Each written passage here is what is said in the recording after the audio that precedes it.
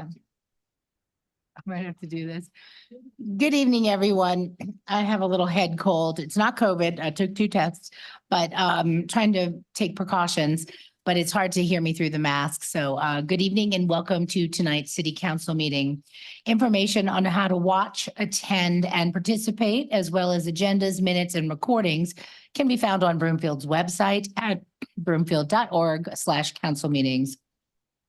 The public may also participate in public comment, either in person or by calling 855-695-3744 and pressing *3 to be placed in the queue for comment. Screeners will ask callers for their first and last name and the agenda item the caller would like to comment on. If you'd like to speak on more than one item on tonight's agenda, you'll need to press *3 each time to be placed back in the queue for comment. Public comment will be limited to 90 minutes total per item. The first 1 through 15 participants in the queue have 3 minutes to speak. The next 16 through 25 have 2 minutes. And if time remains, the next 26 plus participants have 1 minute to speak. For those who wish to make public comment on the contracted waste hauling item this evening, there is a sign-up sheet located in the lobby. We will take people that didn't sign up, of course, but if you'd like to sign up, the list will determine the order of the speakers. We'll hear from 6 in-person individuals, then 1 caller until we hit these limits. Priority will be given to those who indicated they are Broomfield residents. Non-residents will have a chance to speak if time remains after the Broomfield residents have made their comments. For our hard of hearing residents present, we do have wireless headsets in the back of the council chambers from our AV team. The City Council regular meeting is called to order. Council members Leslie and Wynn are excused. Councilmember Wynn may be joining the meeting later virtually. A quorum of the council is present, so will everyone please rise and join me for the Pledge of Allegiance. I pledge allegiance to the flag of the United States of America and to the republic for which it stands, one nation, under God, indivisible, with liberty and justice for all. Thank you very much. In an effort to keep order for tonight's meeting, I ask council members to limit their comments to 5 minutes. If a council member is given a second opportunity to speak, they should limit their comments to 2 minutes. And we'll plan on a 10-minute break at approximately 8 p.m. We'll begin with council's review and approval of this evening's agenda. Council may add or remove items from the consent agenda, or council may revise the order of business for the meeting. Does any member of the council have any comments or questions regarding this evening's agenda? Seeing none, are there any objections to this agenda being approved? All right, the agenda is approved. The first item under petitions and communications this evening is a proclamation declaring September 10th, 2024 as Colin Duffy Day in the city and county of Broomfield. Will Colin Duffy please come and meet Councilmember Delgadillo at the podium? Thank you so much for joining us this evening. I'll summarize the proclamation. The City and County of Broomfield is proud to recognize and celebrate the outstanding achievements of our local resident, Colin Duffy, who has made significant contributions to the world of sport climbing and bouldering. Colin's dedication, talent, and perseverance have not only brought recognition to himself, but also shone a spotlight on our community, inspiring young athletes and residents alike. Colin Duffy has quickly risen to become one of the most prominent figures in sport climbing. His many accomplishments include, but are not limited to, medaling in 4 World Cups, competing as a 2-time Olympian, finishing 7th in the 2020 Tokyo Olympics, and finishing 4th in bouldering and lead combined and 7th in combined in the 2024 Paris Olympics. Colin has won both boulder and lead disciplines. Stand up.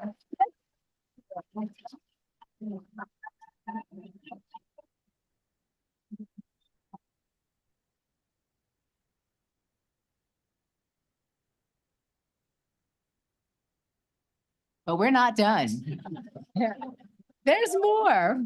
Colin has won both boulder and lead disciplines at the IFSC World Cup in Innsbruck.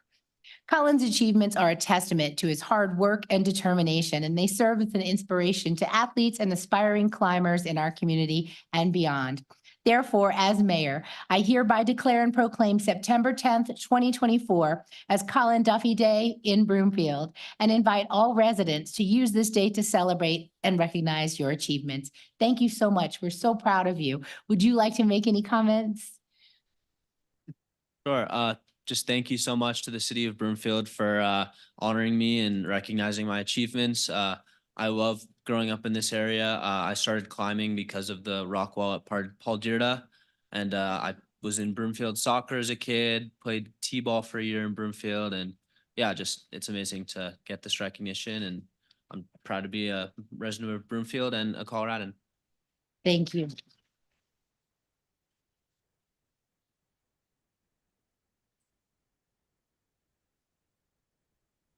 Well, we do allow public comments. If anyone else would like to speak on this item, please come up to the podium. Hi, I'm Nancy Duffy. I'm gonna have to change things because you kind of said part of what I was gonna say. Oh, sorry. Okay. My husband Eric and I are honored to be here tonight to celebrate our son Colin. We had the privilege to watch him climb this summer in Paris. 20 years ago, we would have not imagined Colin's journey to 2 Olympics. Who would have thought when we were going to swimming lessons at Paul Dyrda, he would become fascinated with ringing the bell on the rock climbing wall, which is no longer there. We thought Colin was going to play soccer as he started playing Broomfield soccer at 4. But by the time he was 8, it was clear he had found his passion, climbing. We also felt climbing found Colin, and what an adventure it has been. He's traveled the world. I'm not going to go through, I was going to say what he had won, but I won't do that. Hold on. That's okay. That's okay. He is one of the most decorated male climbers in U.S. history, and he is not done yet. We today celebrate his passion. Growing up in Broomfield allowed a variety of opportunities to climb indoors and out. Broomfield has been a great city to raise our son, and we thank you, the City Council, for honoring him today.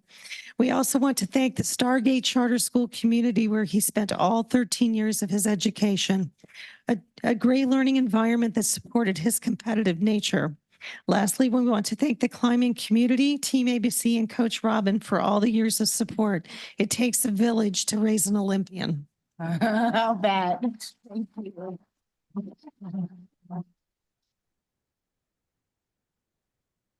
Would anyone else like to comment?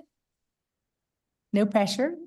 Okay, then we'll go to our council. Anyone on council, Councilmember Delgadillo, we have you to thank for this. So I'll go ahead and give you the floor. Yeah, sure. I should say, thank you to our friends at G1 for helping us make this connection.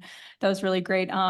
Jason Haas is a kind of a BFD in the climbing community. So it's really great that he made this connection. I did want to say, man, it was really cool to watch the Olympics, to have a Broomfielder in it. It was so exciting. And I will also say, can I just say that the paddle dyno with the dyno finish boulder, my gosh, I dropped so many F-bombs when I saw you said that. I was so excited for you. That was incredible. You climb so beautifully. Like, it is really, really wonderful to see you climb. Like, you're one of the people where when you pop off the wall, it's like a surprise because it just looks so easy the whole time. And it's really incredible to watch you. I thoroughly enjoyed it. Obviously, we're all so proud to have you representing us on the world stage, and I'm sure your parents are very proud. And I hope more than anything, you're really proud of yourself because you climbed so well and you did such a good job. So I hope you're very pleased with yourself. Thank you. Thank you.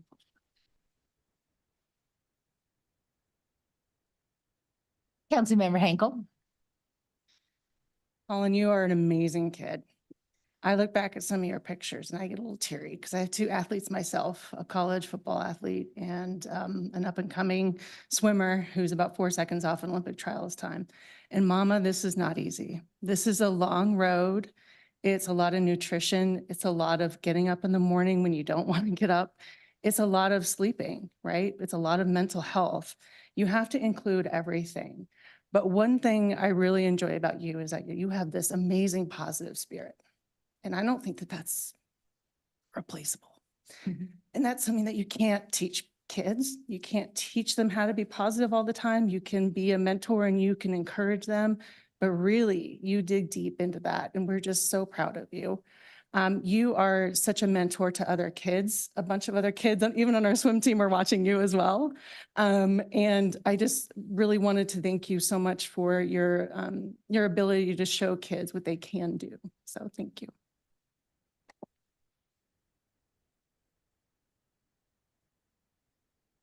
All right, if there's no other comments, y'all want to take a group photo with our hometown hero? Okay, let's do it.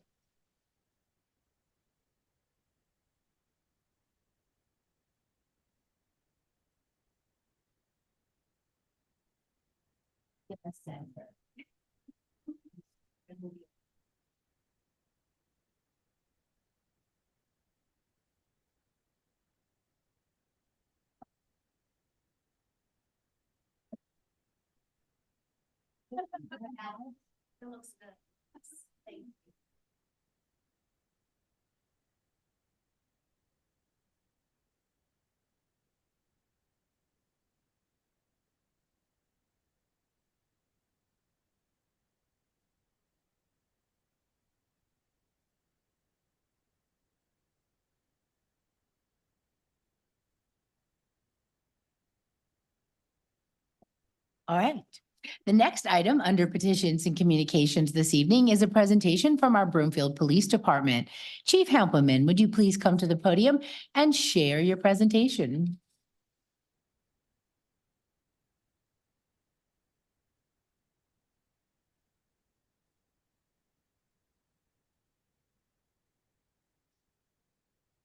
Good evening. Thank you, Mayor, Mayor Pro Tem, and City Council. I'm Anaya Hempelman, your Chief of Police. Tonight, I will be providing some crime stats, historical information regarding our budget and personnel within the police department. But before we get started, I wanted to make a quick introduction. As you all know, our internal B Corps program is up and running. We've hired a supervisor. Her name is Stephanie Van Jacobs, who's standing right next to me here. I wanted you to meet her and get to know her just a little bit. She was raised right here in Broomfield. She earned a bachelor's degree in criminal justice and criminology from Metro State and a master's in social work from the University of Denver. She's a licensed clinical social worker and licensed addiction counselor.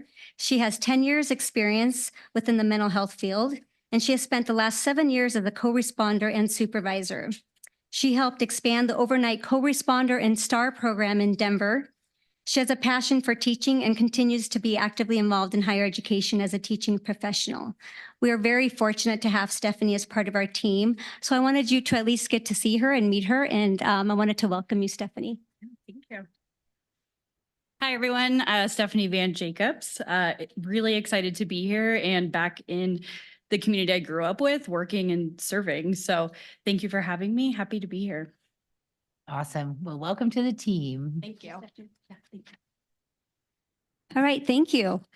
Next slide, please.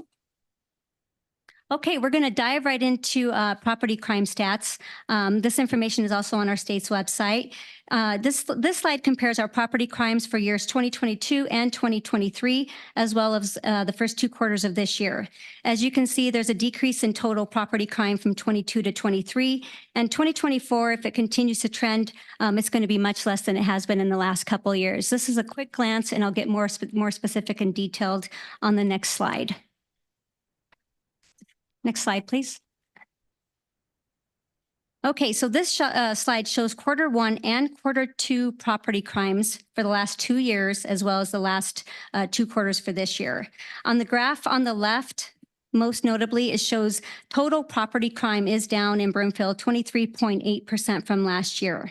Motor vehicle theft is down 54% from last year. And I'll break down more on the motor vehicle theft on the next slide as I work through this one on the property side. As you can see here, that larceny continues to be the highest property crime. And in simple terms, larceny is a simple theft or a shoplift, someone who comes and declares and steals something or from one of the mall. And so that's really where that high number comes from. The chart on the bottom right is the exact same information. It's just in another format. It shows the crime per 1,000 resident. So the total property crime is just under 10 incidents per 1,000 resident. Again, that includes those shoplifts, which really make those numbers a little bit higher. If we look at robbery, which is more of a personal type crime, this is less than one person per 1,000 resident that is a victim in Broomfield. We're seeing similar trends in burglary as well as motor vehicle theft that are much lower for us here in Broomfield. Next slide, please. On this slide, we're comparing monthly figures for motor vehicle theft for 2022, 23, and the first 2 quarters of this year. You can clearly see a downward trend in 2024. The actual number is 54% decrease between last year and this year, which is amazing. There's still not established pattern for what type of cars in Broomfield are being stolen. I think it's because we have such low numbers. We can't establish a pattern. We do know that the number one steal is trailers. A lot of times those are from construction areas. Statewide, the cars that are being stolen are the Hyundai Elantra, Chevy Silverado, the Sonata, Kia Soul, and the Kia Optima. Those are the top 5 vehicles that are being stolen in the state of Colorado. I've spoken many times about the various proactive measures the police department has taken in attempts to reducing crime, specifically the Kia for the ignition reprogramming event, the steering wheel locks that we hand out, the clubs, the catalytic converter etching kit program, the educational community events that are continuously going, sharing information on social media, especially the great work from our special enforcement team, the crime analysts, our detectives, our officers, and I'll get more into some examples this evening. I know one of the council members had requested that last time, but merely the presence in the community we know impacts the statistics as well. Property crimes is what we say is a crime of opportunity.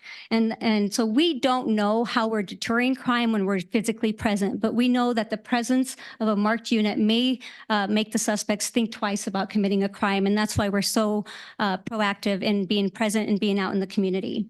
When I presented council last time, we talked about the impacts and why these numbers are so much lower in Broomfield than what we're seeing statewide as well as nationally. So I'd like to give you a couple of examples of really good police work that's impacted us in a big way here in Broomfield tonight. I'd like to share here. I'm actually going to tell you on March 8th, we had 2 people forced entry into a liquor store off of 144th. The video surveillance, and this is a little bit lengthy, so try to keep up with me here, but the video surveillance of that incident showed the suspect arrived in a large black truck. A police bulletin is sent out, so take the report, goes to a detective. We send out bulletins to various law enforcement agencies.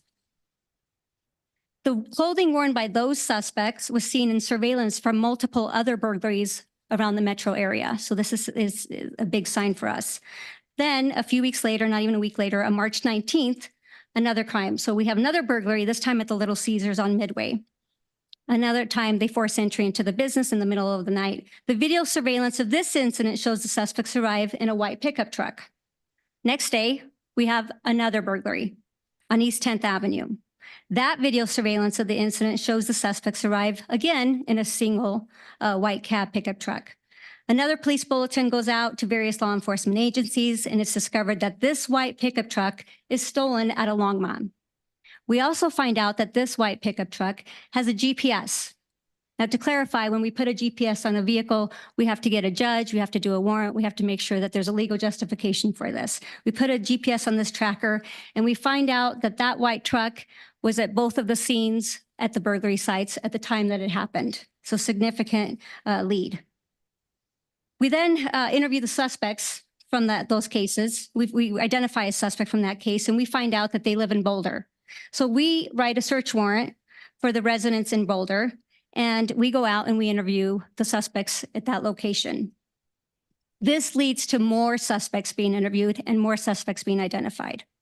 The reason I share all this is that we have to, when we get this kind of information, so it's not like CSI on the TV. So when we GPS a vehicle, the amount of information and the amount of work when we get that information. So if you can imagine, if I say I'm going to track your car from here to your home, and your home is off of Highway 7 and Sheridan, It's going to give us the latitude and longitude, numbers and pages, just from here to there, every time it pings as to where your location is. And it doesn't say 120th and Sheridan, 124th and Sheridan. It gives you numbers, and our detectives do this work to transfer that data and then really identify where that is. With that information, they got that warrant. Also, I want to specify when we get these warrants, it's important to know the amount of resources, officers, detectives, CSIs that collect that evidence. We're there for hours and hours. We bring it back to our crime lab. We then, again, not like CSI, we don't magically put the numbers in, hours and hours of fingerprinting collection, sending DNA analysis to CBI. All that work takes a lot of time. So this case is amazing because this is what's come out of it. We have identified over 60 burglaries in 15 jurisdictions that this crew has done. Just in Broomfield, we were able to get 3 burglaries, an attempted motor vehicle theft, 2 completed motor vehicle thefts, multiple criminal trespasses, and 2 recovered stolen cars. This case is very early right now. This just all this information I'm sharing is actually going in front of a COCA case, Colorado Organized Crime Control Act, which means it's going to go in front of the AG's office because it involves so many agencies. But I shared this case specifically because I really want to show the good police work. Just sending out that bulletin and detectives able to say, wait, that white truck might be this white truck. Let's get more information. Let's follow up. Let's interview the suspects. And that's how you get good police work. And I don't want them in Broomfield.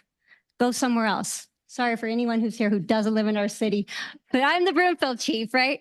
So I wanted to share that one. I'll share one more. I know there's a lot on the agenda tonight, so I won't get into too many examples. I had a few here. I'll give you one more.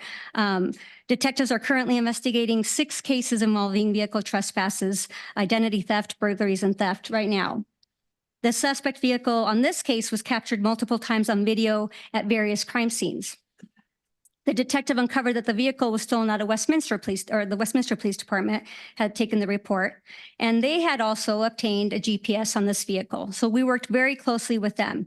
We again reviewed pages and pages of data, and we placed the vehicle at a crime scene in our jurisdiction, and we were able to identify and arrest the suspect on this. With the location data, the detectives then obtained 2 additional search warrants, which again, going to the judge, getting the warrant and following up on that and the next steps on that. And they brought them to 2 additional storage units is where they did the search warrants. Again, very complex to complete all this because of the amount of personnel that it takes to do this. We then, when we did that search warrant, we found within that those 2 storage units, 20 different victims identified from other crimes that had occurred during those search warrants. So again, we log all that. So if you can just imagine the tedious work and that we have to do when we collect this type of evidence, and then we process and we got more information from that. Ultimately, the detectives in this case, they're still following up on this, but they are presenting charges to the district attorney's office. As with the previous case, majority of our crimes are committed by a very small amount of people. So if we can get these folks into custody, it makes a significant impact on the crimes that are occurring, not just in Broomfield, but all over the state. So I wanted to share a couple of those examples, but by leveraging our resources and personnel, I really think that's how we enhance our investigative efforts. And that's how I think we keep our community safer. Next slide, please. This is the Broomfield violent crimes numbers for 2022, 23, and Q1 and 2 of this year. As you can see, there are decreases in most categories between the 2 years, between 22 and 23. And as with property crimes, if the remainder of 24 stays on trend, we should also see a decrease in violent crimes. And I will get more specific on the next slide. If you can go to that slide, please. Again, this shows Q1, Q2, violent crimes for the last 3 years, 22, 23, and 24. The graph on the left shows decreases in most categories compared to the other 2 years. Q1 and 2 total violent crimes are down 21% from last year. The chart on the right shows the exact same information, just different. It shows it broken down by per 1,000 residents. So the total violent crime is less than 1 victim per 1,000 residents. I want to point out the 25 sex assault cases. I also want to share on that. Suspects have been identified in every single one of those cases, and those are known offenders and not stranger sex assaults. Next slide, please. This is a crime sheet that you should be very familiar with. I wanted to reshare this. I'm presenting at the community forum next week or in 2 weeks, and I wanted to share this now as well as when I share it with the community at that presentation. This shows that in the 2023 crime stats amongst municipalities, and I pulled these stats specifically referencing other business purposes, such as where we reference these agencies for other business purposes, compensation, benefits. These are the agencies that we compare ourselves to. And I want to point out that Broomfield has the lowest total crimes in 2023 and lowest violent crime rate per 1,000 at 1.82. So I wanted to share this again, and I think this paints a really clear picture of where we sit with the rest of the our community that borders us or is near us. Next slide, please. Okay, shifting gears a little bit. This graph shows the total budgeted operating and personnel costs for the police department. I went back all the way to 2019 through the proposed. I did put 2025 on there. Yeah, you can see the percent increases year over year, which is, if you look at the bottom of the chart here, you can see the total increase between 2019 through the proposed next year will be 47% increase for our police department. Our current budget is just over $39 million, and the proposed 2025 budget is just over $43 million. So that's a 9.71% increase between the 2 years. I'll break down the personnel costs on the next slide, but I wanted to highlight some of the operational increases over these years. We've been very fortunate in Broomfield to be able to have the equipment that's needed to keep our officers safe, and as well as keeping our community safe. Everything from rifle replacement, ballistic shields, helmet replacements. The biggest thing, and with the help of council many years ago, we were able to get the body-worn cameras before the 2020 riots and everything that happened that year. We already had body-worn cameras here in Broomfield. Also, as you met Stephanie, the B Corp program is now in-house. And then the inmate healthcare and the MAT program at the detention center. So many of those programs we're fortunate to have here in Broomfield. Chief, I don't want to interrupt your mojo. For the community and for the folks that are here, can you define what B Corps is? Absolutely. I apologize. I should have done that. So B Corps is our mental health program where when we have a mental health call in the community, call for service, we have B Corps member respond. As a matter of fact, Commander Wiederquist, he's way back there. He's our commander. If you want to put your hand up, he is a rock star, is how I'll describe him. So basically, when we get a mental health call in the community, we call, once it's safe, we call our B Corps employee, and they come out and they just help the officer make sure that they can provide mental health resources. This is such a huge benefit now. I mean, you look at everything that's going on nationally, and we want officers to be everything from doctors, Narcan and mental health workers and everything else. But this is such a huge asset to our community because we can then say, this is a safe place for you to stay, and our B Corps worker can stay and give them resources, talk to them, provide them counseling, whatever is needed at the time, as well as if they say, I don't want to talk to someone tonight, I'm good, they still follow up with them the next day and keep in touch with them and continue to provide them additional resources. So that's really how that program works. It used to be a contracted position. We now have those workers in-house, part of the police department as one of our employees, which is a huge, and Stephanie, who you met, is the supervisor. So that's what that is. Can I get nods? Is that pretty clear? Yeah, it's a great program to have. Okay, we're going to jump right into our proposed 2025 FTE increases are on here, but this has all of 2019 to 2025. Looking at the FTE changes from 19 to now, or to what we're proposing, we're going to be at about 21% increase over that time period. The very bottom there shows the FTE and percentage change basically from year to year. As you know, we strive to maintain what we say is a 1.7 officer to population served ratio. So that means for every 1,000 residents, we want 1.7 officers. And that's a number that works well for us here in Broomfield. In 2020, we increased, if you look at that number, 13.65 FTEs, so full-time employees, thank you, which included many officers. So what we found is that we were adding officers, but we weren't adding the support. So what we've really focused on, especially for next year, is to have support. For example, we're asking for a civilian traffic investigator. We're hoping that if a traffic officer is on a traffic stop or special enforcement or dealing with a fatal accident or something more critical, they can remain on that scene and we can have a civilian report taker respond and take an accident report. So we've really focused on 2025 on the support to really focus on helping the officers remain on the road and not have to clear to handle the non-emergency situations. I also want to point out that if you look at in 2020, we added code enforcement. It used to be part of community development. They then became part of the police department. And with COVID that year, as we all remember, the furloughs, we had hiring freezes. So there wasn't an increase in 2021. But interesting, after having conversations with actually City Manager Hoffman, the decision was made to keep up staffing levels in public safety. And we actually lifted the freeze for the police department. So we were very fortunate to do that. And then you see that number jump in the following years. In 2022, when I became chief, I realized quickly that we needed a third deputy chief. So we added that staff. We added digital evidence tech since we had the body worn cameras.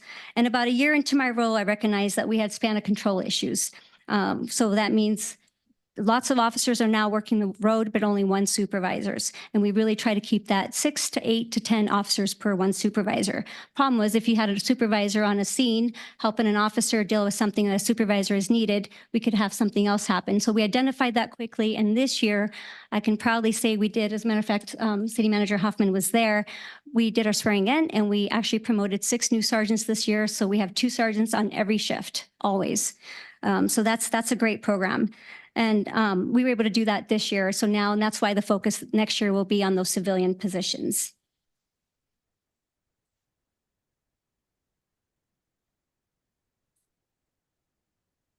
I won't get into all the new asks for 2025. If you have questions about that at the end, I'll be happy to answer that. I know in the next week or two, we're presenting at for the budget, so I won't get into all the positions in 2025. I will just say from a high level overview, the resources and personnel required to effectively operate a police department, they change constantly depending on what's needed. And we're always looking at evolving and making sure that we have technology and everything that we need to be successful. And we'll continue to work that way, making sure that whatever we do is working to keep our community safe. Because at the end, that is all that we're always, that is our focus always. Next slide, please. Okay, well, normally I have a lot about our programs and I include a lot of that information, but because I added the budget information this year, I didn't go over all the programs that we do. I just want to give one shout out if I can. Chiefs Walk next week, September 18th at our community center.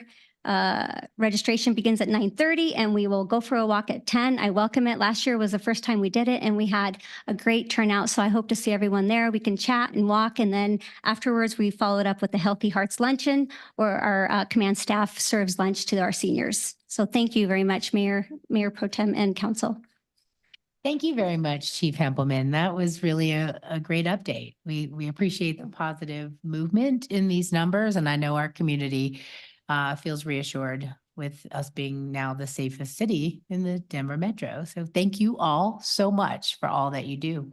We do allow public comment. So if anyone would like to comment on this presentation, please come on up to the podium.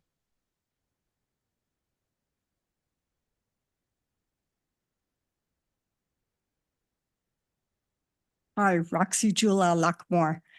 I want to thank all of our officers, our first responders, and everybody for all the work that you do. It's a tough job, and I know being out there is a tough job. Everybody is different, and I'm no exception. So, my thing is I know this is all good and everything, but I'm out and about quite a bit, and I'm starting to notice that there's a whole bunch of vehicles that have no plates. Stickers are expired, plates are expired, driving erratically, mufflers, way beyond the loudness or whatever they need to be, the dB on them. I brought this up last time. It kind of got cleaned up in a little bit, But now it's getting really bad again. And I know school just started, but these aren't all schooled kids. So I would like it if it gets cleaned up more. Thank you. Anyone else? Any questions or comments from, oh, sorry. Go ahead, sir. Adam Gobetti, Ward 5, McKay Landing. So I just wanted to thank our police department. It's one of the bright spots. We have a lot of problems right now. I also wanted to call out the investments in B Corps. I think these kinds of things that focus on mental health and that make us our officers who get called for raccoons and all kinds of other things, have a little bit of support for the other things as well, is huge. So we have a lot of challenges. We're going to talk about some of them later, but this is a bright spot. And again, I personally have been extremely impressed by the work on the B Corps and other areas, and I'm glad to see that's becoming a larger investment. Thank you very much. Anyone else? Please come on up. State your name and neighborhood for the record and limit your comments to 3 minutes. My name is Janet Sund. I live in Westlake, Ward 5. And I really do appreciate what you added to, well, I appreciate what you talked about tonight. And I very much appreciate the people that go, the B Corps. I have a friend of mine who's had a daughter that has been bipolar and schizophrenic since she was a child. And she has been in and out of prison, in and out of jails, mental health facilities, and she gets arrested and she doesn't get treated. And it's just been a sad story. Her mother didn't know what to do, and so she asked if I could take her for a while. And I took her in for a couple months, and I really got an eyeful and an earful of what happens. And I even had to call the police on her to make sure that she was safe.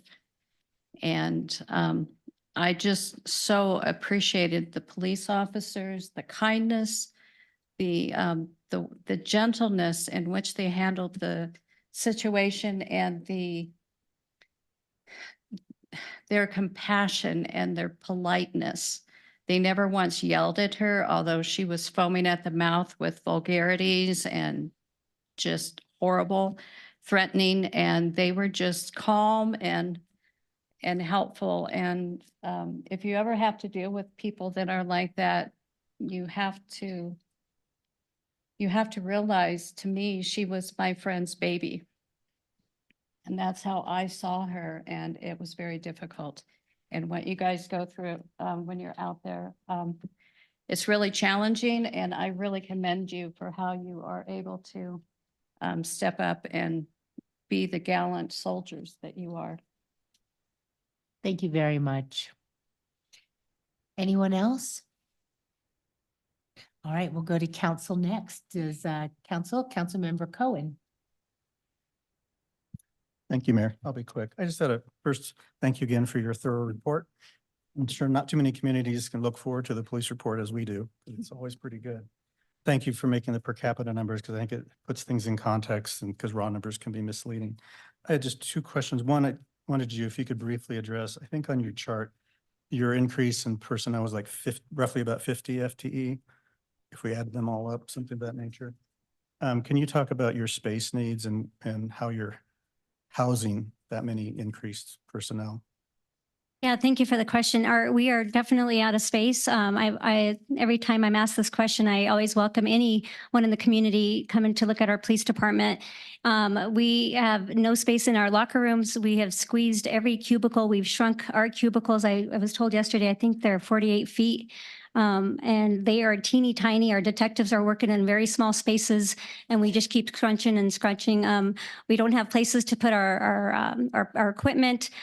We have forensic room that has our what we call our ICAC room. It's all of our forensic digital evidence, and we are completely out of space. So our detectives are working in literally closets that we have converted into additional space. The space needs, I would say, is critical.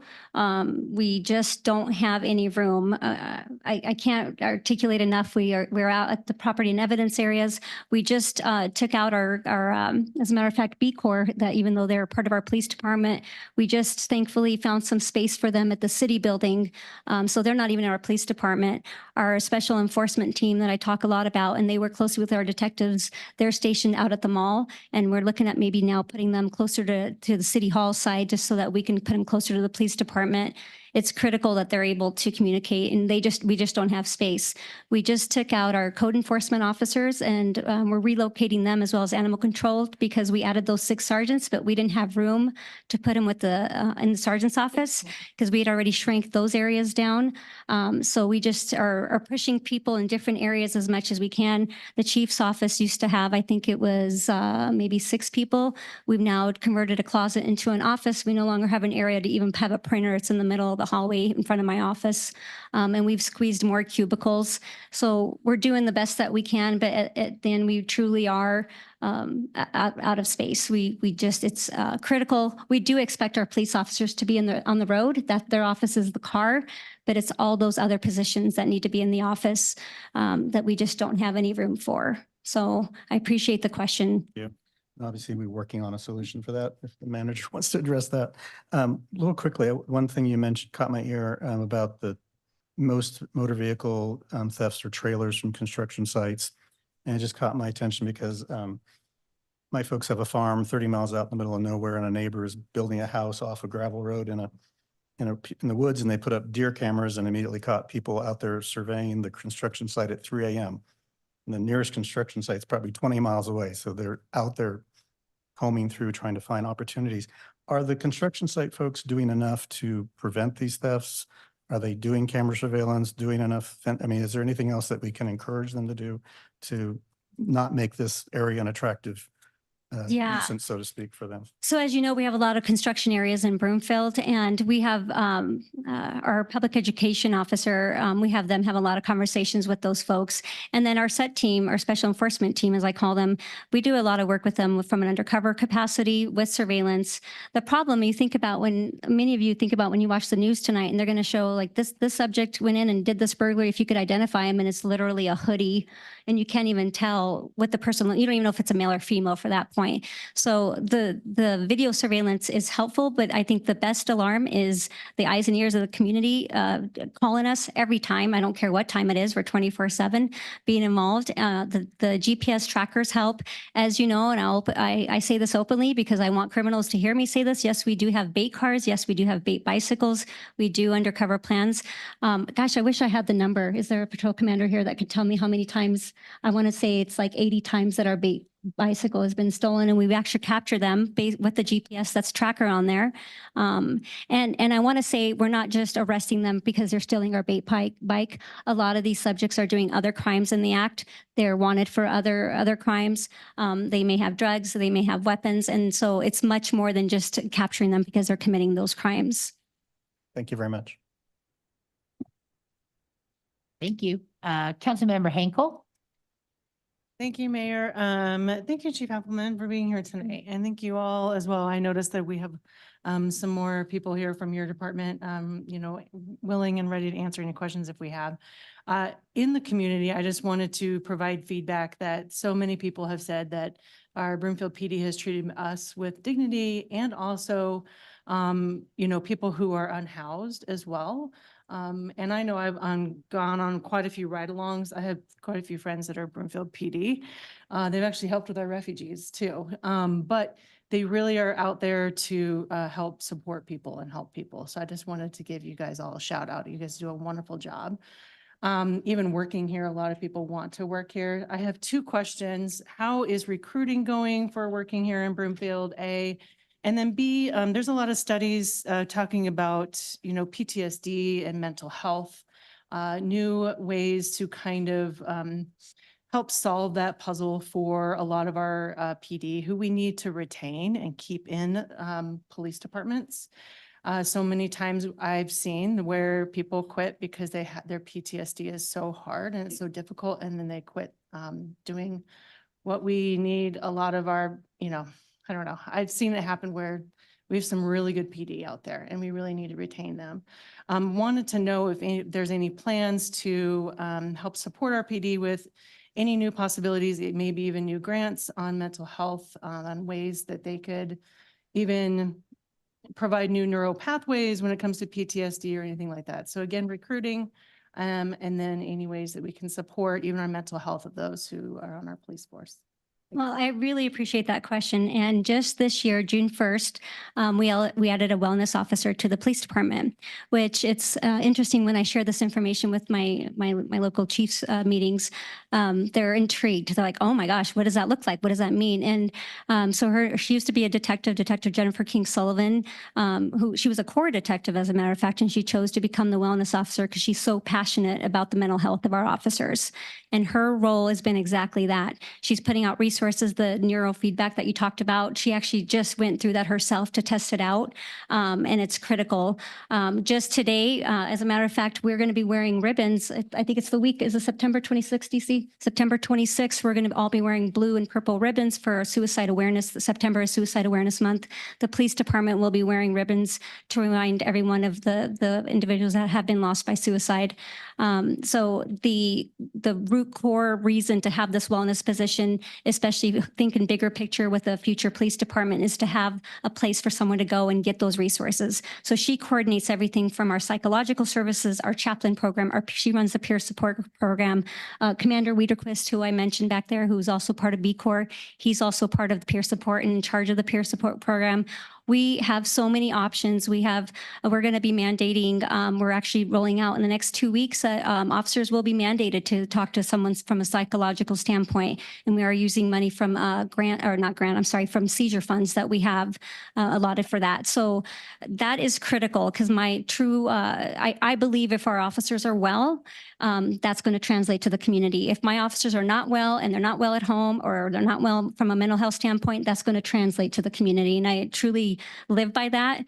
So when I recognize that, and I recognize that with this position, and that was one of the biggest reasons that we requested and we all approved for this wellness officer position. It's the first step to the future of dealing with mental health within our organization. So that's one. You asked about recruiting. We're doing really well with recruiting. When I shared the needs for the next year for the budget, and I mentioned that I was asking they're all civilian positions. We're not asking for any sworn next year. And the reason for that is we just promoted 8 supervisors.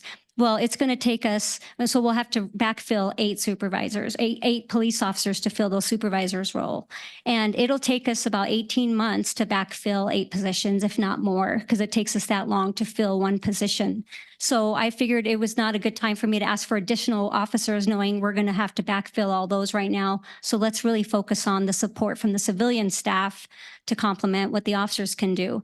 So from a recruiting standpoint, the reason we have those slots open is, as I said, in January 2022, when I became the chief, we promoted 10 right after that. Again, to promote 10 means that we have to hire 10 to backfill. That year, we also asked for 10 police officers, and we were granted that. And that means there's 20 positions.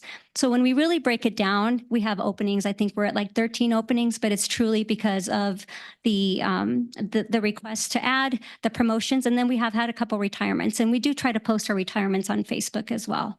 But we're doing really well. We don't see officers leave Broomfield and go be police officers in other agencies.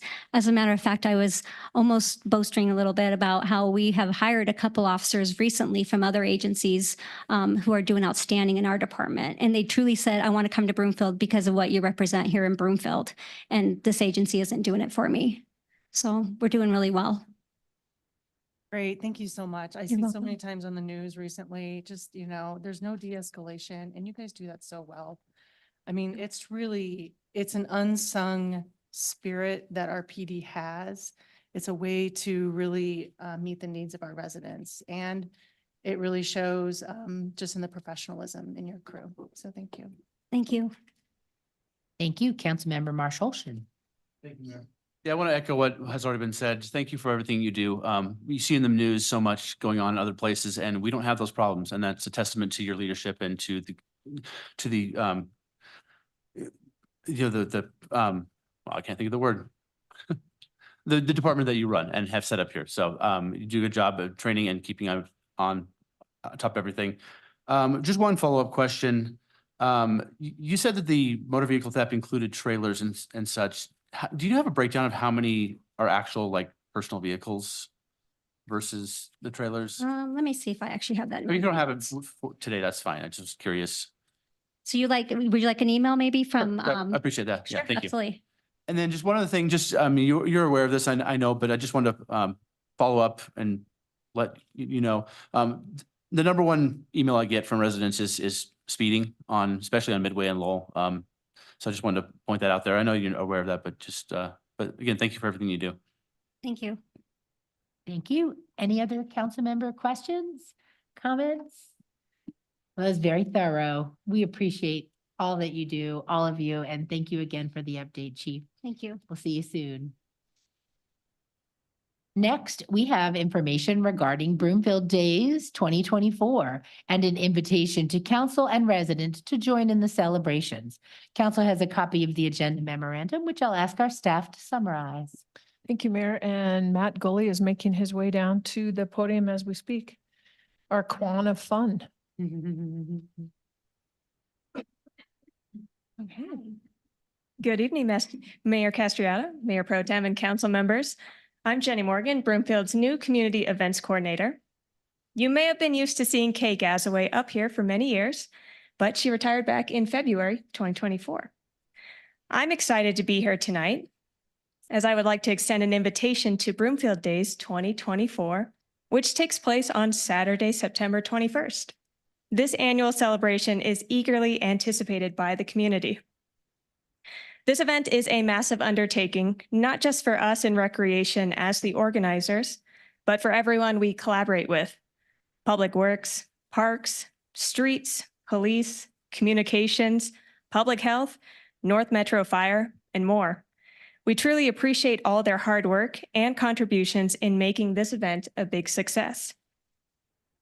Broomfield Days festivities kick off at 8 a.m. this Saturday, September 14th, with the Broomfield Days Golf Tournament at Eagle Trace Golf Course, presented by the Senior Resources Board. Then next Friday, on the 20th, you can head over to the Girl Scouts shelter at Midway Park at 7 p.m. to play a little bingo with the Rotary Club of Broomfield Crossing. Saturday morning, the Rotary Club is back bright and early, making delicious pancakes for all of us to enjoy beginning at 7 a.m. At 8:20, we have the Mayor's Cup 5K race and a 1 mile fun run down Midway Boulevard. Thank you, Mayor, for kicking off the race again this year. Thanks for not asking me to run. The parade is the centerpiece of the festival, and every year, council is part of the parade. We ask you to meet at the float located at Main Street and Midway by 8:45 a.m. If you will be attending any events before the parade, we can provide a shuttle ride from Midway Park back to the parade start location. Please meet at the reviewing stage no later than 8:30 a.m. to ensure we can get you back to the start of the parade on time. Our parade marshal this year is Renee Seraph, who will be joined by her husband, Craig Humphrey. In choosing the Grand Marshal this year, the community nominated and voted for several incredible community members, all of whom have made significant contributions to Broomfield over the years. Renee is no exception, and we are very excited to have her join us as Grand Marshal. Guests who have accessibility needs will appreciate the ADA golf carts riding up and down Midway Boulevard. Guests can catch a ride from the accessible parking area in the Garden Center, and the shuttles will be running all day long. Performances on the demonstration stage begin at 11 a.m., along with the Illuminaire Aerial Group at the performance stage. Those looking for the Optimist Club Annual Clown Contest will find it on the demonstration stage at 1 p.m. this year. Registration will begin at 12:15 p.m., just to the west of the stage, for all those looking forward to clowning around. Global Sound Studios Academy School of Rock students will kick off entertainment on the main stage at 11:30 a.m. At 2:15, Istari will perform on the main stage. At 3 p.m., the Hot Lunch Band takes to the main stage, entertaining all our crowds. Other spectacular lineup for the event. The 30th annual SRB Broomfield Days Car Show will showcase over 100 cars. Proceeds will go towards supporting the essential programs and services by the Seniors Resource Board. The 15th annual Bow Wow Broomfield will feature the National Dock Dogs Competition, one of my favorite events. And this promises thrilling stunts and heartwarming moments. We'll have an array of 100 arts and crafts and resale vendors offering unique and fun items. We'll also feature around 50 nonprofit organizations to engage with and plenty of food and activity vendors to indulge in diverse foods and experiences. Thanks to our partners at the Broomfield Chamber of Commerce, we will also have about 100 trade fair vendors. The Chamber will also be hosting the beer sales at the event, working with some of the local brewery favorites. Overall, there will be 300 vendors spread throughout Midway Park to explore. After exploring the park to meet with our vendors, stop by the returning electric vehicle and electric bike showcase, where you can get up close, check them out, and ask many questions. The electric vehicle showcase will be just along Cole, just north of Midway, and the electric bike showcase will be in the middle of Midway after the parade. And last but not least, we have a zero waste initiative at Broomfield Days, which we are very proud of. There are up to 19 green zone stations throughout the event. It takes about 150 volunteers to staff those stations. If you or someone you know is interested in volunteering, please let me know and we'll get them signed up. And of course, you can close out your night with more bingo at the Girl Scout shelter with the Rotary Club of Broomfield Crossing at 7 p.m. That's the overview of Broomfield Days, and we're looking forward to a fantastic event again this year. Thank you for your support. Well done, Ms. Morgan. I think Thank Kate you. Gazaway would be really proud of Thank the you way very that you much. delivered that invitation. Thank you I so could much. hear her saying that. Well, Appreciate let's get to public comment. Does anybody have any comments on this, this item? All right, how about council? Any questions for our team?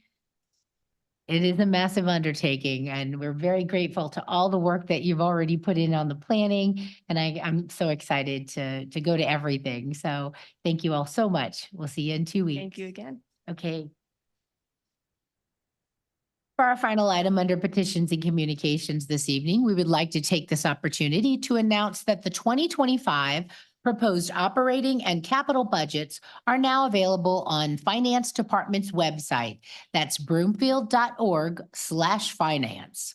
This includes the proposed 2025 budgets for the city and county of Broomfield, the Broomfield Urban Renewal Authority, and the Arista Local Improvement District. There are several opportunities for residents to review and provide feedback on the proposed 2025 budget, including 4 meeting opportunities. That's the most we've ever had, right, Manager Hoffman? The first meetings are study sessions on September 12th and 19th. Then a public hearing of the proposed budgets will be held during the October 1st, 2024 council meeting.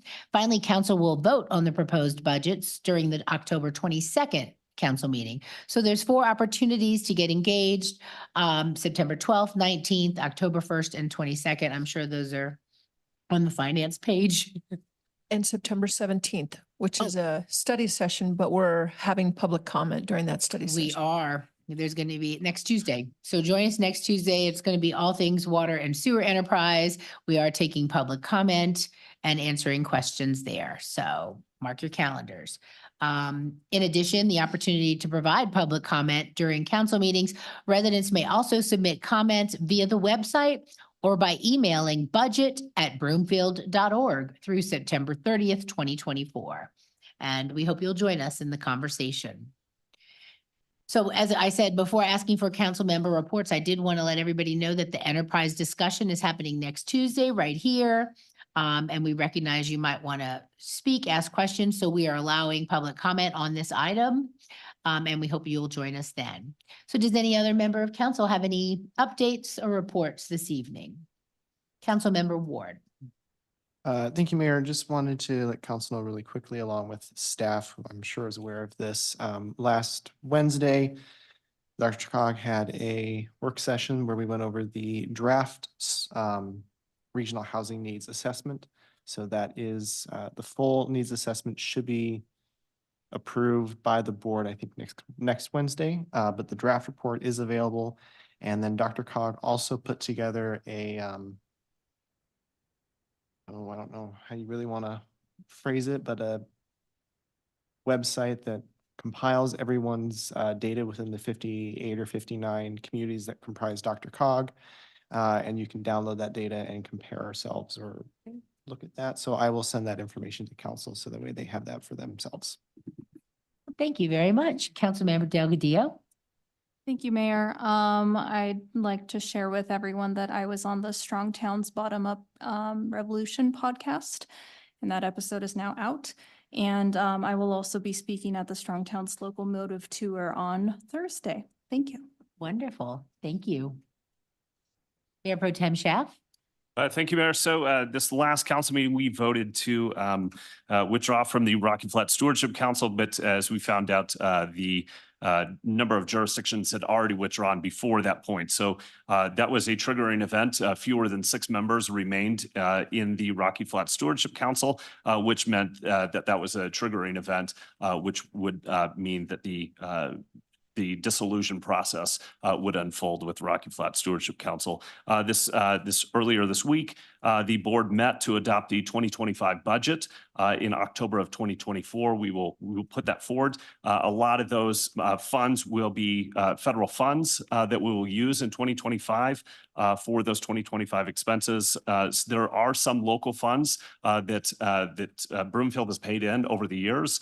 Some of those local funds will be used in that dissolution process, but we do anticipate those local funds being refunded to Broomfield and the other jurisdictions as well.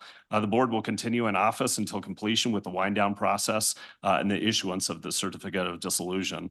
Other than the bank accounts, there are no assets, so that makes things a little bit easier. However, there is a whole process for the records retention, and a big piece of that is all of the history that exists primarily on the website. So there's a conversation about how to record and archive those materials and continue to make those publicly accessible. With that, the DOE will continue to provide their monitoring. They'll continue to provide the reports that they do on a quarterly basis. There is conversation for how those presentations will happen in the area, if those will happen in person or virtually, but those reports will continue for a long time, as it is a super fun site. Thank you, Mayor. That's all I have. Thank you very much, Mayor Pro Tem Schaaf, and thank you for your service on that council till the end. We'll now continue with, are there any other council member reports? Nope, seeing none, then we'll move on to general public comment. This is an opportunity for the public to comment on matters other than those items listed on the agenda. So if you'd like to be heard, make your way to the podium and state your name and neighborhood for the record and limit your comments to 3 minutes, please. My name is Bill Crothers. I'm from Northmore, and Mayor Pro Tem, and Council. First thing I wanted to say tonight is I'm sorry you weren't all at the meeting we had the other night for the Enterprise Fund to hear the frustration that people had.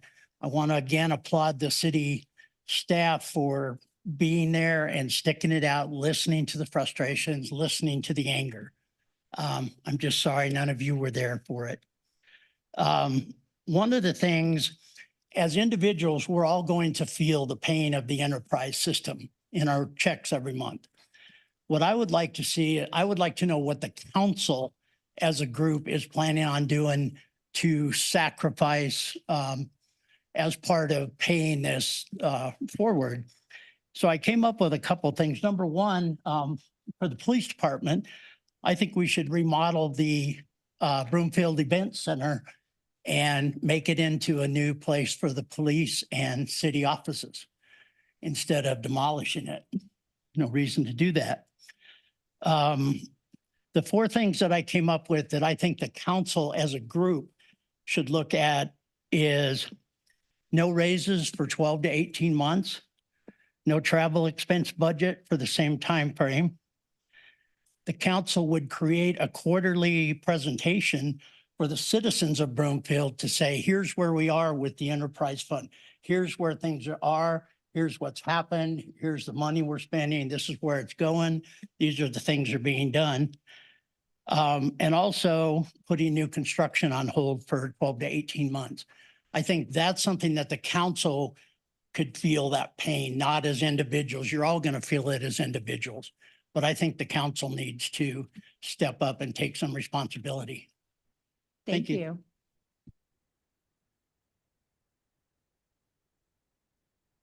Hi, Janet Sun, Ward 5.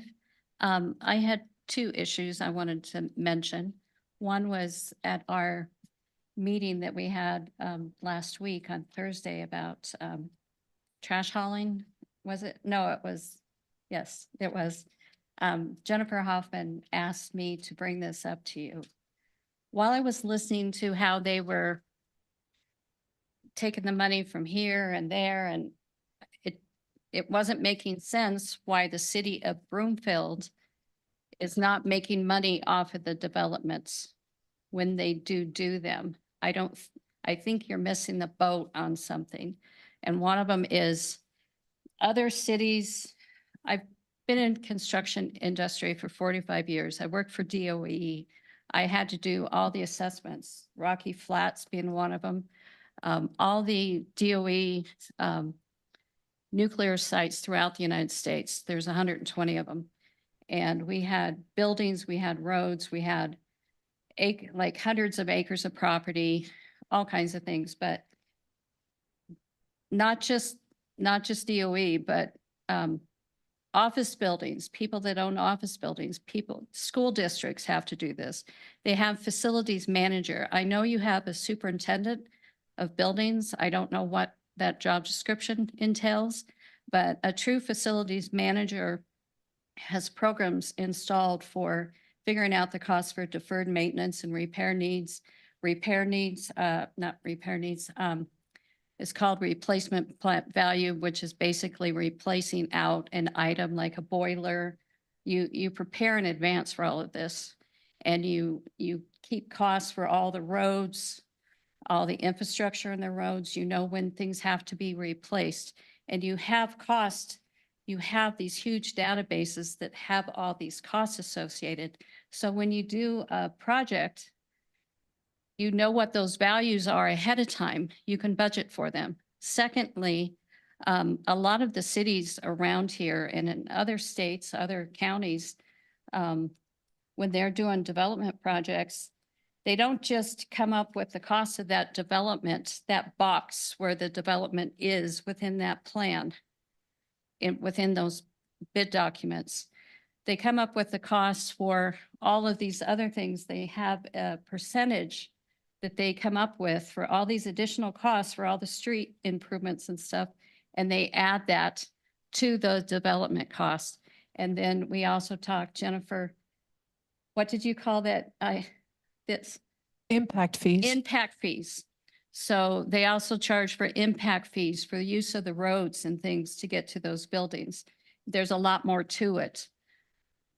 But I think you need to look at that. And if you added that to your development costs, things would work out better and you wouldn't be charging the Ms. Sun, your time has expired. Okay. Your 3 minutes, so you didn't get to your other item. I'm sorry. No, that's the, That was it? that was the one. Okay, well, thank you so much for your feedback.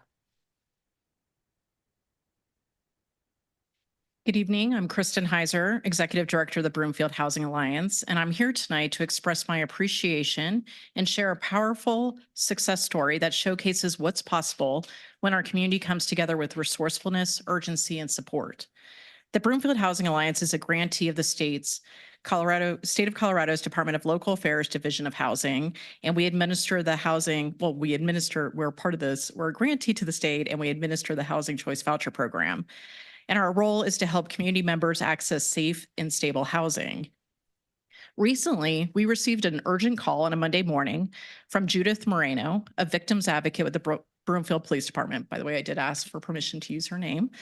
Over that weekend, one of our Housing Choice Voucher holders found themselves in a dangerous situation that threatened their safety, requiring immediate action.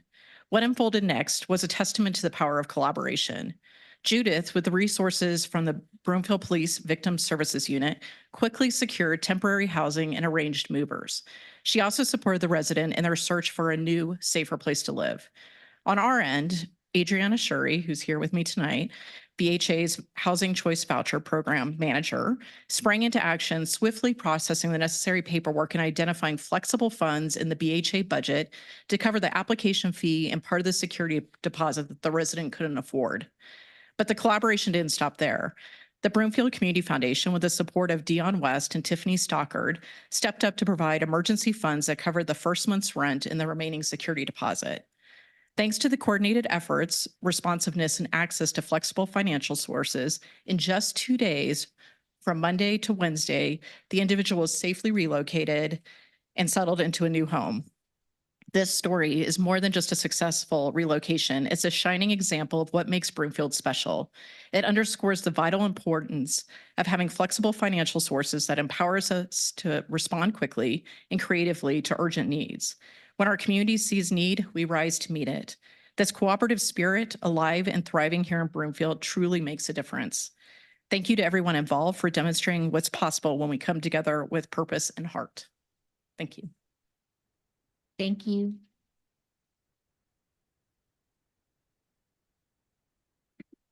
Hello, council, mayor, city manager, and staff.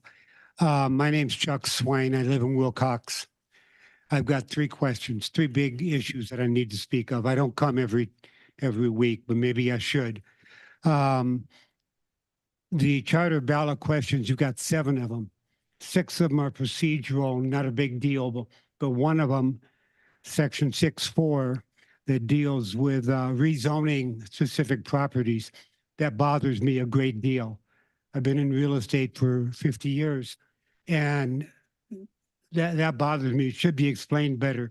If it's only for procedural, you have to state that. If it's to go in and destroy neighborhoods and zoning, we've got a problem. So that's an issue. The other one, the tiered water rates. I see what you're doing with it to make the money, but it makes no sense. It's okay if you've got a townhouse in your backyard, it's 100 square feet.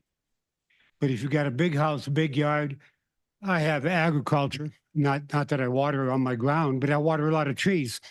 It's crazy, it's outrageous. And the reason we're doing this is because the city, the council staff made a mistake over the years. You've been issuing building permits without adequate water supply or infrastructure. Now the consequences of the building permits and the demand on the water are screwing everything up. It used to be I could take a shower in the morning, I had pressure. Now if I take a shower after 6 o'clock, it's weak pressure. There's just too much demand on the water. Mistake. We're paying for the mistakes of the council and the city because they didn't think it through. Kind of like the first bank center, which wasn't thought through very well. We'll be paying for that soon too. But now on the trash issue and having one company do it, I look at it, it's a poor decision, and I look at it from a legal perspective. I probably went through 500 contracts a year on all of our real estate projects and made sure they're right. This is likely a very poor decision. What is the reason for it? What is the goal? What was the due diligence to arrive at it? Mr. Swain, do you want to hold this till we get to that item? Pardon? Do you want to hold these comments till we get to the trash hauler item? That's coming up on the agenda. This is the Oh, general. you want me to public- wait and do it then? Can you please? Oh, I'll We be have a- glad to. I'll probably need more than 3 minutes. Then you get more time. Exactly. Exactly. So then you get another 3. Okay. Okay, I'll hold the rest of it. Thank you so much.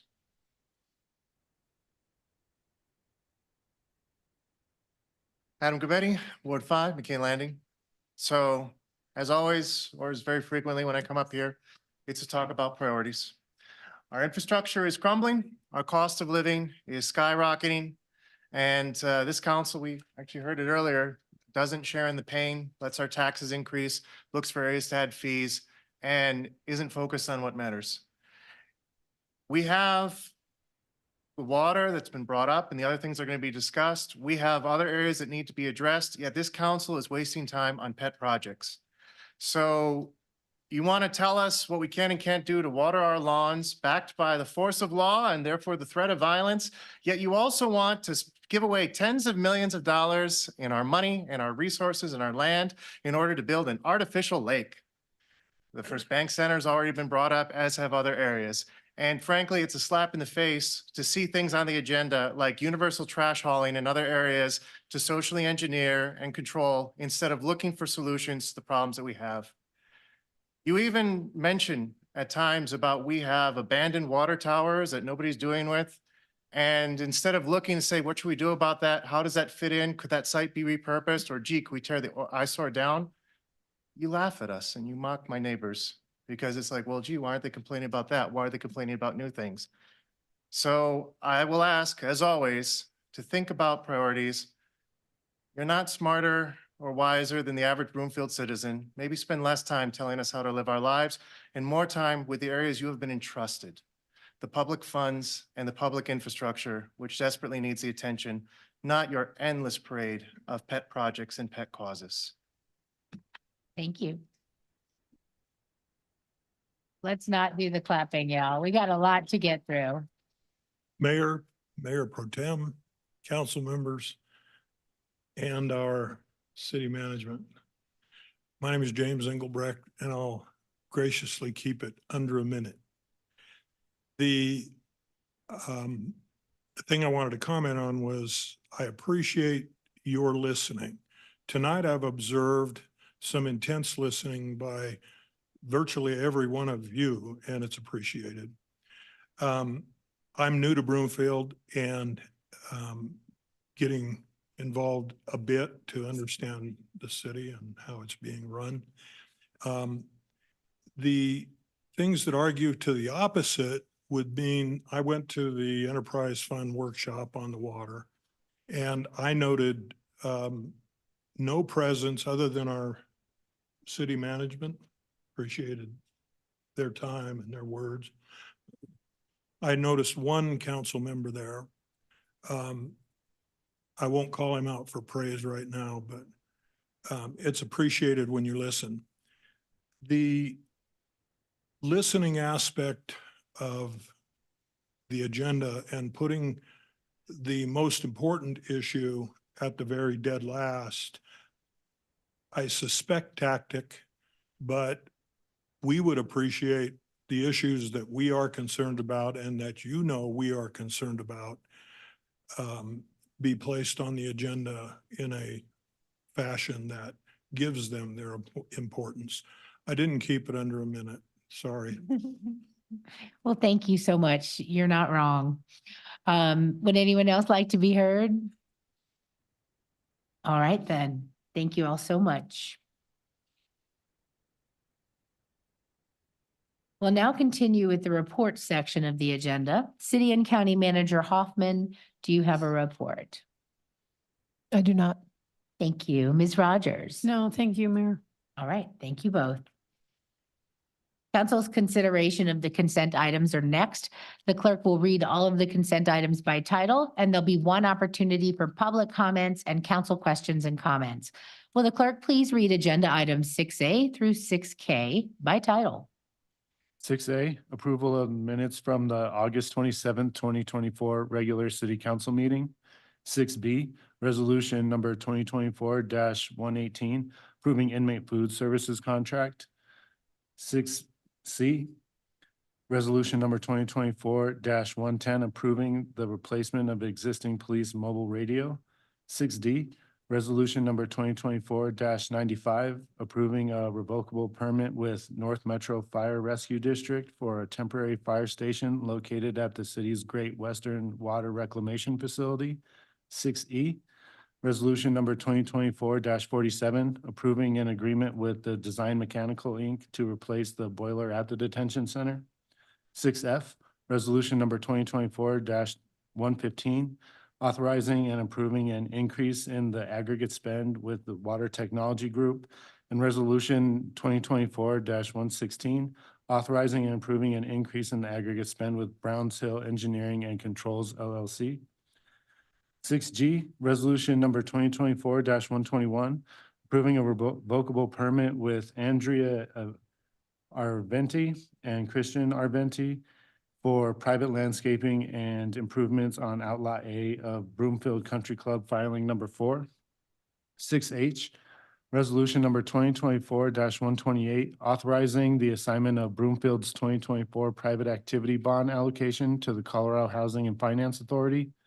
6I, resolution number 2024-138, in support of the Regional Transportation District's 2024 ballot initiative, continuing RTD's exemption from Tabor cap limits.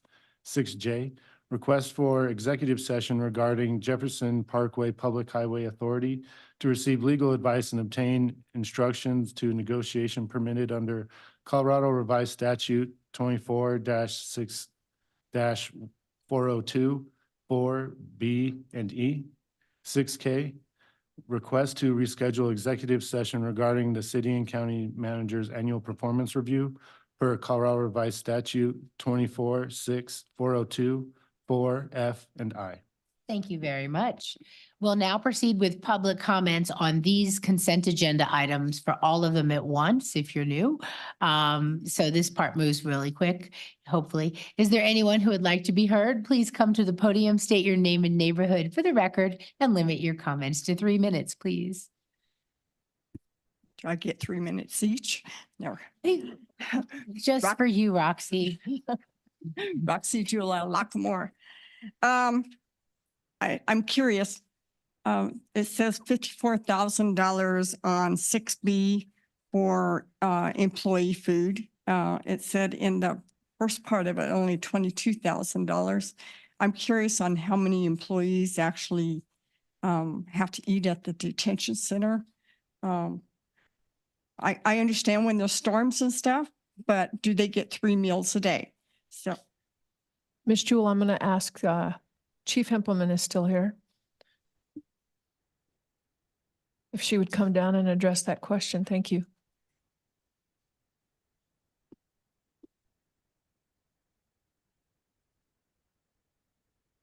I have Commander Lawson, who's fallen here behind me. He's the detention commander, but our officers work 12-hour shifts. So that's 1 meal per officer when they're on duty, and it's $4 a meal per officer.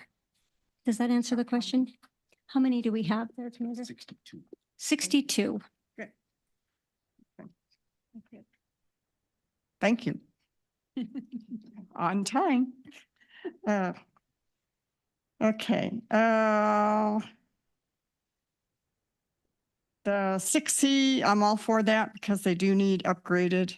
6D for the Metro Fire Station. I'm all for that one because we've done that before. So that's a good thing. And we do need another fire station down that area. I'm hoping that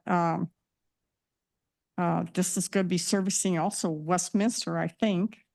And also that would be Boulder County. So hopefully some of their tax money is paying for some of that fire station, just not Broomfield taxpayers. The detention center and the boiler. I read all of that. That was very interesting. It's too bad it had to go this far. Boilers, I'm a farm kid, so boilers usually will go out when you don't want them to, like in the middle of winter time, freezing, and there's not much else you can do about it. So I'm happy to see that we're finally getting this old one taken care of. So hopefully not in the middle of winter though, because then it's going to cost more to keep that humongous building out there heated and hot water and everything else.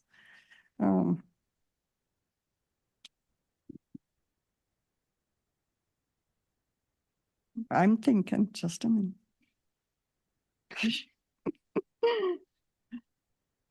I think that was all I was interested in. Thank you. Thank you very much. Would anyone else like to be heard on these items? Okay, then we'll go to council member questions and comments. Councilmember Marshall Olson.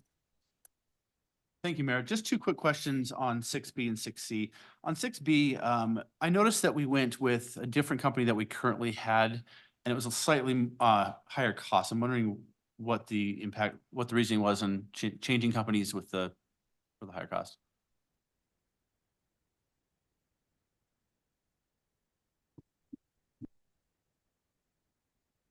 Thank you for that question. We just had this conversation even more detailed, but we used to have a company that just wasn't meeting our needs. And now we have a better quality of food and they were more responsive. So we have very strict diets within the detention center that we have to meet anyone with medical needs, diabetes, whatever the situation is.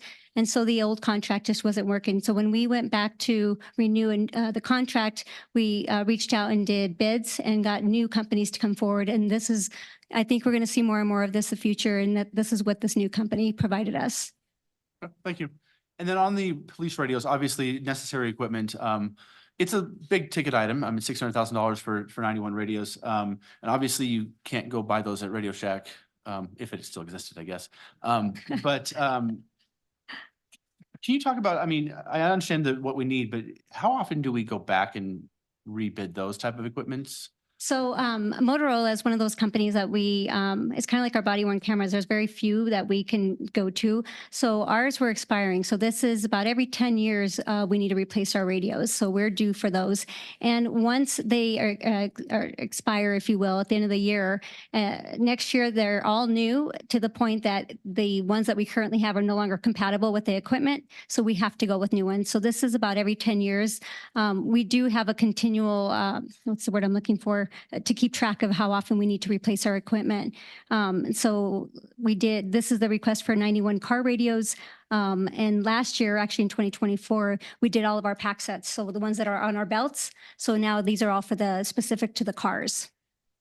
Okay, thank you. You're welcome. That's all, Mayor. Thank you very much. Councilmember Lim. Yes, I had a question on 6F, aggregate spending increase for water tech and Rounds Hill. My question is, I'm not clear on the, I don't know, it's how, if the acronym SCADA, if when the SCADA system is analyzed in 2024, there's a $275,000 allocation that we're making, part of which covers that analysis. I understand it was implemented in 2021. It had a 5-year lifespan as a system, a control system for our water and sewer infrastructure. What is the plan then? Or is there a plan? Is there anticipation that that entire system will have to be replaced next year, or how soon? Or are you completely waiting for that, the results of that analysis to determine when there may be a bigger expenditure that comes out of the utility enterprise funds for that? Director Rutt, and thank you for that question, Councilmember Lim. This is the perfect segue for asset management and asset replacement and a strategic plan to ensure that each one of those items that are inventoried and the replacement costs are met with an efficiency. This is a great example of that. Talk a little bit more, Director Rutt, about SCADA. Yeah, Ken Rutt, Director of Public Works, Mayor Pro Tem, Council, and Manager Hoffman. Yeah, the SCADA is a supervisory control access data acquisition software. So basically what it does is it tracks every single one of our pumps, every single one of our meters, every single one of our treatment processes within our water treatment facility, our water tanks, our wastewater treatment facilities, sewer lift stations, and water booster stations. So this system helps us manage the overall. It helps us make process control decisions and adjustments. It also allows us to streamline our operations and staffing needs. Otherwise, we would have to have staff located throughout the city physically monitoring these facilities all the time. So it does help improve efficiencies overall. We had a major upgrade that was completed in 2021. And what this does now is we're looking at, as we go in and we plan our asset replacement schedules. And this is one of those activities that we're going to go through and specifically look at the functionality of it, our security functions, what cyber attacks that we need to prevent, those type of things, and what industrial standards have been upgraded since our last install in 2021. And then prepare to upgrade the system in the future years as we go about identifying these needs. And then I guess my further question was, are we completely waiting to see the results of this analysis in order to plan? I mean, we have, well, this is getting to the utility funds, but we have for next 4 or 5 years in the rate increases kind of sketched out as estimations. So is replacing something like the SCADA system already in those specs, projections going forward? Or are we completely waiting for the results of this analysis and then it'll be added in later? I'm not anticipating replacing the whole system because the system that we are using is considered one of the industrial standards. It is one of the forerunners in the I guess the cloud atmosphere. Since I'm not an IT guy, that they're working in, and so that the functionality of the program that we are using now, they continuously update throughout the year. And so we're not anticipating to have to replace that system. What we're looking at is the functionality. How can we improve, streamline, upgrade, modify, and address the new functions that the software has in it and address those into our processes and into our system. Okay, great. Thank you. All right, thank you very much. Any other council member questions? Comments? No. So before asking for a motion, I want to remind everyone that items 6J and 6K contain requests for executive sessions, which require 2/3 approval of council. Is there a motion by council that consent items 6A through 6K be approved? Councilmember Ward? So moved. Thank you. And second, Councilmember Marsh Holston? Second. Thank you. Is there any discussion? Councilmember Marsh Holston? Just a quick question, point of information. On 6I, does that also require 2/3? Given it's a request to take a position on a ballot measure? Say that again. I'm sorry. 6I is a request to take a position on a ballot measure. Does that also require a 2/3 vote? Oh, yeah, it does. Good catch. Thank you. I'm sure we'll be okay. Okay, anyone else? That's it? Okay, cool. So, council, please cast your vote electronically. All council members have entered their vote and the results will be displayed on the screen. That passes unanimously 8-0. Thank you. The only item under action items this evening, we got to it before around 7:30, is the public hearing and council's consideration on second and final reading of proposed ordinance number 2242, amending the Broomfield Municipal Code to implement city contracted waste collection services and resolution 2024-120, approving an agreement with Waste Connections of Colorado. I'll now declare the public hearing open. Council has a copy of the agenda memorandum, which I'll ask our staff to summarize. Thank you, Mayor, and good evening, council and community. Ken Rutt, Director of Public Works, is going to introduce this item, and he is supported this evening by Allison Harvey, who's our Deputy Director of Public Works and has really been shepherding through this particular item. Mr. Rutt. Again, good evening, Mayor, Mayor Pro Tem, Council, Ken Rutt, Director of Public Works, Manager Hoffman.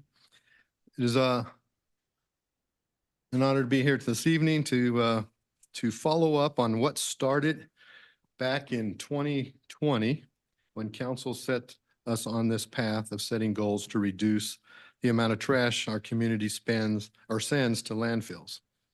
Council further directed staff to bring a contract for residential waste diversion services to help progress towards these goals. The contract and the ordinance before you tonight were crafted as directed, while the primary guiding principle was and has been waste diversion, customer service, and cost. Council asked at the first reading of the ordinance about the impact of Broomfield streets and mentioned the City of Fort Collins study. In general, paved streets have an average life cycle of about 15 to 20 years with proper maintenance and rehab activities that increase the street life cycle. Factors that significantly affect pavement include subgrade, traffic loads, which includes weight, future maintenance, the soil type, whether it's swelling or collapses, the freezing and thawing conditions. So street pavement deteriorates over time on their own due to environmental factors. The City of Fort Collins study found that trash trucks put more strain on a street due to the size, weight, and other factors. According to Fort Collins, their study indicated that multiple trash trucks accounted for about 24% of residential street maintenance. Contract haulers, when they went to their projection of their contract hauler contract, would reduce that to 8%. So a total overall reduction of about 16%. Over the last few weeks, staff has received several correspondences related to this item. While past surveys have shown that respondents were generally supportive of the city contracting services, staff has received emails from about 70 residents stating their views, with 41% support and 59% opposing. So tonight, as we complete our presentation, I'll ask Ms. Harvey to come up and she will lead you through the slides on the ordinance and the contract agreement, and then we'll have Waste Connections are here tonight to provide council with information to help you make your policy decision for contracting waste services.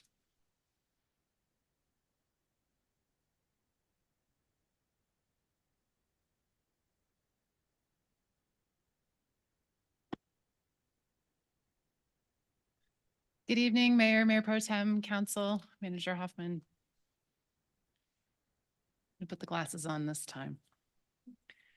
Curtis, you can go to the next slide. Thank you.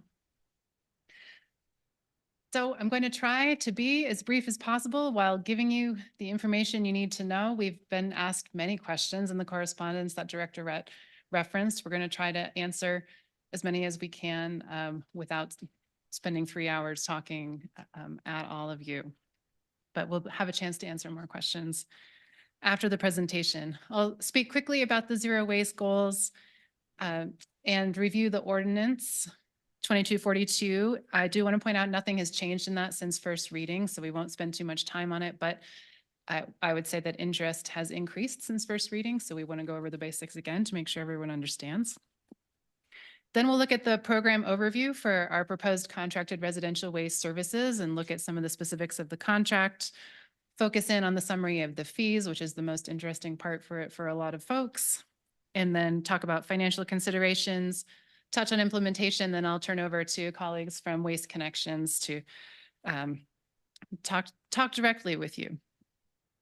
Slide. So back in 2020, Broomfield adopted some pretty ambitious zero waste goals to increase our waste diversion rate to 50% by 2025. That means increasing the amount of recycling, composting, diverting materials from the landfill. Our diversion rates have been hovering, however, around 20 to 22% for the last several years. And it's going to take some concerted action to get movement on those towards the goals that have been set. And that's the bottom line of what brings us here tonight, back to the question of how did we get here and why are we talking about this? Following these goals, a zero waste plan was developed and council directed staff to pursue city contracted waste services as one of the first cabs off the rank in that plan. I think it's important to mention for everyone that there's no, oh, my team has begged me not to use sports analogies because I do so badly with them.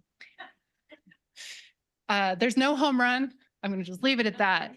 In the zero waste plan, there are several initiatives outlined there that each get us 2%, 4%, 7%, 11%. So the expected diversion potential of this is not as high as we might like to be able to say to you, but we would be overselling if we inflated the numbers. So it's just a reminder that this is one of many initiatives required to reach the goals. All right, slide.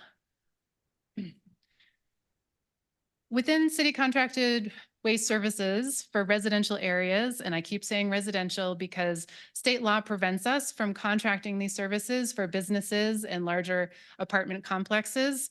We've had correspondence from several residents who are frustrated about that this is only for residential sector, and that's because it would be illegal for us to do anything else. We do agree that it's important to be working on increasing diversion rates for businesses and increasing access for our residents who live in larger apartment complexes. It just can't be part of this initiative. So within this contract, there's really 3 key tools for improving our waste diversion rates for Broomfield. The first is to provide recycling at no additional cost. Right now, a lot of our residents who live outside of HOAs that already contract for these services have to pay extra to get recycling. So that first key tool is you make recycling as easy as it is to throw things away. The bin appears, you have the option to use it. And we've heard from folks who didn't think about recycling or didn't want to seek it out, but then a community they lived in, the recycling bin appears and suddenly they realize, oh, actually it reduces the amount that I have to put in my trash. And if I have the option to have a smaller trash size, I can do that. The second key tool is to charge a fee for households that want to opt out of the program. Legally, every household has a right to opt out of a city contract like this if they so choose. It is also legally acceptable for cities to charge a fee for those residents who choose to do that. And that's a way of maximizing participation, which ensures that the haulers get the business level and can maintain the pricing that they've offered in their proposals. And it ensures being able to meet the waste diversion goals part of the program. It's not the most popular part of the program, I will say. The third key tool is the volume-based pricing. And I'm looking at James because he gave me some great feedback at the Water Rates Forum, which is that I could do a better job explaining it. So I'm going to try coming at it from a different way, and you can email me later and tell me if I get it or not. We really appreciate all the feedback and input from our residents in helping us think through tricky questions and figuring out what's best for Broomfield. So we do appreciate that feedback. A lot of folks are used to having a large sort of 95, 96 gallon trash cart. That's been described to us as industry standard, and I would say it has been over time industry standard for an industry that's focused on the business of waste hauling, maximizing profits, and also customer convenience. And it's what folks have expected. I keep saying folks a lot, people. It's what people have expected. But the industry is moving in a different direction as community goals change as well. So in addition to having access to a large cart, which this program includes, there's access to a medium-sized cart and a small cart. Now I think folks, I don't know why I'm saying folks all the time tonight. Most people are still with me at this point, and you might expect that you would pay a little bit less for a smaller cart because of the materials in the cart, or it's fewer tons being hauled to the landfill. But what the volume-based pricing means is that there's a multiplier, an intentional multiplier involved in the pricing that makes it substantially less expensive to choose the smallest size cart. So up to 2 or 3 times less than it costs to have the price of the large cart. That's the marketing spiel for the volume-based pricing. The flip side is that people who need a large cart are paying disproportionately more for that. And we've had that conversation at this podium a few times. A lot of people can have the opportunity to reduce the amount of trash they're producing and sending to landfill by changing consumption patterns, what you buy, what you purchase, paying attention to packaging, recycling more. But not everyone can do that. It's not possible for every household. So we just want to be clear about that. Slide, please. Ordinance 2242. The main purpose of this is to develop the legal framework for the contract that we're considering tonight. You can slide. Thanks. So as I mentioned, no changes since first reading. This ordinance allows the city to contract with a single hauler for residential services, and it provides the legal framework for those tools that I just described, including charging a fee for opting out, that minimum service fee that is used to support waste diversion related initiatives in the city. It requires non-exempted residents to separate recyclable materials from trash, and that's to facilitate the contract with the hauler and to help make sure that there's less contamination in the recycling bins. The ordinance also exempts HOAs that contract for trash and recycling services. It doesn't require them to pay this minimum service or opt-out fee. The ordinance only takes effect if council approves the contract. So the ordinance can be approved, and then if the contract is not approved, the ordinance just doesn't take effect. And this doesn't affect what the requirements are for other haulers that aren't contracted by the city. Okay, map. No, slide. Thanks, Curtis. The next slide is a map.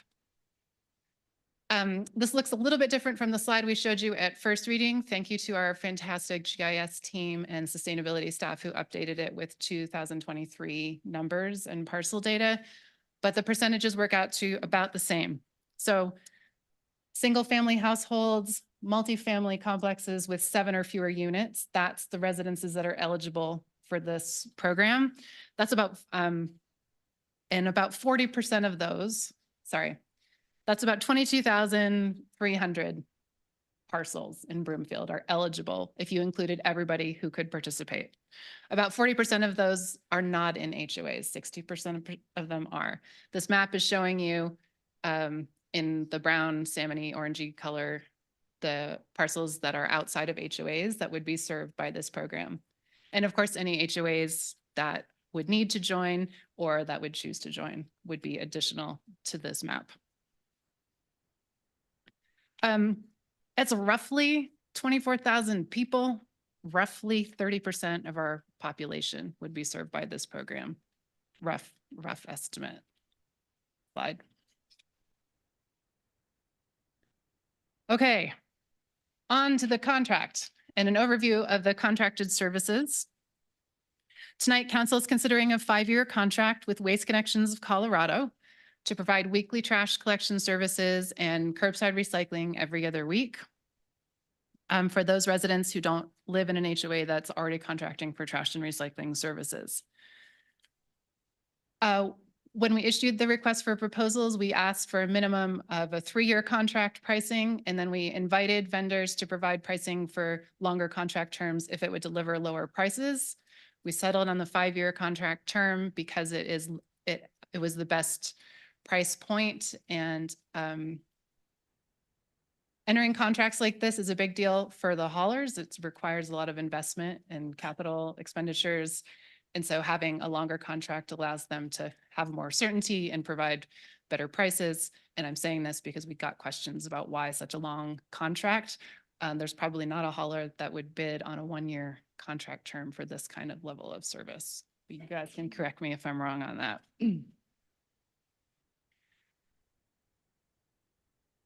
So back towards the end of 2023, council directed staff to issue the request for proposal, and we had the competitive solicitation process.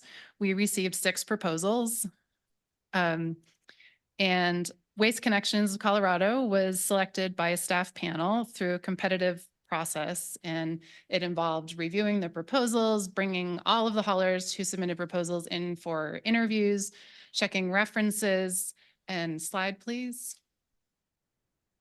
This is the criteria that we use to evaluate the proposals, and thanks to Bill, I think it was, who asked about this the other week. We looked at pricing, of course, because price is a concern for our residents, and one of the questions that we had heard is, I'm getting to that in the next slide, so I won't get ahead of myself. Pricing was worth about 30%, and we looked at specifically the small cart pricing.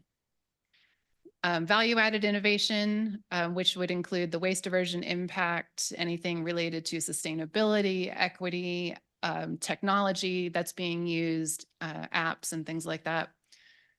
The proposals had to include a documented approach to how they're going to provide the service, roll things out. Do they have staffing? What's the approach to communications? That was 15%, and then 15% for how long would it take to get there? You know, we had some haulers who needed a 1.5 year lead time, others who said we can go when you're ready.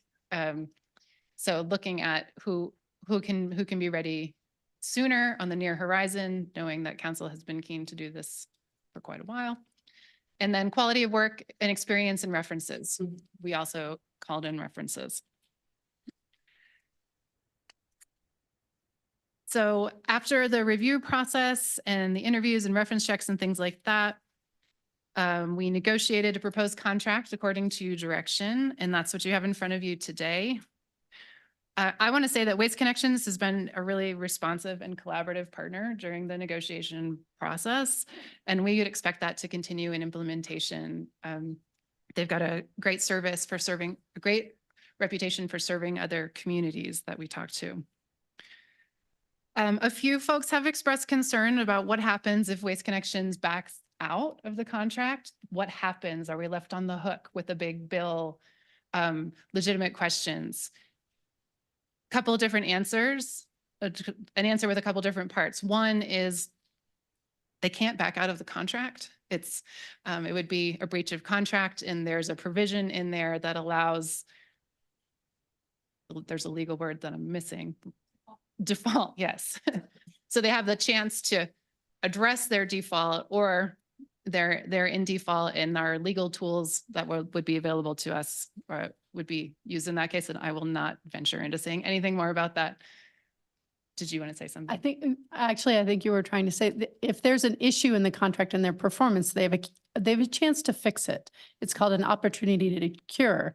If they just leave and back out and somebody's like, I haven't seen Waste Connections in a couple weeks, that's a serious breach of contract. And we have a lot of remedies in the contract and just under general contract principles to enforce our contract and get them back on the streets and then paying our damages.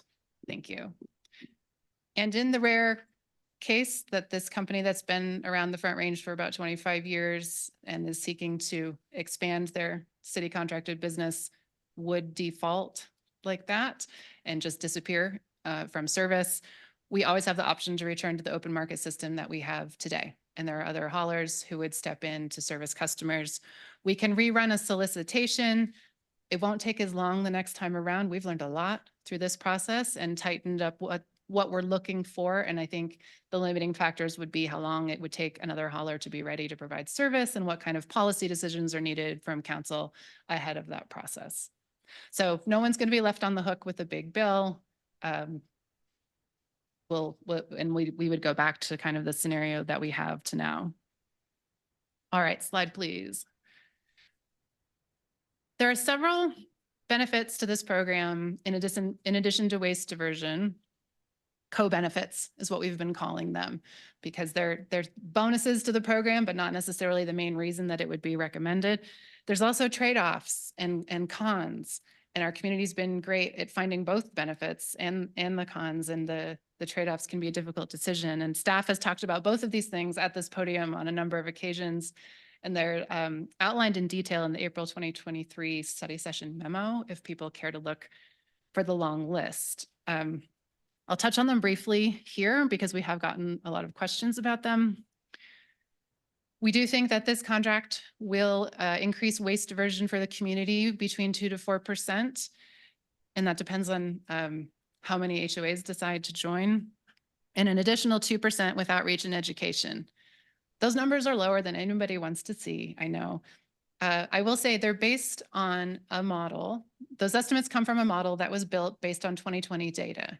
And 2020 was a strange year, as you might remember, in terms of what people were doing out and about. And our diversion rates were a little bit higher in 2020 than other years.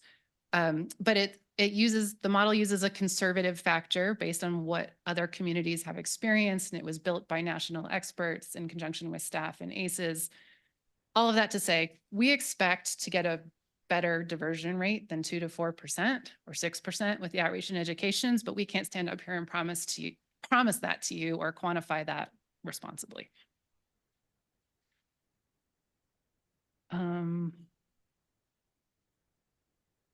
This contracted residential waste services with the volume-based pricing is one of the most high impact initiatives that's in the zero waste plan. That was another question that we got. The other ones include a behavior change marketing campaign and a community recycling ordinance that would require all residents and businesses to recycle and all licensed haulers to offer recycling. Other benefits include it provides more residents the opportunity to recycle without having to pay extra for it. Transparent and consistent pricing. This one's been thrown some people for a bit of a loop. What we're talking about is how right now outside of HOAs, two next door neighbors can contract the same trash company for the same level of service and be paying two different things. And they don't know it. And even the HOAs contracting with the same hauler for the same level of service are paying two different things. So this provides a little bit more consistency and stability in pricing across the community. And I will scoop my own news by saying another concern that we've heard a lot about is I think people have experience with things like your waste hauling service or your internet provider that you sign up for one level of price and then it gets increased once you're on the hook. A benefit of contracting services that way is that we were able to include and to negotiate a contract provision that prevents that from happening. So the contract, for those of you who haven't read it, I know a lot of you have, which was actually really impressive. It includes a provision that the pricing can be increased once a year after the first year of service. And that price increase is capped at the percentage change in the Denver Aurora Lakewood Consumer Inflation Index, which I'm not getting the name of completely right. But so they can't just increase it for any reason at any time, however, to whatever level they want. There was a negotiation about what's fair and reasonable. And I will say you can't get a contract like this right now without having some kind of price escalation clause in it, given what we all know is happening with inflation and prices and supply chains. A citywide contract, citywide, it's a city contract for residential services does provide more levers for customer service accountability. It just does. We're able to write some provisions into the contract about customer service expectations, and it's not just one customer trying to work things out with the company. The city is a part of it. And then residents who produce less trash and recycle more could see lower costs for service. And we have heard from some residents who will be saving money from this. We've also heard from some who might pay more, and we'll get to that in a minute. And it would reduce the road and the traffic impacts, the number of trash trucks on the road, and as Director Rett mentioned in the beginning. One more perk that didn't make it onto the slide is that right now, our waste diversion data is it's woolly, I would say. It comes from, our haulers have to report it at the end of the year to the ReTrack database, and it's, there are estimates. They might drive routes through several towns before they get to the destination where they're bringing the materials, and it's a matter of math, dividing up the number of contracts that they know are in Broomfield along that route. There are stricter reporting requirements in here, and we'll get some great data from the hauler on this contract, and we'll be able to get a really good handle on what's happening with our residential waste diversion and how to do some more targeted outreach and education and being able to communicate the effectiveness of the program to the community. All right. Slide.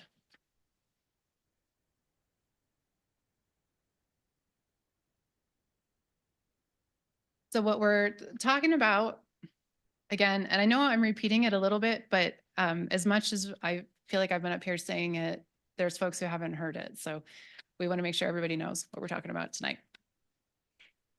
Through this program with Waste Connections, you have the option to choose the size trash cart that your household needs or wants. And there will be support from the city and educational materials and the hauler to help you figure out what size cart that is. You pay based on the size of that trash cart, and I'll get to the fees in a minute. The recycling services are included at no additional cost. Everyone will get a large size recycling cart. Households can opt out by paying the minimum service fee, which is set to the equivalent of the small cart service. HOAs will be exempt if they contract for trash and recycling, but they're welcome to join if they want to. Services are set to begin in April 2025, and it is a 5-year contract. And you will notice something that's not on this slide is that it doesn't include composting at this time. And there were some residents who had really strong views about wanting to increase access to composting. We are looking into some other options for that. For example, options for having drop-off yard waste. Potentially, staff is still analyzing the cost impact of that outside of this contract. And in the meantime, residents still have the opportunity to contract their own compost hauling service from specialized haulers or backyard composting. One benefit of focusing on just rolling out the city contracted trash and recycling only is that it allows the education and marketing piece to focus on one behavior change. So folks who don't recycle at all will be learning how to recycle and how to separate trash from recyclables and what can go and what can't. And other communities and some of the haulers had told us it can be more successful to not try to add composting in at the same time and make everyone do everything all at once, unless the hauler has specialized capabilities of pre-sorting all that organic material before they take it to A1 Organics. Our contract does allow for us to negotiate for adding curbside composting during the scope of the contract. So it's a conversation that we will continue with council and the community and Waste Connections if this contract is approved. Okay, on to the money.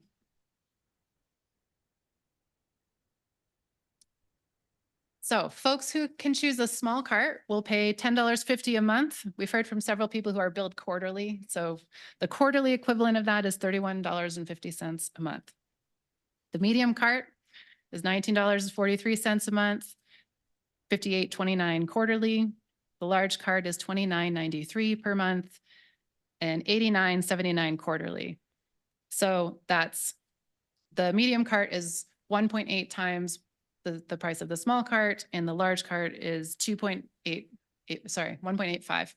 And the large cart is 1.85 times the price of the small cart. There will be 10% discounts for seniors and veterans. What do we know about what people pay now? Other than there's a massive variation from household to household and neighborhood to neighborhood, and a variation between HOAs and non-HOAs. Here's what we know.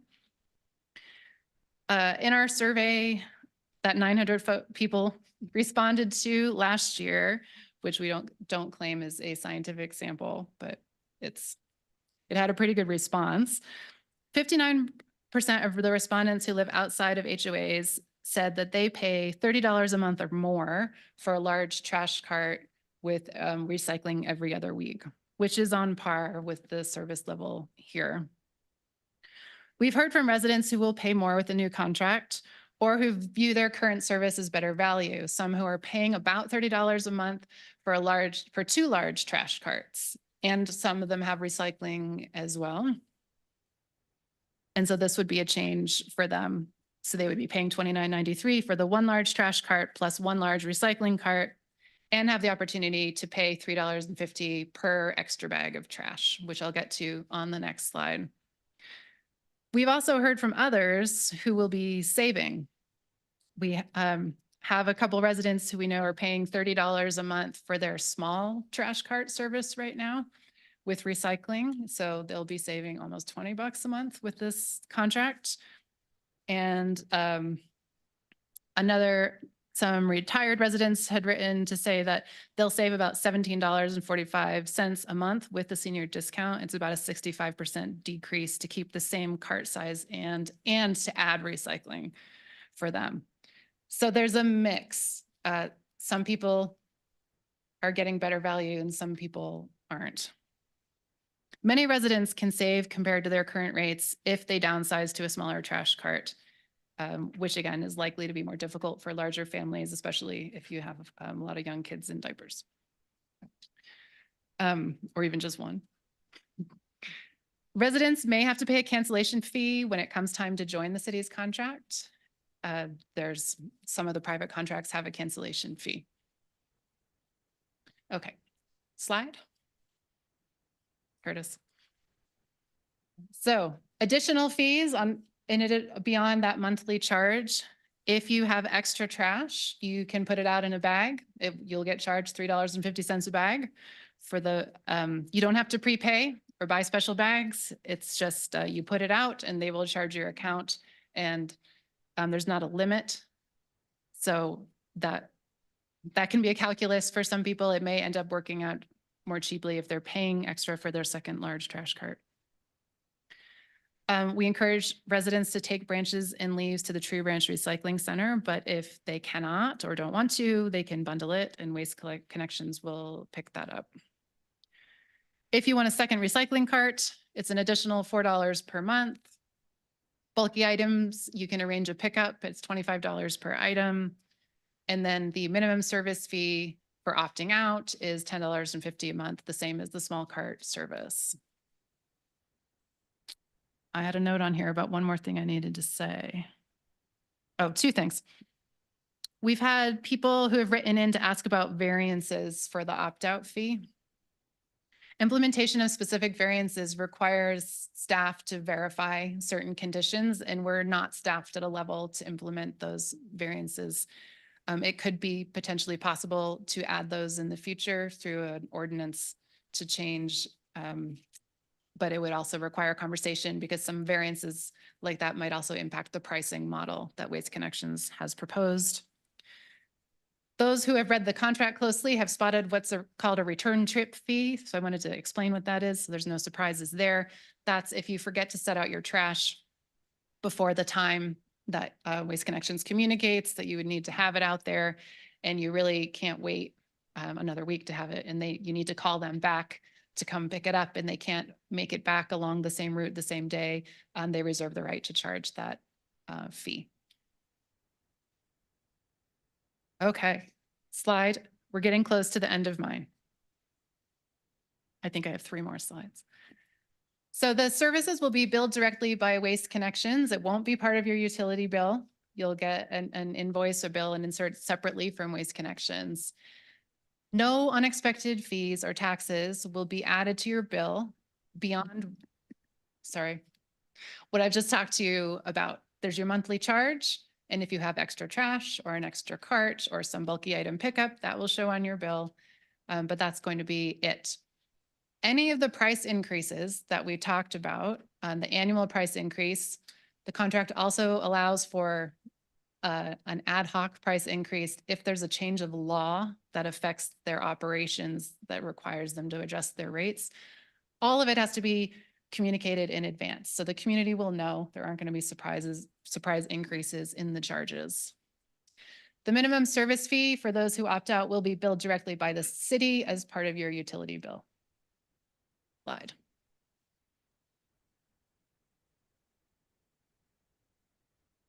All Urban Consumer Price Index. That's the name of that index. I had it on the wrong slide. That's what happens when I get ahead of myself. Financial considerations. Once we had a finalized contract with Waste Connections and we were able to go back and do the deep dive analysis on what the staff impact was going to be, we have revised the financial impact for adopting the contract. The first piece is education and outreach associated with a successful rollout. What we definitely know from other communities is that you don't just push a program out like this and hope. You need to really communicate really well. And so we had already budgeted $25,000 for printing, postage, meetings, marketing, advertising. And if the contract is not approved, those costs will still be used for zero waste related outreach and education initiatives. And that's in the 2025 budget that's just been published. There are some unbudgeted costs associated with this contract, and that is a request for 2 FTE as 12-month limited term appointments. One is a revenue technician who a little over 50% of that person's time will be doing the opt-out fee billing. Based on our estimates and a 95 to 97% participation rate, we think that's about 250 to 450 households per month that would be opting out. And our finance system doesn't allow the seamless upload of the data currently, so it has to be done by hand. And the finance team needs help to do that. So that's what this FTE is about, and would be reevaluated after 12 months, and decisions about the future of the position would be made at that time. Also asking for a recycling technician to help field the volume of phone calls that other neighboring communities who have done this have told us to expect, and keep our recycle center staffing to help minimize illegal dumping, which sometimes actually happens when our staff is there. So we're to help with the education and the outreach, and making sure that as much as possible, we can have someone who can actually pick up the phone when people have phone calls about that. If we don't get that position for the recycling technician, then it would be voicemails and emails, that there would be a lag of a delayed response time, and we would have to look at our other services and what could be potentially cut back in terms of the household hazardous waste program, services, shredded events, things like that. That person will support customer complaints and questions, coordination with vendors for street closure, snow issues, things like that. And then the slide shows our estimate of the revenue from the minimum service fees based on the number of households that I just told you is about $32,700 to $53,400 per year. That those funds will stay with the city to help offset the costs of the FTE that are being requested. Slide.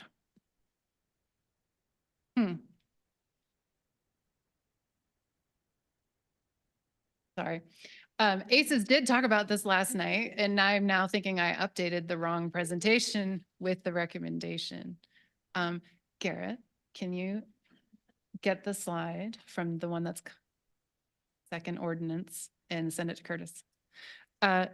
ACES discussed this last night and approved a motion to recommend that City Council approve both this ordinance and the resolution to move forward with this program. And I apologize that it's not in the slide. Councilmember Lim, if you could kindly vouch for my, yes, okay, thank you. Slide. You haven't heard much from me about the communication and rollout plan because it doesn't exist in a lot of detail yet. That's something we'll work on once the contract is approved. And we do have technical assistance from EcoCycle through the Front Range Waste Diversion Program to help make sure that our behavior change oriented communications and our rollout plan is tight, and we'll work with them and Waste Connections to make sure everybody knows what they need to know when they need to know it for choosing their cart sizes, knowing what's recyclable, what's not. And it will not just be for the pre-rollout. We will continue the communications push throughout, throughout the program. Services will begin in April or May. And then at the end of this contract, we won't wait until the contract is right at its end. There will be a formal solicitation process at that time in consultation with council about direction of moving forward with the program or not. But the solicitation process would happen in plenty of time to ensure a seamless transition if we were to change haulers at that time or to change up the program substantially. Slide. As a reminder, all of these services are available to our residents for free, and there's more information on the website about their hours and locations, but we have the recycling center, which is at the moment is open 24/7 to residents and others who might pretend to be residents, but tree branch recycling, Christmas tree recycling, spring and fall household hazardous waste, 2 shredded events a year, and then the spring cleanup event. And with that, I will turn it over to Pat. Before you do that, Ms. Harvey, Sure. it is 8:14 and we need to take our 10-minute recess. If Okay. we can put a little pause on the Sure. next part. So it's 8:14. We'll be back in 10 minutes at 8:24. Thank you.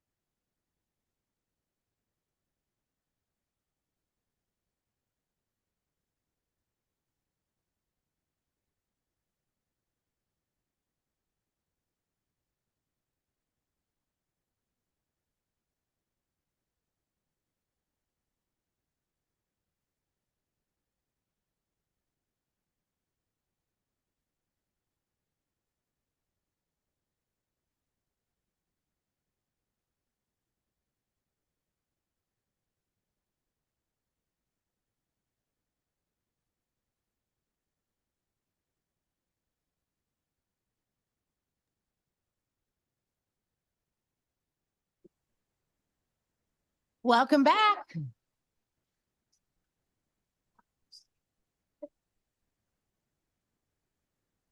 Could everyone please take their seats so we could continue with our presentation?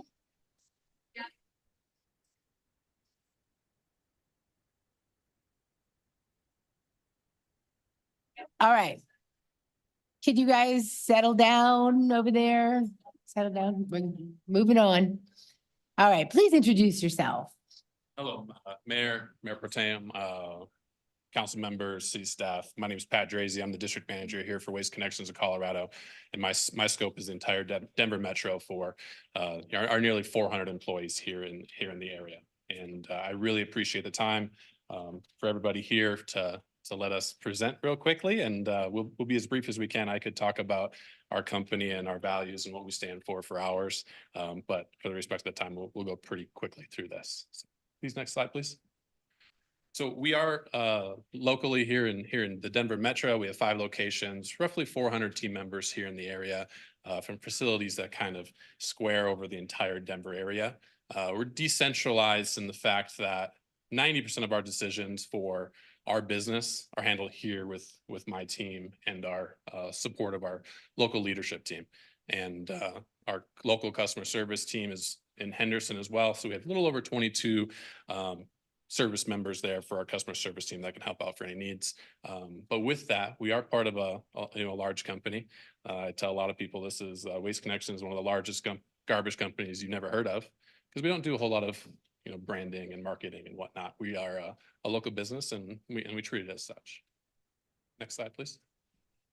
Our values are our guide to our decision-making process. This is something that I have a purpose and a calling for this, and I won't bore you with a 55-minute presentation on it, but it's pretty quick. This is our decision-making process of, as long as something is safe, we're doing what we're supposed to do as integrity, and we're taking care of our customers. Those are our top 3 values that will make it a great place to work and be in the premier waste service hauler in North America. Next slide, please.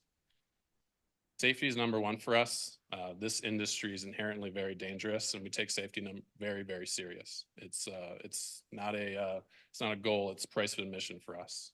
Our team is held to a very high standard, and we have coaching devices in every vehicle that we can monitor any hiccups that we might see. Coaching abilities to find folks that maybe shouldn't be with us and invite them off the team if need be. We have industry leading results when it comes to safety, and our self-directed empowered employees are really our most important team members on the team. It's those out in the trucks, in the recycling facilities, in the landfill facilities that are the most important, and we rely heavily on them for our day-to-day operation. Next slide, please. This is Nadine and our customer service team at a Rockies game. It's such a difficult industry, the customer service side, and that's for every industry, because you don't get a whole lot of phone calls for, hey, you're doing things really well. Now, we do get plenty of those, and we make sure our driving team knows every time they get one. But the majority is, hey, we have an issue, let's get it resolved. And our team does a fantastic job with that, and they're local here out of the Henderson location. We do have a dedicated team member that will be assigned to Broomfield. That'll be able to assist very quickly for any needs that any staff or resident would need, along with 6 bilingual customer service reps that can assist those that are in that need. We're very decentralized, like we mentioned. Our local team, on my team, we can make decisions and we can have corrective actions very quickly, so that we don't have to wait for any approvals to get anything done and whatnot. Next slide, please. Pass it over to Barrett. Thank you, Patrick. Thank you, Mayor Pro Tem, members of council. I'm Barrett Jensen. I'm the Government Affairs Manager for Waste Connections of Colorado. Don't let the jacket fool you. I am still local. I'm from here. I live up in Reunion area in Commerce City. So appreciate Broomfield and all that you've done, and everything that I've heard here today has been fantastic. I'm going to talk about the really, really cool stuff that I really like. Before I came into government affairs, I used to do post collection. So I ran landfills. You still may ask questions that may stump me from time to time. That just sometimes happens. So I do want to talk to you about, Front Range landfill. one of the major goals of this, endeavor is to increase recycling. And that's what we want. That's what you want. That's what the community wants. But inherently, there's still always going to be waste. So where's that waste going to go? The waste that we collect goes to the Front Range landfill located up in Erie. This is one of the largest landfills in the state of Colorado. And we are really excited to show you some of the technology that we have up there. We know that, methane and migrating methane is kind of a big topic throughout the state. I can assure you that that's not happening at any of our landfills in the state. And actually at Front Range Landfill, we have a state-of-the-art gas to energy system where the methane collected out of that landfill are converted into energy that can produce the equivalent of producing enough electricity for 3,000 homes annually. And so, next slide, please. With that, we talked about some of the technology that we currently have. I want to talk about some technology that we're, preparing to implement. What you see here is a state-of-the-art materials recovery facility. In layman's terms, right, this is a recycling facility. This is where the recycling goes to be sorted. Our state-of-the-art facility would be utilizing all AI robots and infrared optical sorters, no human beings to sort this material, to ensure that we are getting the highest recovery of materials that we can to sell to the end markets, and that the materials that are truly trash do go to the landfill. You can see on the right-hand side, we've partnered with some companies. We do utilize numerous companies for these facilities. This one was a robot arm for AMP Robotics, which is actually a Colorado company. So just wanted to show you that there. Next slide, please. And so there's kind of a lot going on here on the top left, but I think what's really important is on the top right for our, company-wide sustainability initiatives is that 50% increase in resources recovered. The way that we achieve that is through the investment of these state-of-the-art recycling facilities across the country. And we've chosen Colorado as being one of those.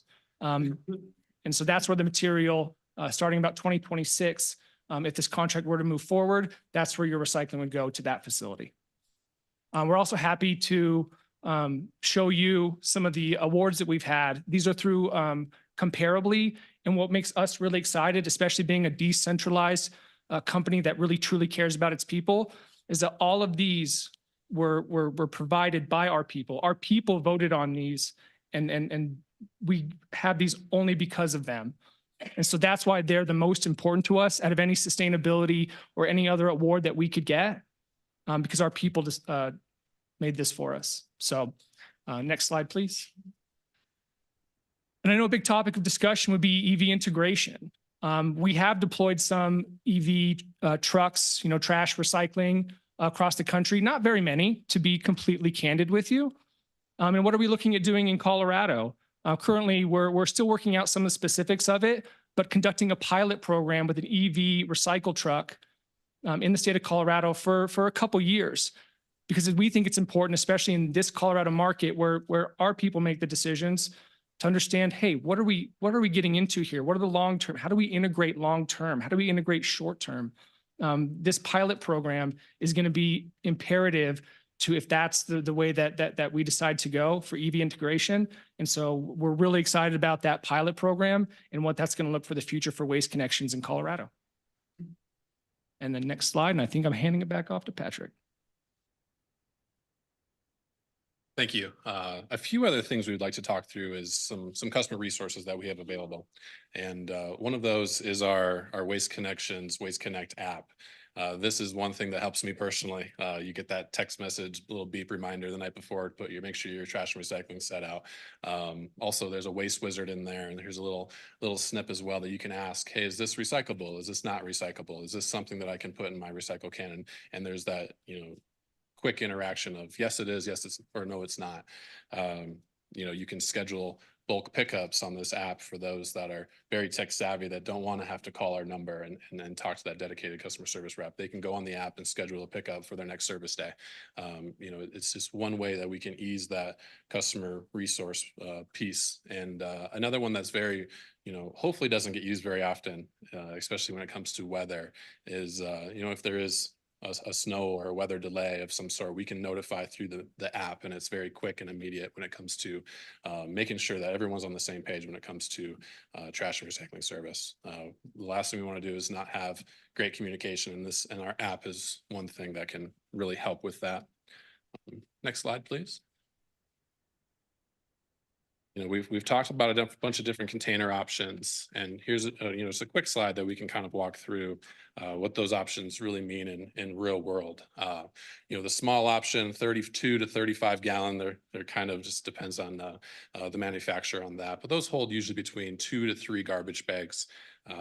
So those are those smaller piece, and a lot of households that would work just fine with. But those that don't, there's the other options of going to the medium size, and that usually holds between 4 and 5 standard garbage bags from your kitchen bags. And those that require a large one like myself with multiple kids, that would be that 95 gallon bag that would can that would be able to hold 7 to 8 tall garbage bags. And here's just a quick little demonstration of what it looks like with that 95 gallon to some scale here. Next slide, please. One piece of this agreement and contract that probably causes a lot of concern for folks is how do we get this started? And the container rollout's a big piece of that. Getting containers sourced, shipped in, and delivered there's a lot of moving pieces. But one thing, just to make sure we can reassure, we do have a very long-standing relationship with Sierra Container. They have helped Waste Connections deploy, Waste Connections personally in the last 2 years, about 200,000 containers throughout the United States. And, most recently our contract in Milliken, Colorado. And the group that we work with them, they're professionals at this. And our local rep, he lives here in Colorado. Andrew Moore is his name. We work hand in hand, and I would be there on day one, on week 1, on week 2, on week 3 of the rollout plan, and it'd be very it's easy for us to be flexible as much as we can. If the community decides to pick all one container, that's something that we can do. If the community decides a certain percentage of each, we can be flexible with this, as long as we just have that full communication between us as the service provider and truly within a partnership with the city and county of Broomfield to be able to be on the same page and make this as seamless as possible when it comes to a rollout plan. Next slide, please. Try to be as brief as we could. So again, thank you for the time to let us walk through that, and we're open to answer any questions you all have. Thank you both very much. But the next thing is our public comment process, and public comments will be limited to 90 minutes total for this item.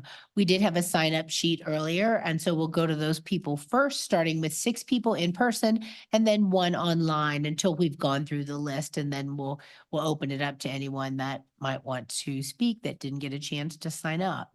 So when I call your name, please come to the podium, state your name and neighborhood for the record.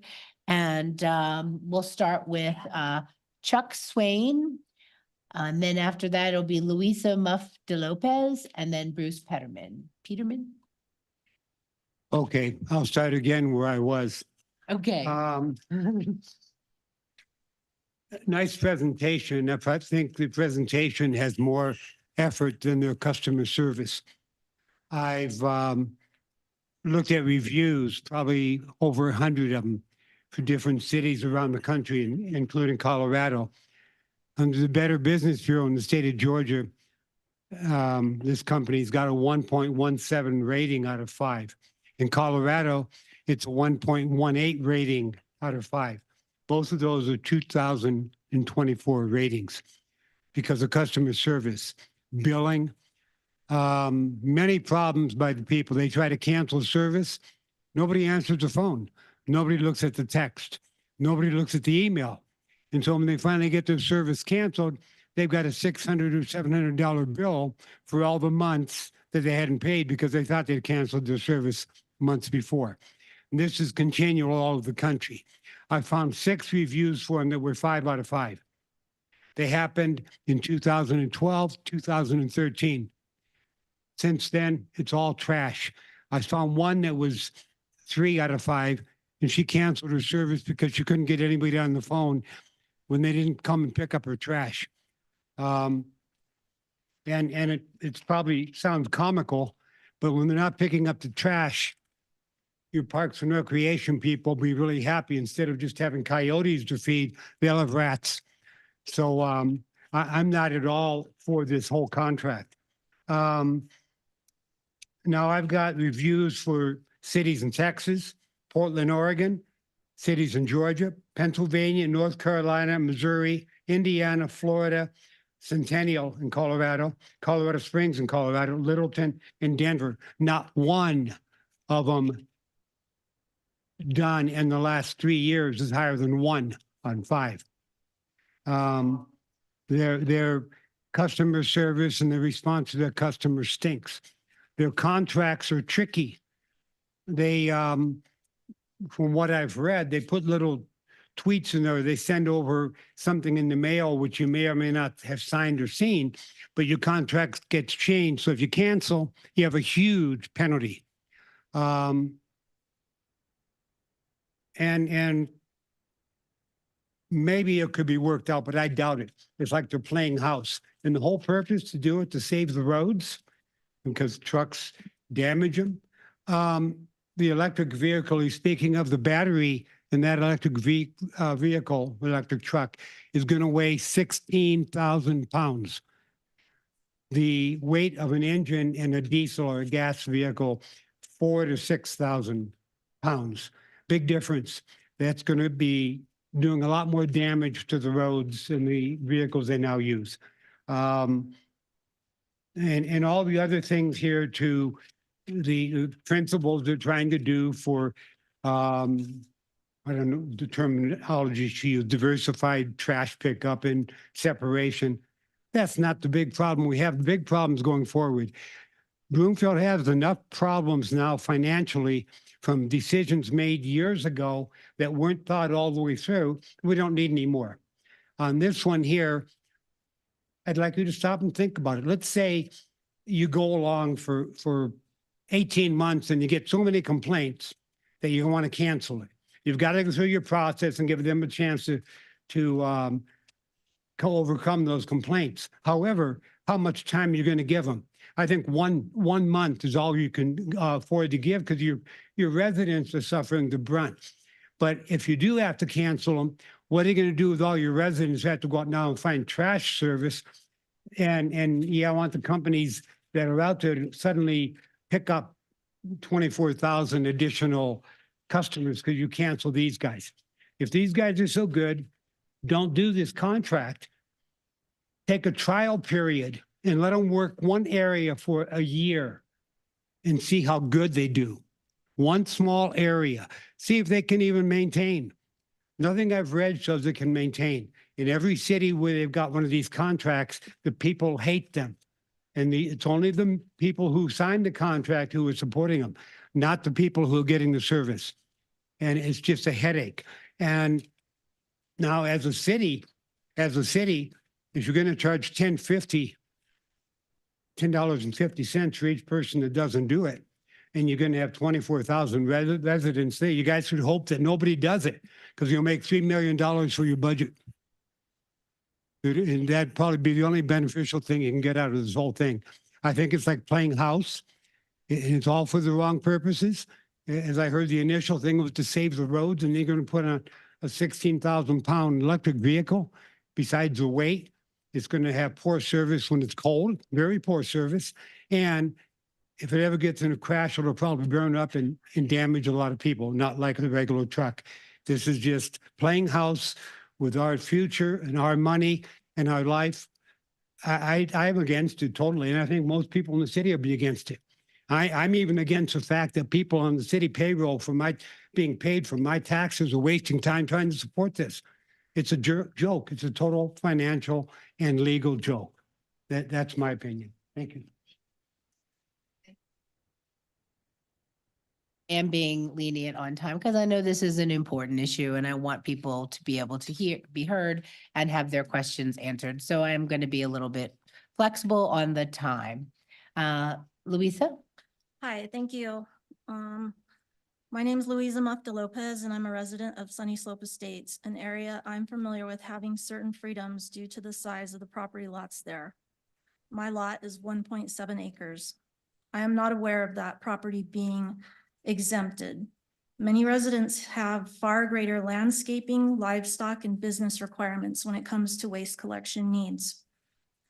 I see we have the option to pay $10.50 a month or $31.50 a quarter to opt out.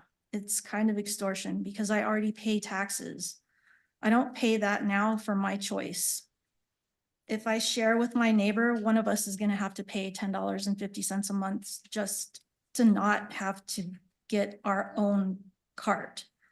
A single hauler promotes more of a monopoly than marketplace because areas like ours will suffer due to the requirement of the contracted hauler taking their business. What waste diversion efforts is the city going to initiate? How is recycling separation that is required according to the ordinance going to be enforced per the ordinance? How will a single hauler reduce waste? I see they will charge by cart size, but can't some of the residents shop around for what they need now? An original survey regarding the universal trash collection occurred in 2021. Many residents have moved in, moved away, or passed away. And a ballot question was proposed, then rejected for more community engagement. Did this ever happen? I found out about this issue on Nextdoor. And 900 surveyed is less than 1% of the population of Broomfield. My request for council is not to approve ordinance number 2242 until it can consider the needs of property owners with a larger area to care for and any other residents that have other concerns or hardships. Thank you for listening to my concerns. And I guess the only thing else I wanted to point out is that the budgets, the sources of the funds and the uses of the funds basically comes out to a negative balance. And I don't know if that'll be offset by the $10.50 the city will collect for people that don't use the program. Thank you very much. Thank you very much for hearing me. Mr. Peterman? Good evening. My name is Bruce Peterman. It's not often we get to trash talk in public, but I guess, what the heck? I've been a resident in Broomfield for 30 years. I'm a geological engineer. I'm a director of operations in the company that I work for, mostly in environmental remediation. So the big Superfund sites, leftover sites, big messes that take years and years and years to clean up. So that's not really germane to this, but in some cases I get a little mad and then I have to use bowling words. Bowling words, so just bear with me. This is a little bit satirical and cynical at the same time. That's how I come across. It's like the quote from Frank Vincent Zappa that the mind is like a parachute. It only works when it's open. But also the corollary to that is sometimes if your mind's too open, your brain drips out of your ear. Bowling words. A group of words associated with bowling with varied definitions of describing patterns, styles, setup, strategy, scoring, and observations. Typically involves standard use of swear words. You could apply that to pickleball as well. I can't remember the comedian that coined the term bowling words, but as I recall the context, it was of a child knowing when his daddy was really upset because he heard bowling words from the next room. For the sake of this brief discussion, the term bowling words will be used as an abbreviated BW or equal to the proverbial BS, which I won't expound on that. Tom Bruno's letter to the editor in the Broomfield Enterprise, I believe in March 2023, stated some good points in opposition to Broomfield City Council trying to socialize trash service.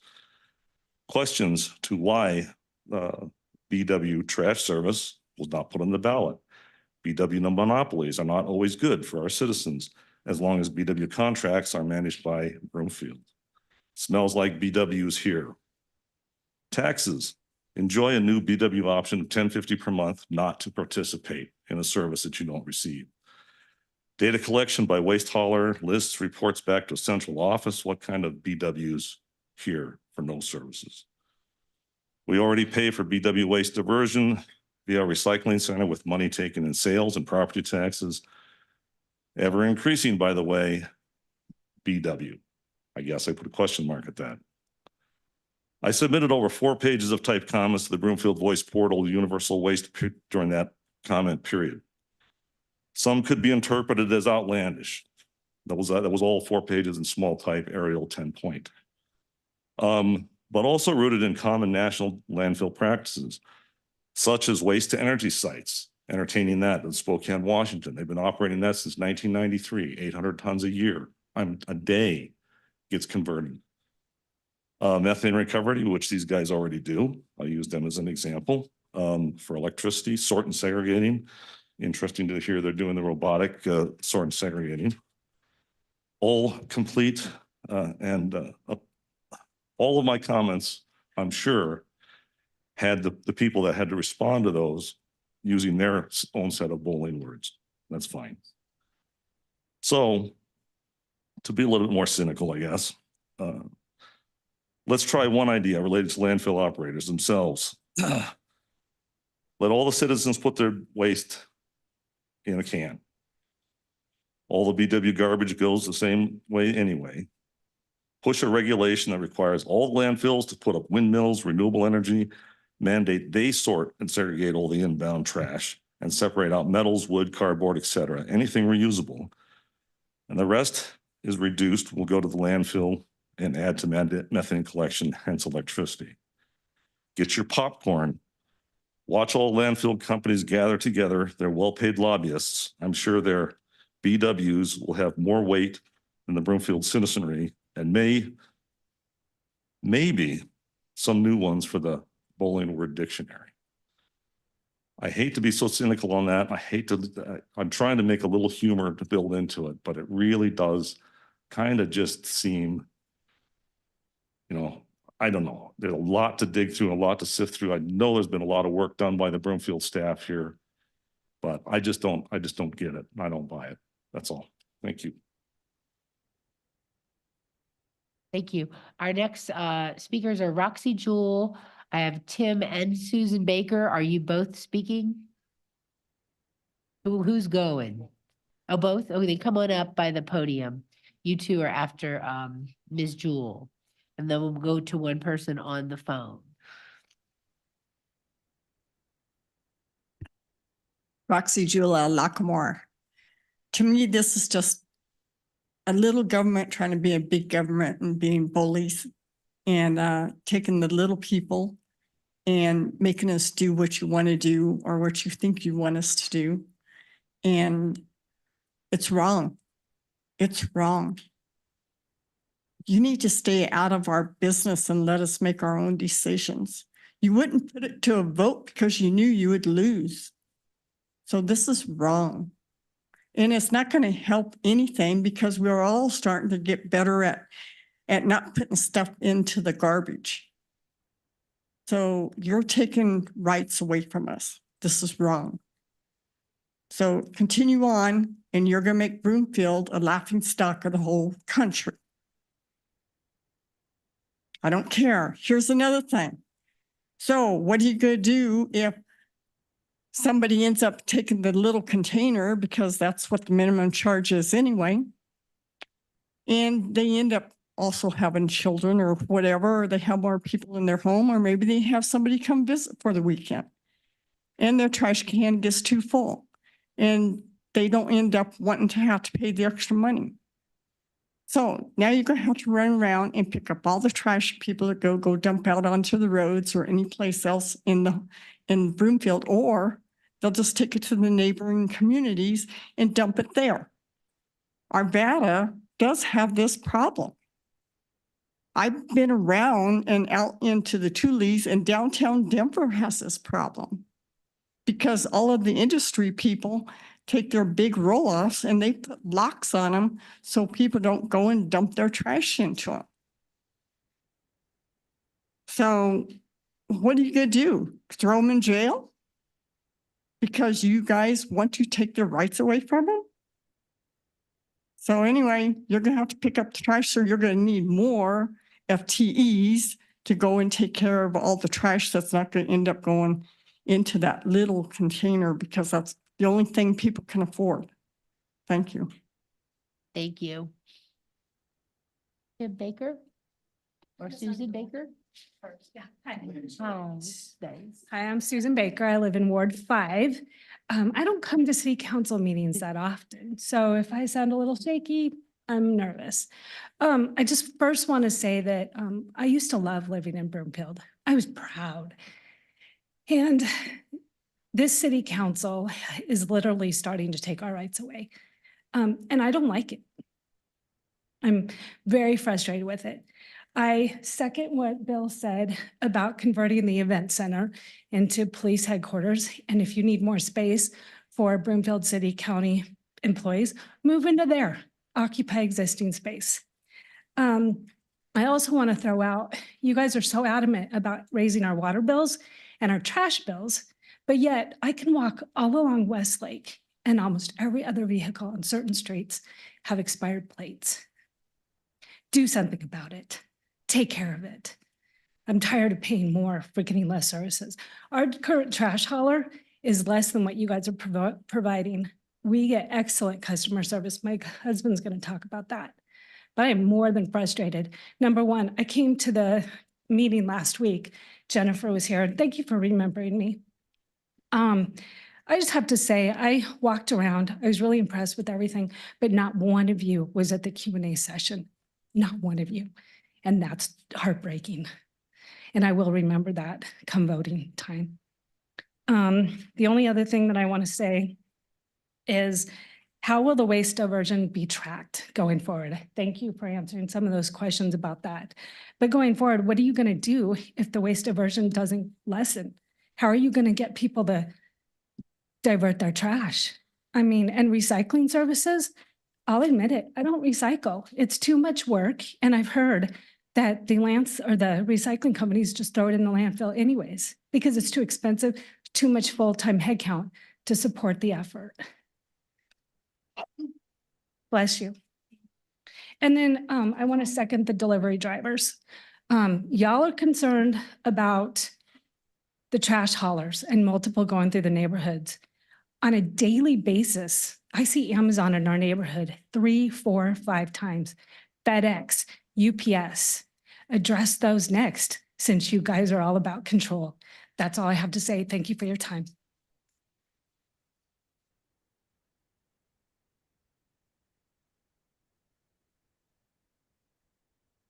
Hi, my name is Tim Baker. I'm in Ward 5.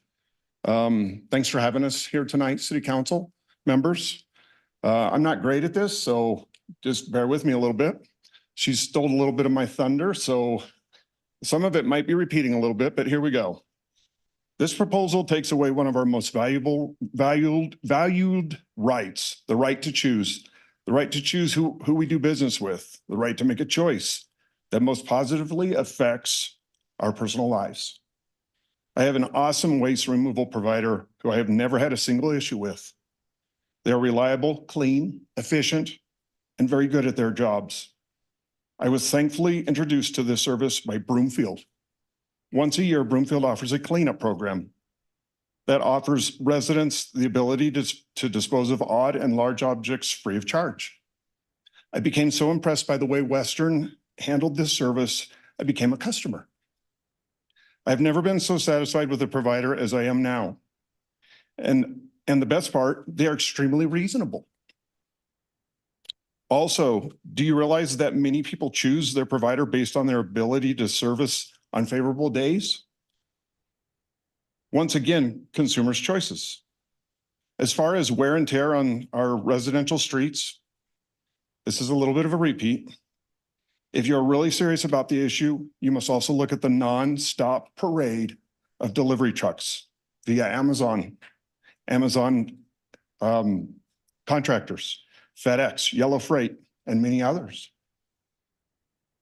Where is the study on these obvious contributions? I currently pay less for my service than what is being proposed by the Broomfield proposal plan. In my neighborhood, I only see 2 waste handlers that provide service in our area. I have many neighbors that share trash service. Isn't that a step in the right direction, similar to carpooling? My waste collection company is respectful and very professional. I have watched items accidentally fall from trucks and have stood in amazement to witness the employees stop and walk back and pick up those items. If that's not good customer service, what is? I really do agree that the consensus of our residents is to eliminate their choices. I really do not agree that the consensus of our residents is to eliminate their choices. I personally have not had a single neighbor or friend complain about having a choice in this matter. We work hard for our money. Don't dictate how we choose to spend it. It's not fair. If you are so convinced that this is the will of our residents, then put it to the test. Put it on the ballot. That is the only real way to see what the residents want. A 5-year plan is a long commitment without any possibility of having a choice. We don't need Broomfield to manage how we spend our money and who we conduct business with. This is not freedom. And just from personal experience, I've used this company and I will never use them again. So right away, I'm an opt-out. I had bad luck and I didn't even do a Google review like he'd read because it wasn't worth it. I saw all the bad Google reviews. It was just everything I could do is get as far away from that company as possible. And what they're offering you in this wonderful presentation is nothing better than what I'm getting right now. In fact, I'm getting everything they're offering and more at a less price. I thought it's kind of humorous how they tout how wonderful that landfill up there is and how they seem to think they have something to do with that. They're not the only provider that dumps their trash at that landfill. That landfill is managed by a company that provides that. They don't have any ability to tout that information. I just think Broomfield should take a look at what the residents really want and what really is important to us. As far as recycling, we're all on board with you. We want to recycle. We want to be part of that program. If you force us to do it, you'll get pushback. If you encourage us to do it and not treat us like children, we will do the things that matter. I appreciate all your time and I appreciate all of you bearing with me in this difficult time. And I appreciate all of you being here. Thank you for listening. And I know that some of you truly, truly do listen to us. Thank you. 6 people in person. We're going to go to 1 person on the phone. So our next speaker is Lance French. And Lance, you're on. Hi, my name is Lance French. I live in Wildgrass neighborhood. I'm actually calling in to express my support for the ordinance and the resolution. And my reason for supporting is, I'm a big supporter of the Broomfield Zero Waste Plan, our goals to reduce greenhouse gas emissions. And I think this is an important piece of that, and which helps our community in other ways that maybe people don't necessarily think about with a waste plan, a trash plan, how that might help the community overall and in terms of, pollution and just the overall benefit of the community. So, and I think this is an important step to start to meet those goals of that zero waste plan. So, I think it's kind of been a slow rollout, and so I'm glad to see that we're starting to take those steps to meet those goals that were set a few years ago.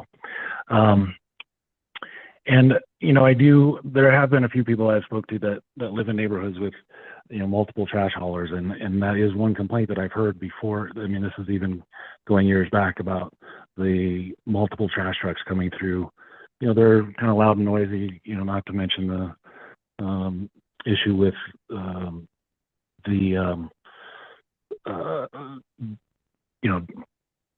extra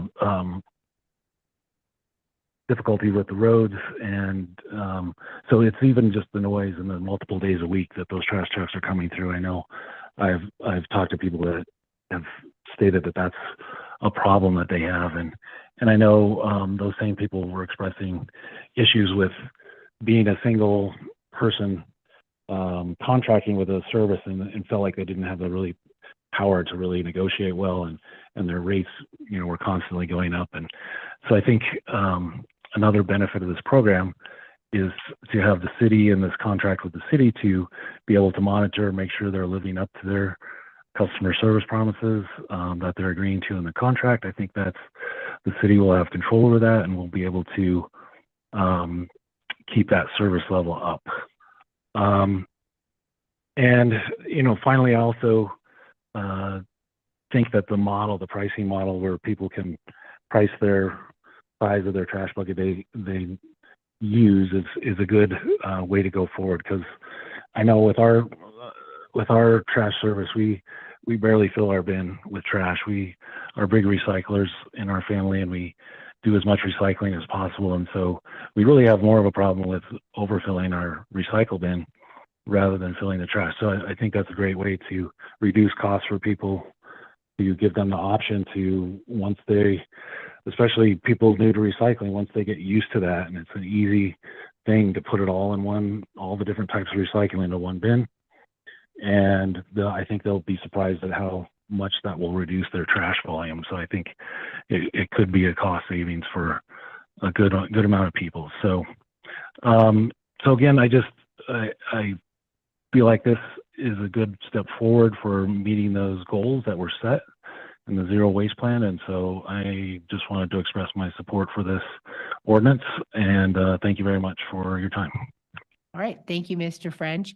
Now we'll go back to our next 6 in-person speakers, and we'll start with Wynn Eberhard, then Janet Sund, then Lois Vanderkoy, followed by Rick Fernandez, Luana Fletcher, and Adam Gobetti.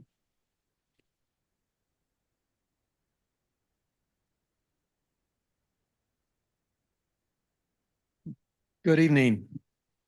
So I'm Wynn Eberhard. I live in Ward 3 in the vicinity of the high school, and appreciate your time this evening. I'm a veteran, and I arrived early, so I was able to participate with you in the Pledge of Allegiance. And I saw every one of you stand, turn right, and recite the Pledge of Allegiance.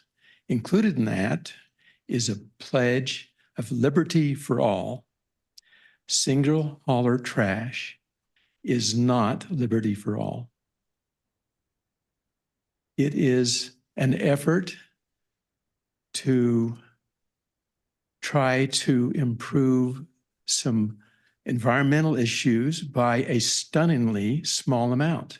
I was shocked to see that your goal is 50%. We're now at about 21% diversion. And this will only increase, the projection is to increase the 20% by 10%. So you won't even reach half of your goal. And the punishment of people losing their choice, of losing their freedom, is really sad. I don't live in one of those areas. I live in an HOA. Our HOA has recycling service. And I really think that so much of that is already being done in Broomfield. How much in these areas where you want to have this service are people already recycling? I haven't heard any statistics about that. So I would encourage you, council, to vote this ordinance down. And if you really want to pursue it, those on the council who really feel this is important, you need to put it to the populace for vote in the city. Thank you very much for your time.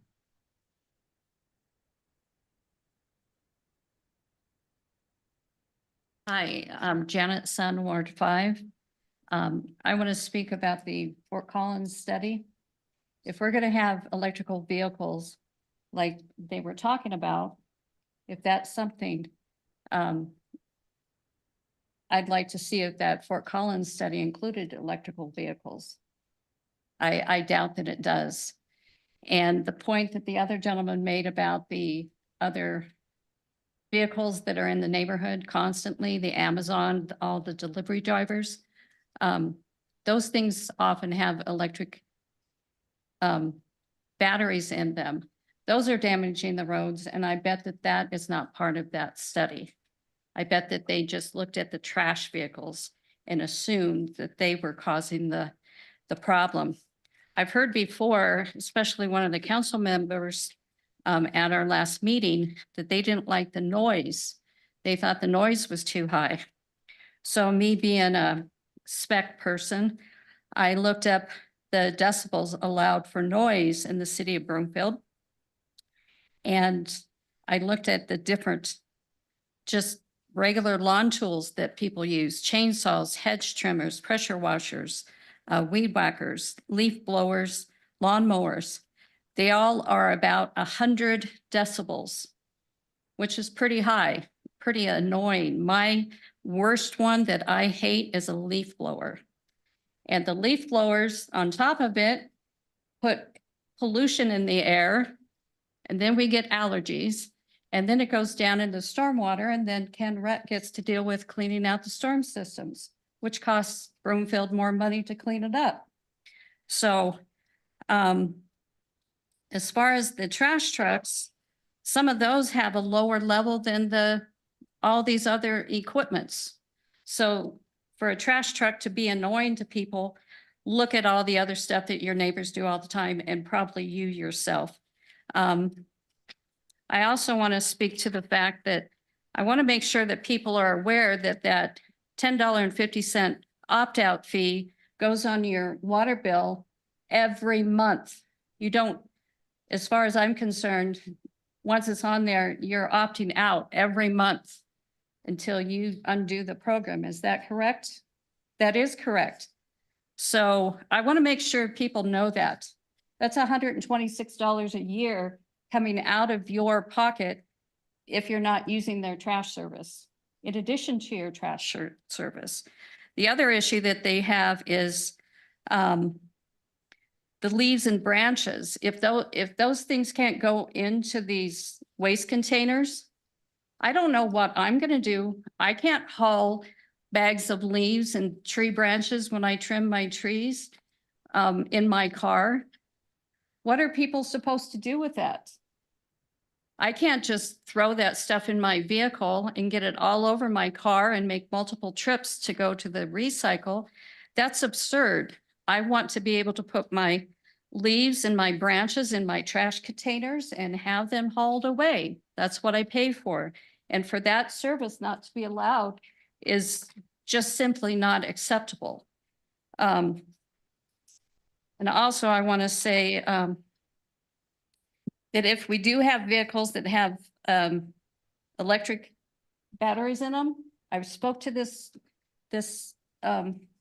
conference before, that the city or the international building codes, the international codes that cover fire have not yet addressed the fire hazard of electrical vehicles. And we've all heard about how they start. You can't put them out.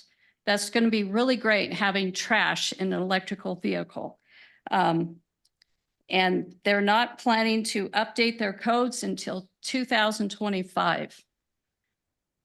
So they don't even have processes. And I've talked to the council before. They need to go down and speak to the North Metro Fire Department. I got that information directly from the senior officer at North Metro Fire. And he said it's egregious that people are not paying attention to this. So I think that's it. Thank you. Thank you, Ms. Sun. Ms. Vanderkoy. Good evening, Lois Vanderkoy, First Filing. Thank you for all your hard, thoughtful work on this issue. I know it's been years that Broomfield has been trying to become more sustainable and more ecologically sound. So first, a poem from Machado.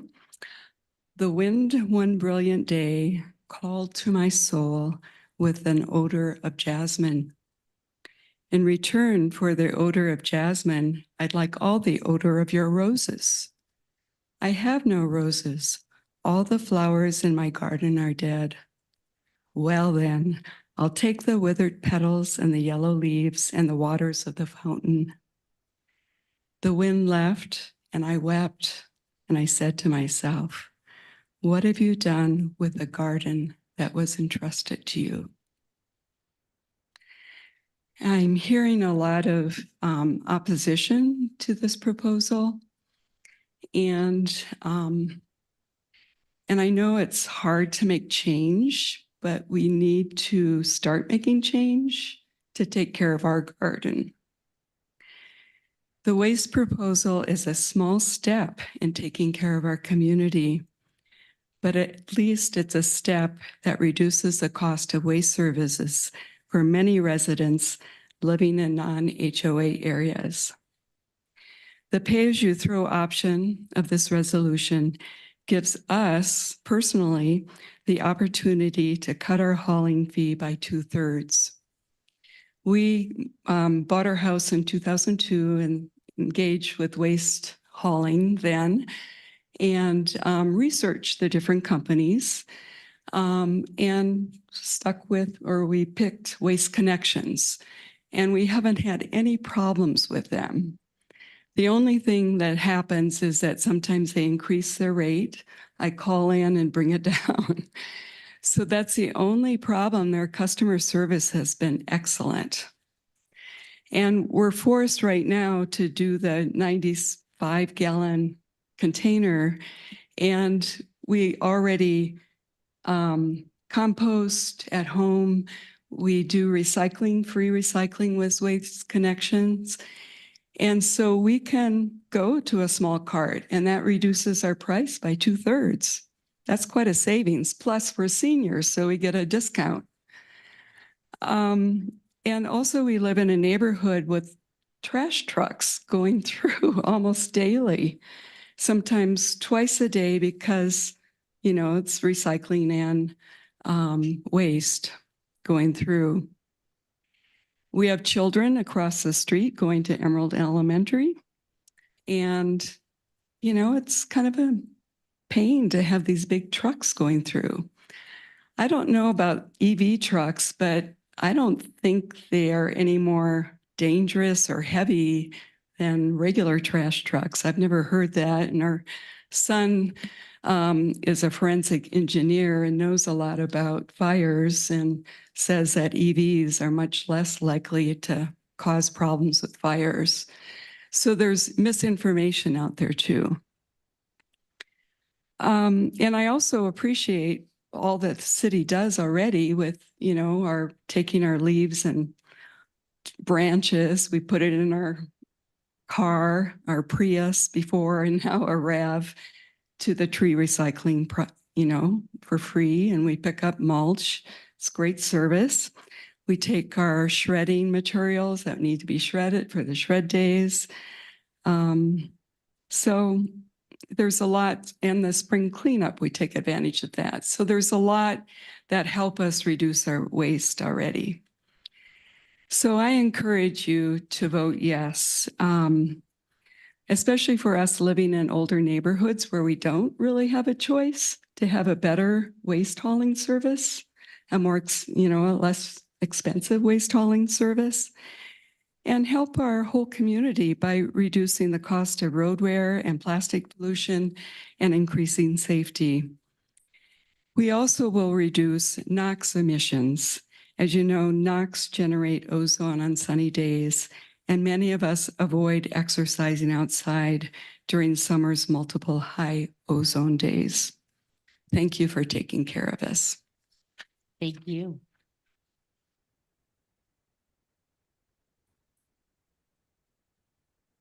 Good evening, Council, Mayor, Mayor Pro Tem, staff, Rick Fernandez, Broomfield Heights neighborhood.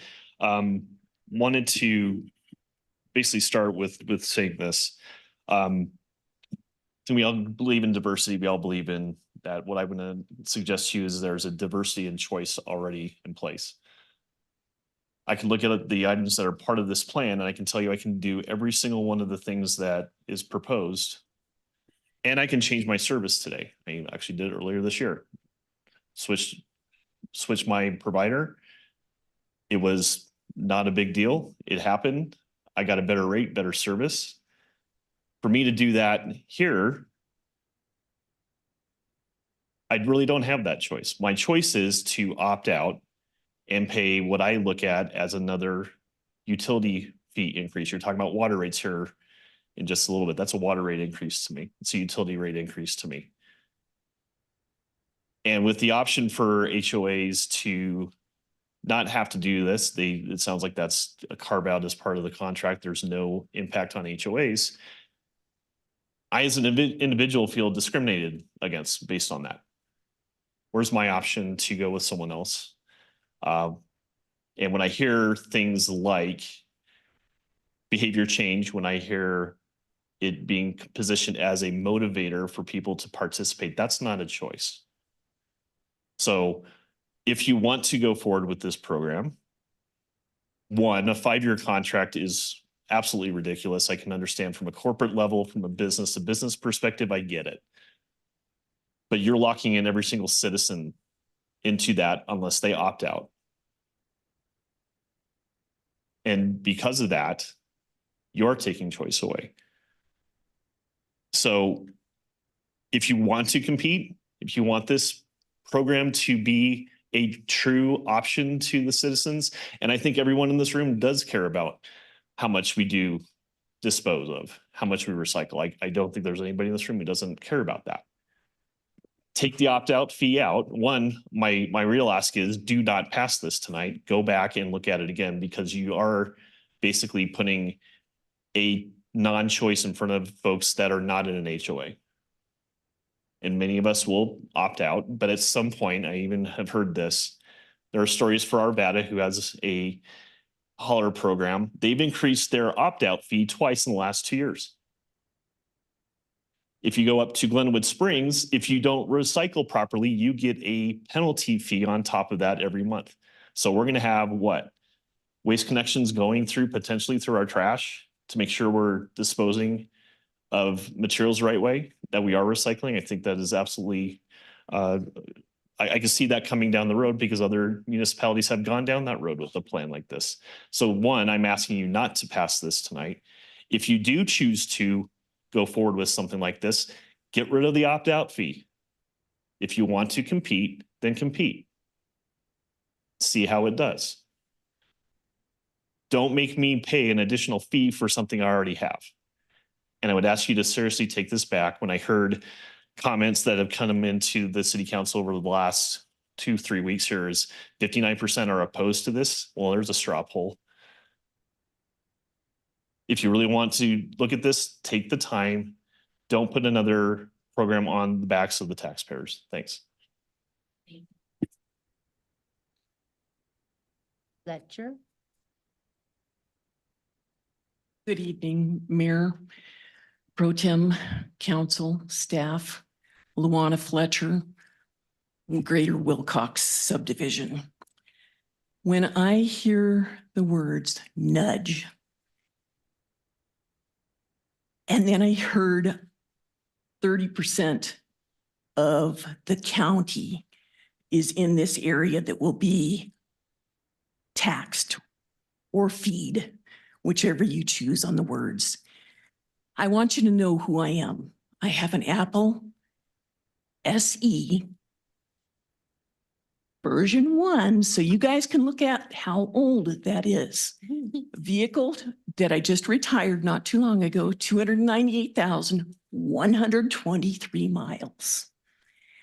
I also lost my train of thought on that one, so we'll come back. Oh, my license tag transferred from the first vehicle to the second vehicle. So that tag is now 29 years old, folks.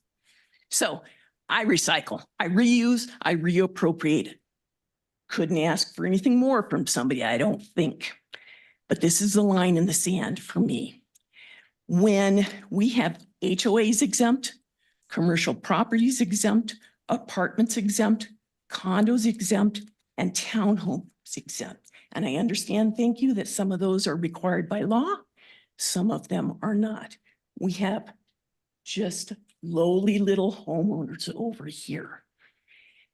30%. I can't physically walk to that other 70% and recycle enough trash, paper, anything to make up for that 70%. So you are absolutely punishing this 30% of the county for 70%. When you come back to me with a fair, equitable, and good policy, then we'll talk. But that's it for right now on that. I currently can choose my trash hauler. I currently can bundle or recycle. I can currently review my own bill. I can call and have questions of that provider. I can get credit for any missed pickups, and nobody's mentioned that one to me because I don't think you got enough staff for missed pickups to give me credit for. I only put my bin out when it's full, and I can opt out for free. So I had a question down here. What is the population you're exempting? And you told me that 70% of the county, city and county. Is the spring pickup going away if it's not provided by these folks? Don't know. Question there. So, is the spring cleanup going to only be for universal haulers? And like the water, you can put a lien on my house. I presume that this is on my utility bill, so there can be a lien if a woman that has multiple children that can't afford and goes past due on her bill and past due on her bill, and you're going to place a lien on her house? No, not right in any way, shape, or form, folks. Now,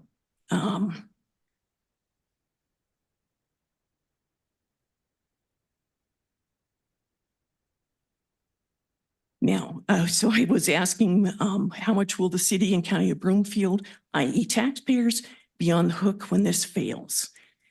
We're going to table that to the end. This isn't equitable in any way for larger families. 1050 times 12 is $126 a year. We've all looked at that. We're going to come back to that one too. I'm going to say hashtag no new taxes, hashtag no new fees, hashtag no liens placed on properties for moms and dads or anybody else that's going through hard times. Hashtag fiscal responsibility from you guys. No special interest programs. That was a hashtag in front of that one. And property taxes are up. We all know that. We went through that one. Water rates are up, up, up. Mile High Water gave you guys the perfect answer to that. And these guys caught it. Mile High Water gave you guys the perfect answer to a failed water system. We in Wilcox were part of that. And we in Wilcox voted to allow you to annex us into the county for water taps, which then allowed you to annex everything north of our subdivision. So you guys had the examples on that. Auto insurance is up 54%. Property insurance is up. Gas is up. Electricity up. 30% of the community cannot reduce, reuse, or frankly knock on enough doors. And I think this is a repeat, but it's important to say, please give me your recycle because we got to get it down, folks. Not enough education can even happen for that. This is not a thing on you, so don't take it that way. But this is actually an absolute asinine assumption for 30% to carry the weight of 70%. Absolutely asinine. You guys need to start doing tabletop reviews and bring in the community and really look at stuff, because City and County of Broomfield is a failed city and county, and that one's going to happen. If I have to, I'll start a homeowners association. I thought of this on the way over in the car. Think it's probably legal. We'll cut off the other 30% from you guys because this is not the right thing to do. Education and stuff is the other way to go on it. So thank you very much, folks. Thank you, Ms. Fletcher.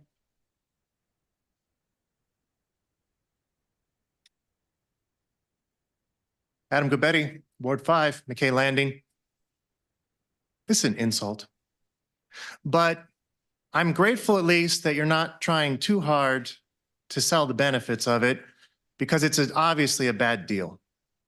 I mean, if it were such a good deal, you wouldn't need the opt-out fee. And if you really wanted to do this and you thought you had negotiated something in good faith that would be better for large chunks of the community, you would simply eliminate the opt-out fee and offer it as an option.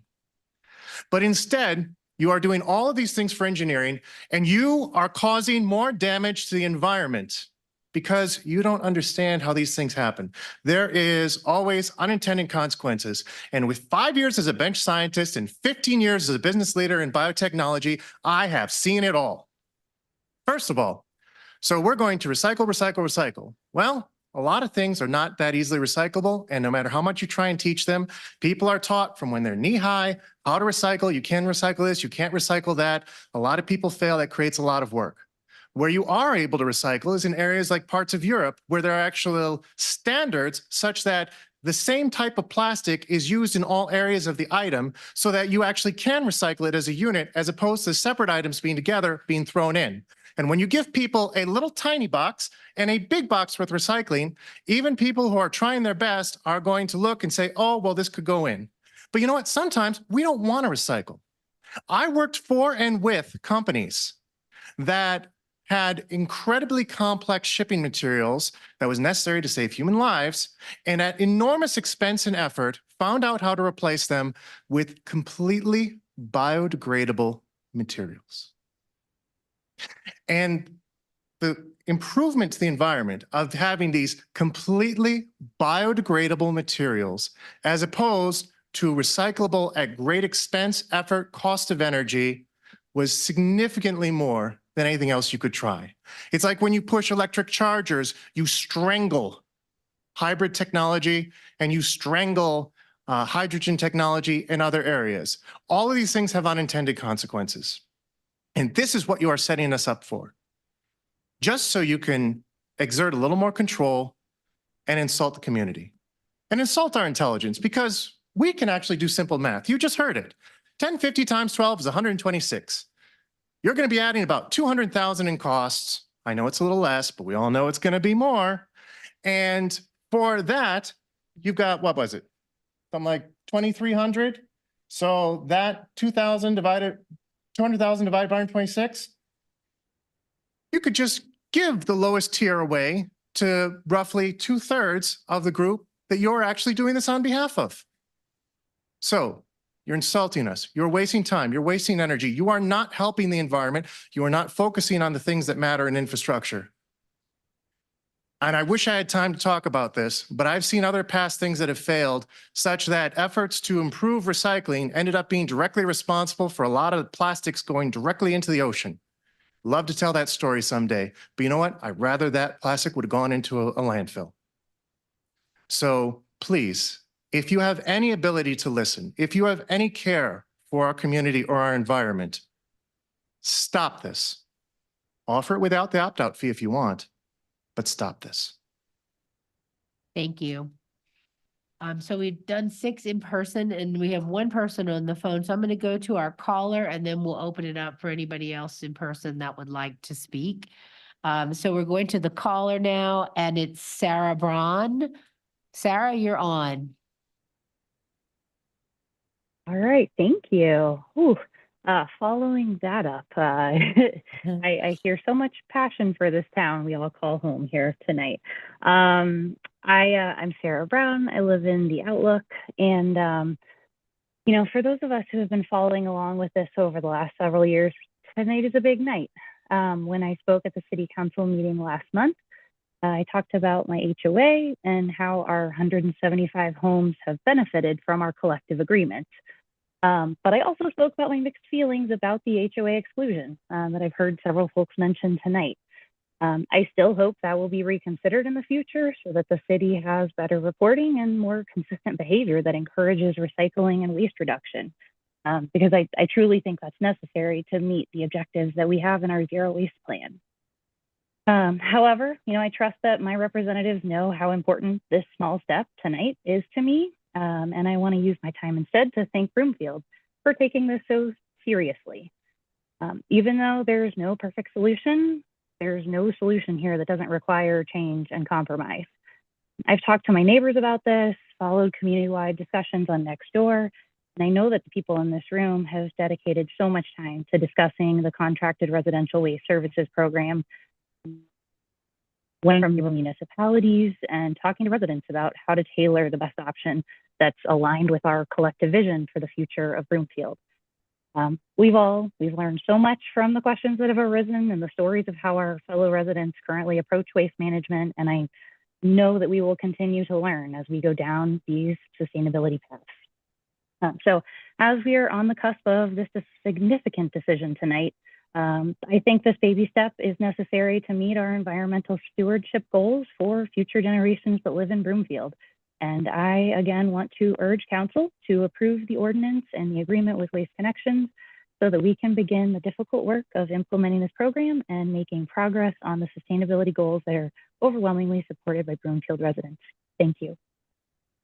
Right, thank you very much. Whoever else would like to speak, go ahead and line up at the podium. Remember, state your name and neighborhood for the record.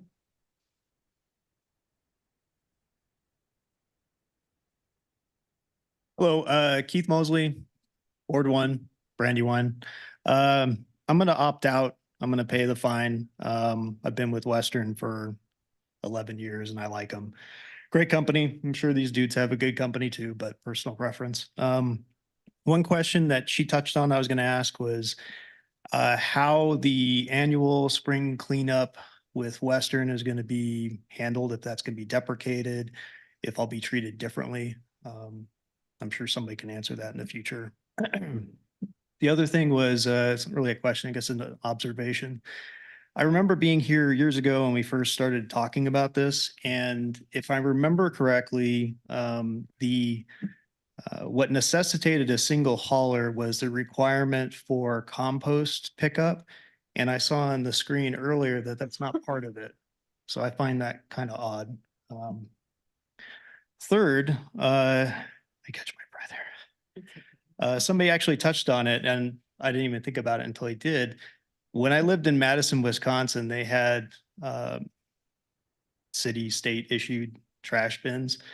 And we came from Colorado. We didn't really know what to do. So we accidentally threw away a 2-liter bottle in a trash bag.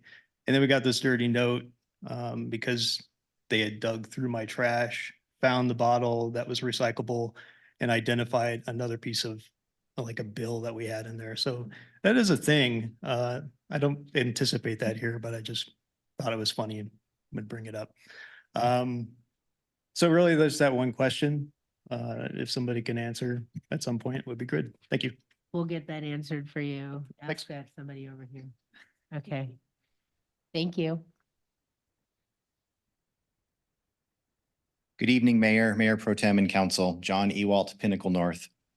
At the water rate forums, it's been extremely helpful that staff has engaged in a dialogue with the public and answered questions, fully answered questions. I really appreciated that, and I hope they've gotten as much out of it as I have. And to that point, quite a few questions have been asked tonight and through email. Hopefully all the public's questions will be answered, or at least an attempt made to answer. But I'm sure some will be missed or misinterpreted, as often happens, and some questions will change based on previous answers. Since this forum doesn't allow for clarification or follow-up from the public, Mayor, would you be open to holding a second round of questioning so the public can clarify or re-ask questions that may have been inadvertently missed? Yes. Thank you. And I look forward to having all of my emailed questions answered. Thank you.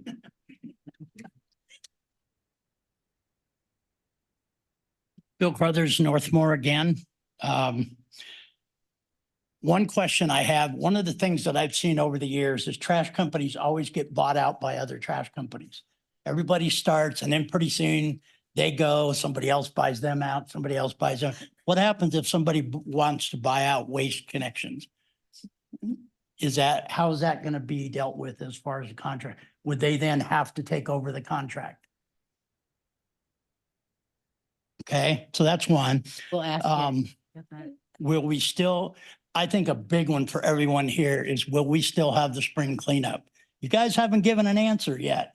You talk about it and you kind of schmooze about it, but you haven't answered the question. Is there going to If you be spring might- cleanup? Mr. Carruthers, I'm gonna let Allison Harvey step up and answer that for you. I asked her last week and I didn't get an answer. Okay, now you'll get one. You get an answer you liked. It's in the budget for 2025. We have money set aside for the spring cleanup and our plan is to try to proceed with that. It hinges on the ability to go out for bid and have someone who wants to do it. The last couple of years when we've bid on spring cleanup, the proposed costs that have come back have been quite a bit higher than what we actually budgeted for. So that's a conversation that will happen at the end of this, towards the end of this year. But right now, there are funds budgeted and it's our plan to move forward with that in 2025 if there's a hauler who steps forward to do it and the cost makes sense within what's budgeted. Thank you. Does that Thank you. answer it better though? Yep, I got it. Thank you. I'm a little confused. Do we have to recycle? Is that part of this, that if we don't recycle, we're gonna get punished? Because I don't recycle.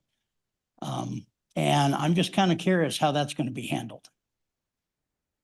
Nobody said exactly what happens if I don't put anything in my recycle bin. I'm gonna go out on a limb here and say no one can force you to recycle, Mr. Carruthers. Okay. All right. Nobody's gonna go through your trash. Yeah, Yeah. well, again, I would think I'd get money back for not recycling, but hey. Let me see. So did I hear that recycle will only be available with large containers? Is that true? If so, No. if you have a small container, you won't be able to recycle, or No, I didn't get that right? You get Okay. the full-size recycling can and you choose your can for the landfill. Okay, if this passes and I'm required to give my trash cans back to the company that I have now, I would think the city would pay for that because I'm not asking them to take it back because I want to give it back. I'm being forced to give it back. I don't want to have to pay a fee to give them back. So you guys can handle that, Right. okay? And last thing, 2 full-time employees, man, I wish I made the money that these people make. You're talking basically $160,000 a year for 2 full-time employees. One of those people is only going to be, you're only going to opt out once in a while. There's going to be some big opt-out at first. I understand that. But after that initial flood of opt-out, there's not going to be that much work for an $80,000 employee. Okay, so I don't see where you need 2 full-time employees at all. And the same thing, you talked about handling customer complaints. I would think that would be Waste Connections' job to handle complaints. I don't see why the city has to be involved in that. So there again, if you're lucky, I see maybe one person doing all of that stuff. So. It's a transition. I'm sorry? It's a transition. Initially, they'll need more people to get the program started, but it's not anticipated that it would remain that level. Okay. Well, thank you. That's all I had. Thank you, Mr. Carruthers. Mayor, Mayor Pro Tem, council members, city management. I'm James Engelbrecht, Ward 4. And I happen to be one of them salmon colored people in Allison's chart. First, I'd like to say that you might detect that my creed is freedom over force. And there are ways to accomplish what are worthy goals of folks like ACES, I guess. I requested that.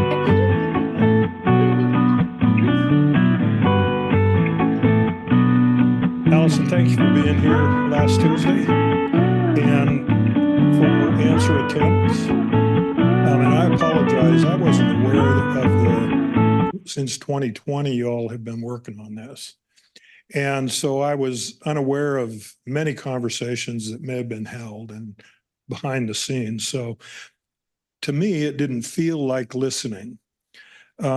First, example is when first and final reading go in 30 days.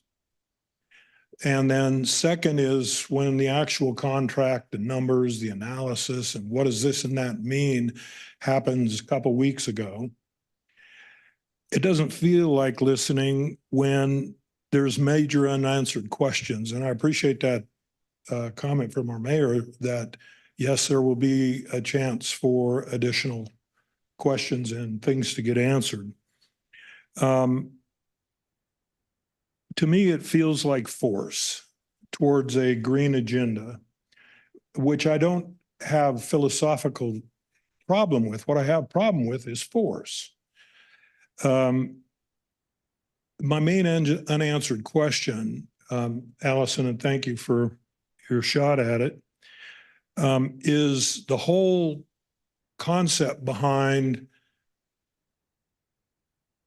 exempting a certain socioeconomic class and burdening the lower socioeconomic class with potential fines or fees or taxes, whatever you want to call it. Ancillary to that is, what is the average cost for an HOA person? And what is it for us? We had that revealed in the last couple of weeks. I'm not sure I have the full answer on who gets the opt-out fee and how that's spent, but I know that's not its purpose. Its purpose is force. Again, the disproportionate impact and picking on those who can't defend themselves, rolling them over and opting out or exempting the upper socioeconomic class because they have power, it feels wrong to me. Lastly, fiat monopolies. Granting yourself a fiat monopoly is a dangerous game, and I think you should reconsider. Slow down, if not my wish, which is stand down. Please reconsider. Thank you very much. Thank you. Good evening, Mayor and Council. My name is Carl Honegger. I live in the Westlake neighborhood, which actually would be covered by this ordinance. And I actually want to point out something that seems unrelated, but I think it's important to understand that the fishing derby, my kids have gone since my oldest was 6 years old. This year was the only year that they had no worms. And I think it's interesting because if you guys were focused on actually composting and getting kids involved in composting and the whole county of Broomfield focused on composting instead of focusing on this, you could probably actually address the issue of less landfill waste better, especially if you're going to spend $200,000 a year or so in the first year on just trying to implement this ordinance. Because what's nice is my kids, they're able to, with their composting, they know how to vermicompost. So they have those worms you can take fishing, and they get to really enjoy and understand how to improve their local environment. But unfortunately, what this is focused on is picking and choosing which trash provider in the area you want those of us who live in sometimes the poorer neighborhoods who aren't under an HOA. So I went ahead and called last year all the providers who could provide trash in Broomfield. I got a list of their cost for trash and then also recycling. Waste Connections actually was quoting me $21 a month, and their price in this is 40% higher than that. So of course they say that, well, recycling's free, but yeah, it's 40% higher than the price that I was quoted last year. And so if you really want to focus on improving the environment, on engaging with Broomfield, I would say drop this, spend that $200,000 a year, however you want, on like composting. You could give kids $100 a year if they send in a picture of them composting in Broomfield. Write them a check for $100. They'll spend that on candy, but they'll, compost the rest of their life. Like, you could really engage with the community. Instead, you've just pissed off a bunch of citizens. You're making it confusing. Like, you're going to have to have Waste Connections spend a lot of time explaining things, or you could instead engage with the community. So really table this, put it off for a year, spend the next year focus on how you could actually improve the local environment, get people to compost more. I know like there's an app, for example, that I think is really cool. Share waste. And so I can say to people, hey, like I have a large compost heap. I pay $400 for it from Costco. You can bring your compost over. I can put it in there. I can put it in my garden, vermicompost, et cetera. Whereas this is just top down. It's force over freedom, and it's not improving the environment. Thank you. Thank you. Hi, my name is Denise Welder. I'm from Ward 1. I'm against this for obvious reasons. But one of my questions is, why is it that we need 2 employees? My son-in-law owns a garbage company and they handle all their own issues. We don't need to spend $160,000 on 2 people. Plus, does that include their insurance and their 401k? Does that include that? Okay. So I'm against that. I also have this company and I pay more than my neighbor who lives right next door to me, and that's Terry Faust. And we're both Neighborhood Watch. So I'm 70, she's 70 plus. And she pays less than I do, and I live right next door to her. So why don't you do something about that for me? And then my other thing is, I think that we should all just opt out and this program will go over. I mean, it's just gone. If we all just opt out, everyone who's in that area, all of us opt out, and then it's done. We're done, right? Everyone opts out. Okay. And I think that's it. Oh, and by the way, in Ward 1, all of you people, when you go up for reelection, I have about 20 pounds to lose. So I'm going to walk the city and vote all of you out. I'm going to make sure that you're done. Thank you. Thank you, Ms. Peters. Would anyone else like to be heard on this topic? Please come on up, sir. Mike Martinez, 25-year resident of Broomfield, first filing, and then moved to Miramonte Farms 10 years later. I love the city of Broomfield. I had a choice at the time, 12 years ago, to move to a different city. I decided to stay in Broomfield. I love it here. What I don't like is government overreach. And I feel this program is entirely that. I have a choice right now. Okay? I can make a choice what I pay, who I pay it to. And for that choice, I get the best customer service I can. I get employees like my current trash hauler. When I broke my leg a few years back, he would come up the walk, grab my trash, bring it down the curb. Okay. I didn't pay a fee for that. Okay. I didn't pay an extra fee when I missed one day because I couldn't walk out there. And I had to call him back. They goes, no, come on back. We'll get it. Don't worry about it. That's the kind of customer service you get when you have free enterprise and free choice. Don't overreach, because my next choice, like Denise said, will be who I vote for next year. Thank you. Thank you very much. Would anyone else like to be heard? All right, so we're going to move on to questions from council next. Members should limit themselves to questions during this portion, and the time to introduce amendments and state positions for or against this item is later. Are there any questions from council? Councilmember Marsh Holshan. Thank you, Mayor. I just have a couple of questions for the hauler, actually.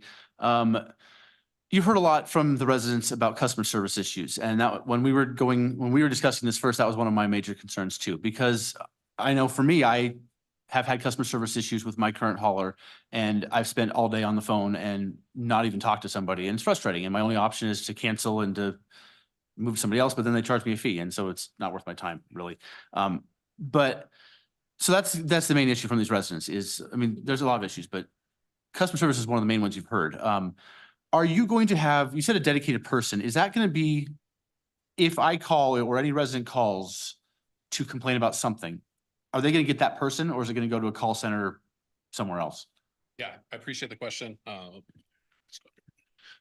Yeah, we have our local team here for the call center. If someone would call in and say, hey, I'm from Broomfield, I would like to speak with somebody regarding that, we would then transfer you over to that person. Now, there is going to be times in which that person may be on vacation. So we have our local team that would be able to answer those questions and be able to get your issue resolved. Okay, but it's all local. It's not gonna be somebody in some other location.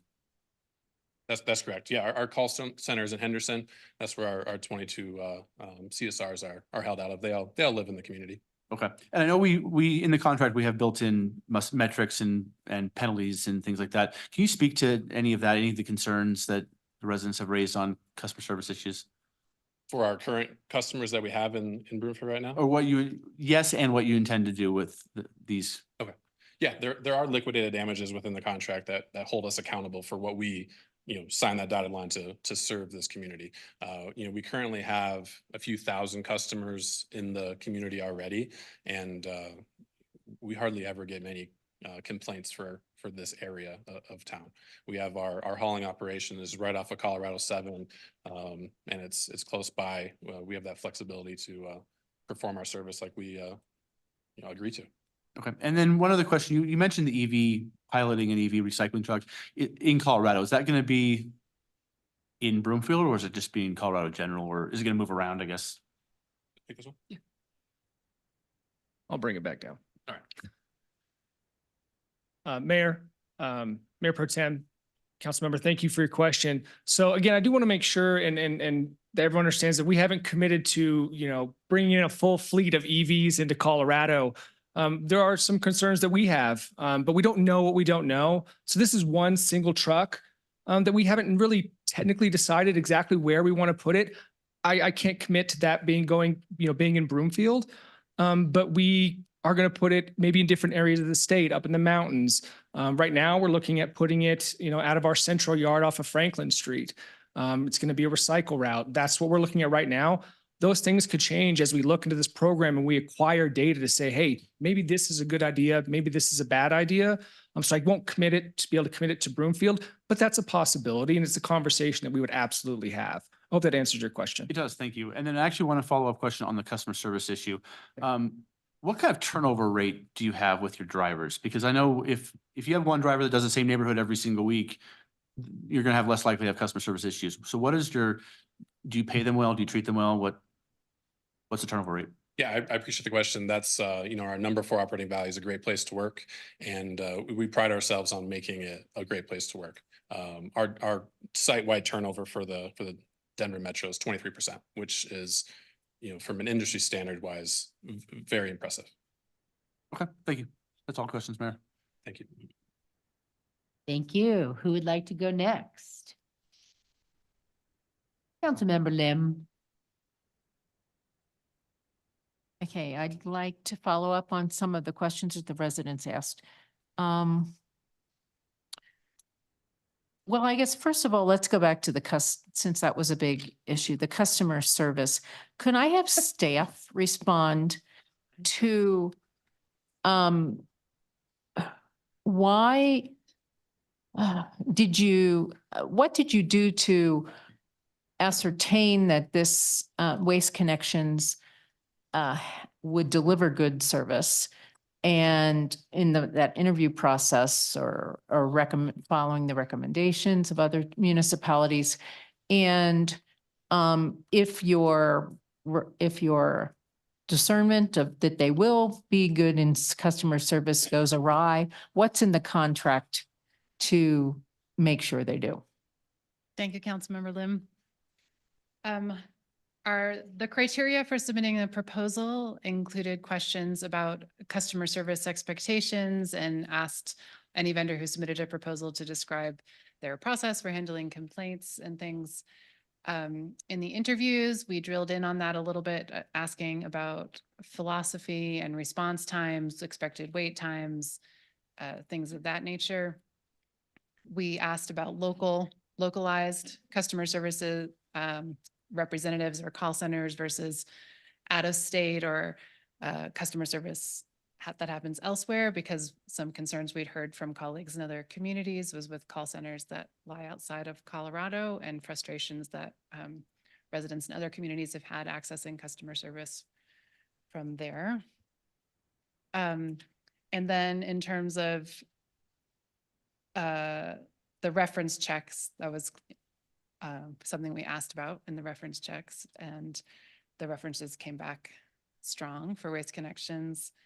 In terms of the contract, we have a series of liquidated damages, and that's, you know, a fancy legal word for we can impose some fines for if they're not performing to customer service levels that we have negotiated with them, and it has to do with complaints that go unresolved and missed collections, some of the most common customer complaints. And those are, I think, an escalating series of, I don't know if the attorney's office would like to weigh in, or am I doing all right on that? No, Allison, I think you're hitting on the head. There's different ways to do customer service, and we did it through a very direct liquidated damages chart that has a specific act and fines that range from $150 to, I think the largest one is $3,000 per load on a failure to deliver waste. Yeah. Thank you. This would be another staff's question. There's just a clarification on, was it the city that demanded an opt-out fee, or was it the hauler that demanded an opt-out fee? Good question. It was written into the request for proposals as discussed with council, as we considered universal waste collection as an option, that it's good best practice for getting the most participation, and also for helping the haulers to be able to estimate a reliable rate, and it factors into their pricing. So the opt-out fee, when we discussed the potential for doing this program back in the study session last April, we said we would not move forward without it if council wasn't comfortable with considering an opt-out fee, because it would affect the number of haulers willing to bid and the kind of pricing that was available if we couldn't guarantee a certain density of contracts in the city. And it was a best practice recommended to us and by the zero waste consultant that helped with the plan to set the opt-out fee equal to the small cart service. And other communities around also recommended that when you have that opt-out fee set lower, as they did in Arvada, you have a much lower opt-out rate, and then things get out of balance. So the recommendation was to make sure that the opt-out fee is at least equivalent to the small cart service. Okay, thank you. The opt-out fee goes on the utility bill. How will that be handled if the opt-out fee is not paid? There was a resident question about that.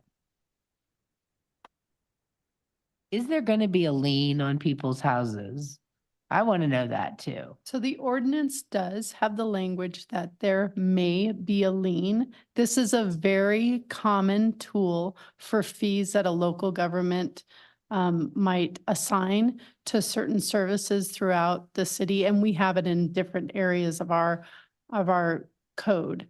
I will say that the practice is it's a very extreme remedy for somebody whose non-payment has gone so far in arrears that we have no other options for collection, and we've gotten nowhere with the property owner or the payee. But this ordinance, it's in, I can find the exact place, but there is a spot in the ordinance that allows there may be a lien on the property. And if council would like to remove that, that could be done by an amendment.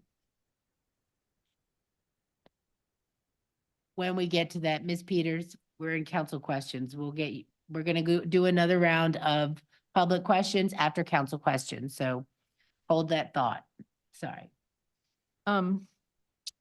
Is there anything that would allow the trash hauler to impose a penalty fee if someone misplaced their recycling in the wrong container? I think that was the general nature of the resident question. No, Okay, contract does not allow for that and the ordinance doesn't. okay. Can leaves go in the trash container? Yes. Thank you. Is there any restriction on the size of the bag that can be the extra bag that is charged the $3.50 fee? No. No, okay. Um,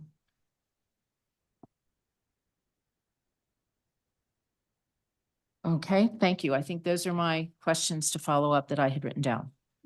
All right, thank you. And to my colleagues, I did miss a public comment person who joined us late on the phone. So I'm going to go back to the caller and give them a chance to be heard, and then we'll resume council questions. So Brandon Mock, you're on the phone.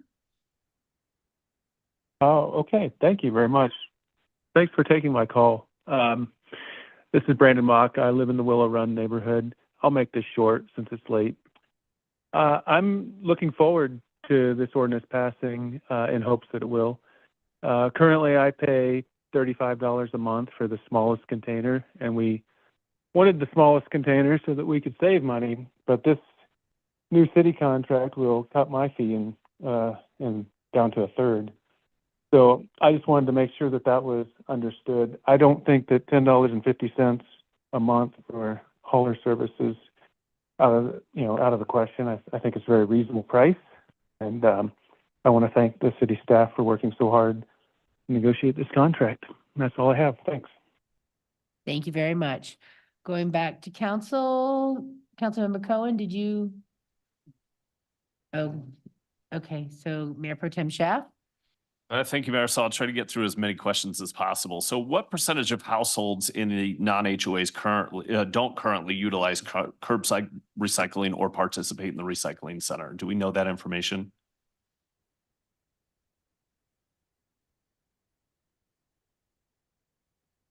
We don't have a precise estimate of that. And is the recycling currently free of charge for HOAs, or do they pay for that recycling service? Do we know that? We don't know that. We have a combined rate for those that contract for both. Perfect.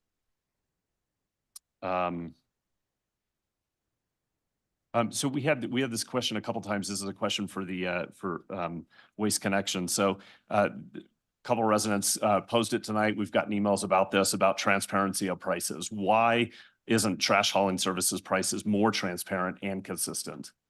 And I don't know if you can answer this for all trash haulers, but I'd love to hear the answer for Waste Connections. Yeah, thank you, Mayor Pro Tem, for the question. It's such a diverse customer base that it's tough to dial in an exact response to that. Similar to your cable bill. There's so many different prices that each person pay. Our starting rate we keep as consistent as we can, but with our industry, depending on where your home or your location is, the price can vary based on all of our costs to transport materials from home to somebody else. So it's such a diverse way to price in this industry that it'd be very difficult to give an exact response on why prices would be different. Okay, thank you for that answer. Question for staff. Thank you for your answer. Question for staff. Somebody asked about a larger acre property. Are those larger acre properties exempt from this, or are there any single family housing lots that are exempted from this contract? No. No.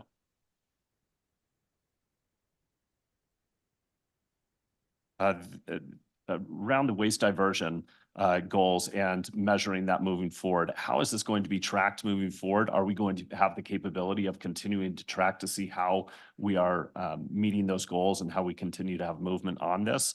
And the kind of part two of this question is that recycling actually going to end up in the landfill, or is this actually going to be recycled? And how are we going to see that? So if it goes into the recycle bin, does it count as recycled material? Or if it is not recyclable material and ends up going to the landfill, how do we count that?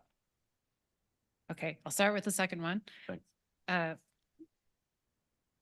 items that go in the recycling bin will be taken to the recycling center, to the materials recovery facility, the MRF, Materials Recovery Facility, as it gets late. And we've had conversations and written correspondence, and one of the reasons for choosing Waste Connections is our confidence as staff that the recyclables will be that in good faith effort to recycle. Items are recyclable when there's an end market to buy those materials, and that changes, it fluctuates. The market for different things is not always stable, but the single stream of materials gets taken to a recycling center where it gets sorted partially by robotics. You saw a picture of the arm. Sometimes, people aid in that as well. And then whatever materials that shouldn't have been in there, that should have gone to landfill, those get removed, and those do end up in landfill. Obviously, this MRF hasn't been built yet, so we can't say what proportion. We know from the Boulder County Recycling Center, only about 10% of the materials they receive ends up going to landfill. They're able to sell the rest on to be recycled. And most of that 10% are things that should not have been in the recycling bin anyway, like tires. So that was the question about, are the recyclables going to get recycled? Okay, and how are we going to track it? That was the first question. Correct.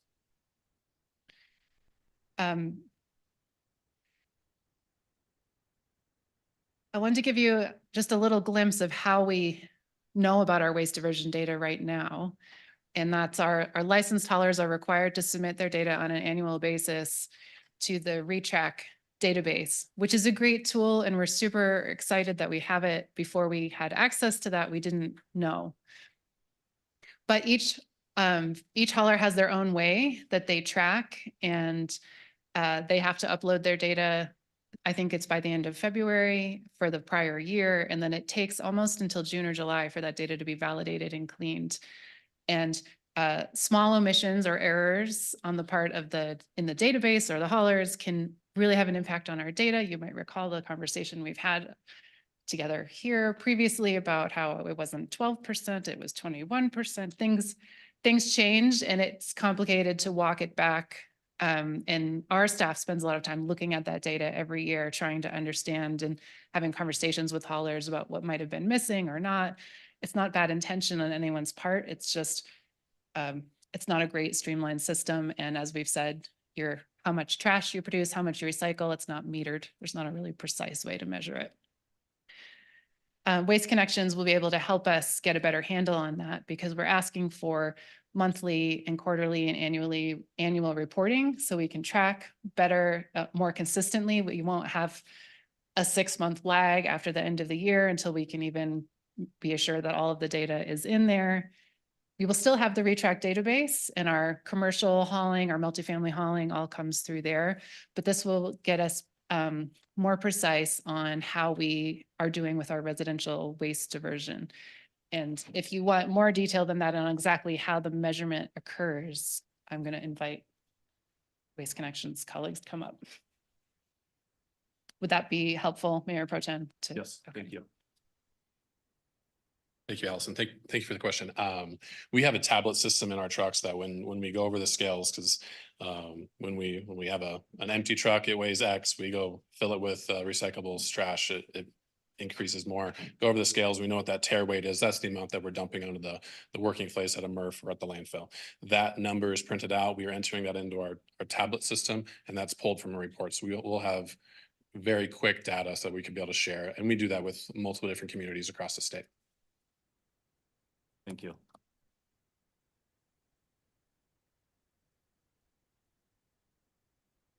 And I asked about this. Sorry, I'm just going through all my questions. I got a lot of notes. So with the, we don't really have data on our current recycling, right? Per kind of neighborhood or non-HOA versus HOA. So I mean, we have diversion goals and we understand the diversion, but not necessarily the recycling rates. Well, by households, yes, but the diversion rates are essentially our recycling rates. Okay. So we know overall community-wide, it's about 22%, and we have it split. We can look at it by residential sector and commercial sector in the database that I was just talking about with all those caveats. And it's about on par so we would say on average, I would say the recycling rate is about 22%. But what percentage of households have recycling services? That we don't know. In our survey that 900 folks responded to last year, I'm going to ask Garrett to pull up no, okay. People could give us a general idea of what services they had, but it wasn't enough numbers to be able to say with confidence a percentage of residents that are contracting for recycling services right now. That makes sense. Thank you. So this was a question, and I think that you can tell me if we got the answer to this. So if Waste Connections is bought out, what happens? Or if Waste Connections goes away, what happens? So if Waste Connections gets bought out, most likely that contract is absorbed by that new hauler that buys them out. I'm going to punt that to legal. So I will tell the public, I'm sorry, I just wanted to get a quick snack and to stretch my legs. We have the recording going in the conference room. So I heard your question. The contract says that there can be no assignment without the written consent of Broomfield. So if Waste Connections were going to try to merge or sell or transfer this, they cannot do that without our consent. And a lot of times the lack of that consent will stop that type of merger. But the most important thing is there can be no assignment unless Broomfield consents. Okay, that helps. So on the flip side, if Waste Connections goes away and there is no contract bought out, what happens then? So that's just a scenario where I think my best understanding of the scenario you're describing is they're just not there to provide service anymore. Then we revert to the situation we have now where everyone is responsible for contracting their own services unless council directs staff to do some kind of emergency solicitation to come up with another contract. Okay, thank you.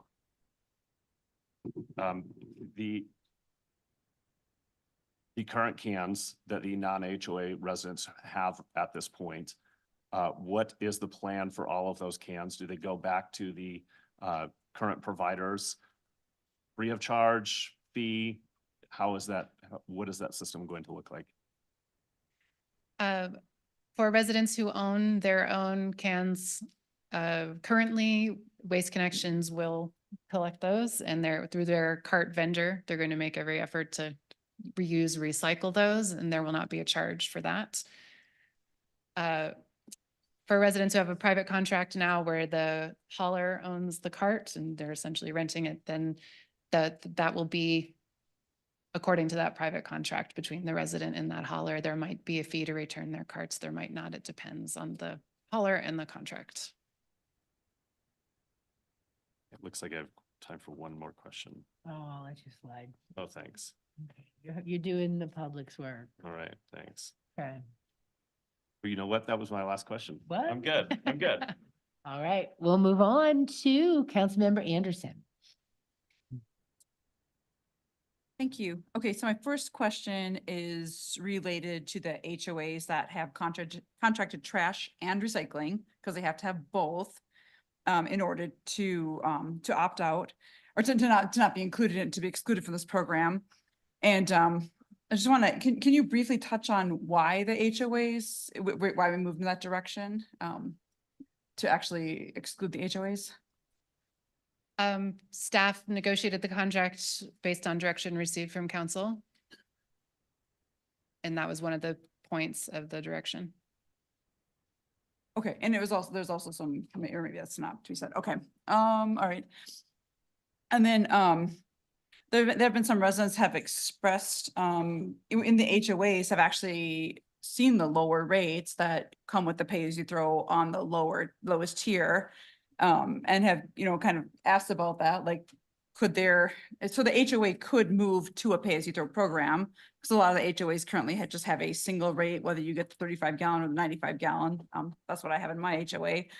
So the HOA could move in that direction, but if the HOA wanted on their own, but if the HOA wanted to join the city's program, do they have to do that before the start of the program, or can they do that at any point in time?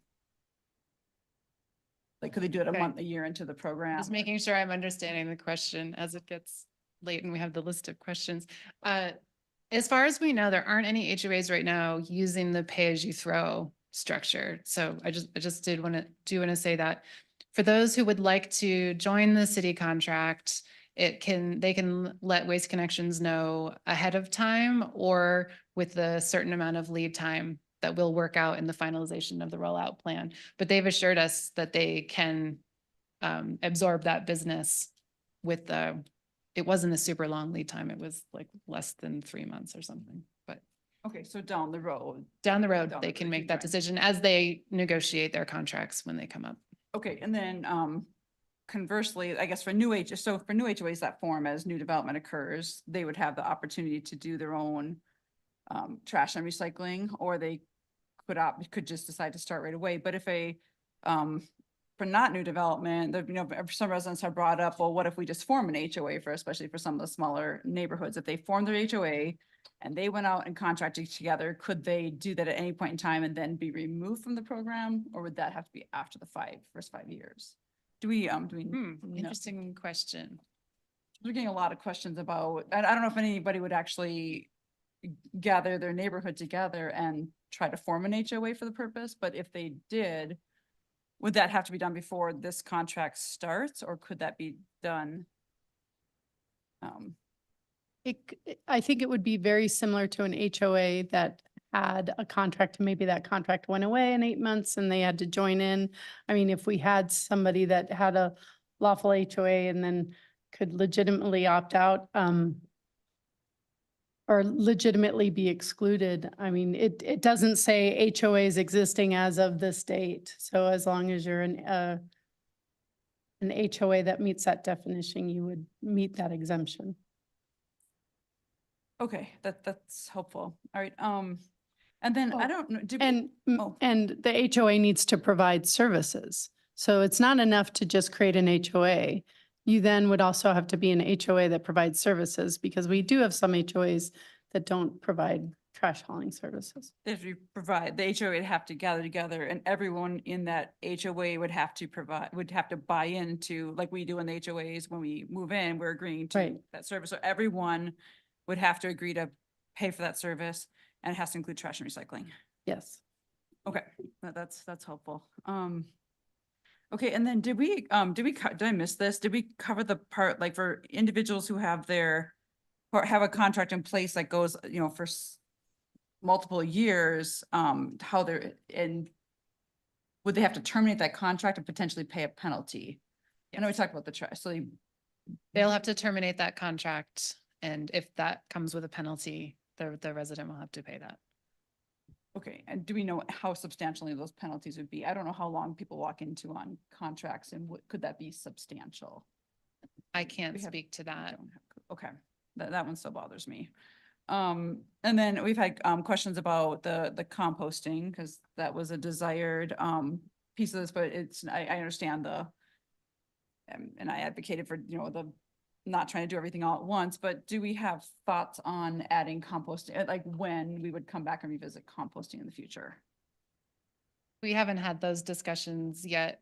I think we'll see how things go tonight, and from there we can look at the next phase of when it makes sense to roll that in. Okay, and then the last question, and I don't know if you can actually answer this one also, is this is a very valid concern that was raised, or a consideration that was raised, is if we have a significant number of residents who opt out, pay the fee, and then they continue on with their current hauler, we still have those, that one of the main goals was to get there's an awful lot of residents, and we hear this all the time from residents who say there's trucks on my road every single day of the week, there's trash every day of the week, and then it'd be less, but there would still be multiple trucks and trash on potentially every day of the week. So has there been any consideration from that? I mean, we'll see over time what really happens. But I don't know if you can answer that. The more people that opt out, the more trash trucks there will be. Okay. So Is that what you're asking? Yeah, and that's kind of like, we won't know until we get there just how Right. many, if we have a significant people that opt out and they continue on with their current services, we could be Correct. seeing multiple. What we know from other communities and from the industry in general is that if you set your opt-out fee equivalent to the small cart service, you get participation rates of 95 to 97% usually. Which is the reason for the opt-out fee being there. Okay, thank you so much. That is all my questions. All right, thank you very much. Councilmember Cohen. Thanks. I'll be quick. I think I have a few questions that haven't actually been asked yet, but the follow-up you mentioned of the other communities, we aren't the first to do this. Obviously, I know Denver has a municipal trash service. Golden has universal. Fort Collins just adopted. What other communities have adopted universal trash service? So Denver runs their own municipal trash service. I just want to make sure that's clear for folks. Denver and Loveland run their own. Golden, Arvada, Fort Collins, Louisville, Lafayette. I missed one. Boulder? Boulder does not run their own. They have an ordinance that requires all their haulers to be licensed. They have to use the pay-as-you-throw model. Thank you. And follow up on the conversation about HOAs, you know, one reason to exclude them is many of them have universal hauling contracts and pay less. So if we included them, they would have had to pay more if we forced them to. But I think a lot of them get lower cost because they have one size fits all, and there isn't. You can't get a smaller cart or a higher cart or pay less if you have less trash. It's just a flat fee, correct? Correct. Okay. And so if I followed the other question, if you wanted to form an HOA, you'd have to get a universal hauling contract or join the cities, correct? Yes. Okay. I think that's where we landed on that. Okay. And obviously to form an HOA, you have to have a lawyer because you have to establish the covenants, then you have to get insurance, and it's a whole rigmarole. Speaking as a former HOA president, it's not fun. I think that's all I have. Thank you. All right, thank you very much. Any other questions from council? Mayor, can I clarify on the lien? Of course, Ms. Rogers. And I apologize, I have staff here, so we have multiple conversations going. So the ordinance as drafted incorporates chapter 1312, not 1313, 1312, and it says the city can avail itself of any remedies that are in that section of the code. That section of the code allows for a lien. To the question that I heard from my ear, does that mean they could turn off water for non-payment? No, that provision in the code specifically says you can't turn off water. So that's how we get the lien in this ordinance. So thank you for that chance, Mayor. Oh, sorry. Thank you, Ms. Rogers. Councilmember Nguyen joined us remotely, so I was just coordinating his connection. So any other questions from council? Mayor Pro Tem Schaaf? Thank you, Mayor. I do have some more questions that I've been trying to make sure I have notes on. So a few more. Does the opt-out fee apply to all residents regardless of their current service or even lack of service? So would it apply to residents who don't currently contract for trash Correct. services? Yes. Okay. So looking at the cost multipliers, this may be a question for the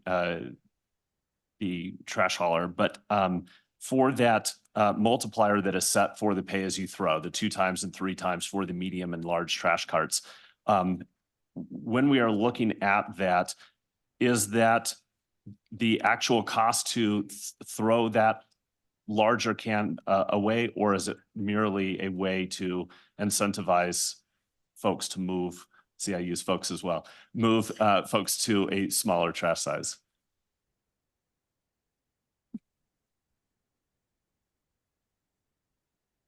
Thank you, Mayor Pro Tem, for that question. Yeah, the pay-as-you-throw model, that is, it very much incentivizes for the increase in sustainability and waste diversion. So it is very much an incentivization to recycle more and throw away less. Okay. And just I don't know if this is a hypothetical, but I guess it could become true.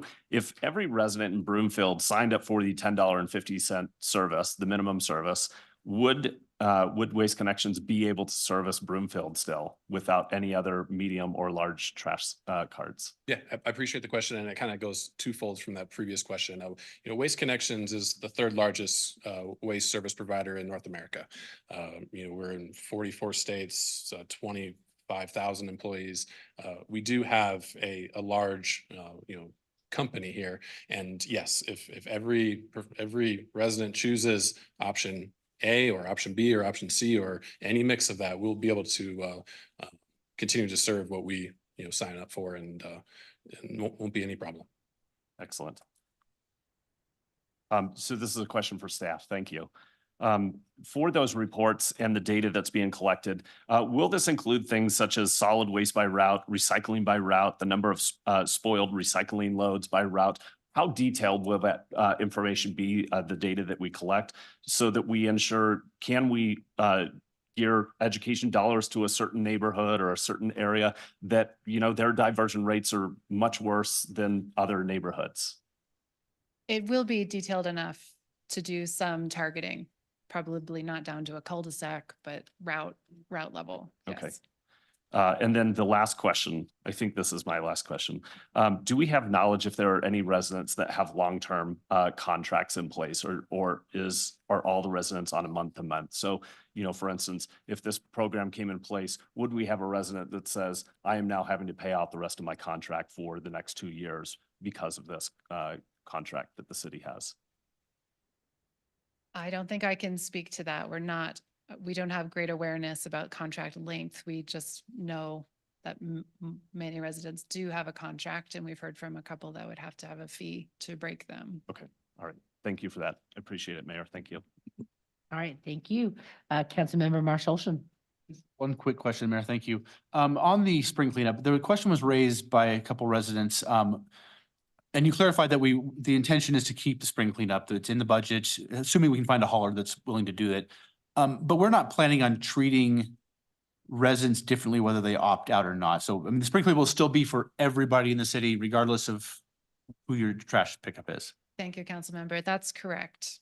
Spring cleanup will be for everyone. Okay, thank you. All right, thank you very much. Any other council member questions? All right, then, so as promised, I'm going to make an exception. We'll now take some time to get questions from the public for a second round as previously requested. I want to make sure your questions are heard and answered, but I also acknowledge that it's late and we're going to put in some guardrails. We have heard your public comment. This is time for additional questions, not additional public comment. This is a time for factual questions about the trash hauler ordinance and contract. If your question for council and their policy view on this item, please wait for the discussion portion to get their views. So let's go. Real-time answers. All right, great. Thank you, Mayor. Mhm. And I'm assuming this is still going to be like normal, where I ask my questions and then I wait for responses. And thank you to Mayor Pro Tem for hitting most of my questions. I had a whole bunch and he hit many of them at the end.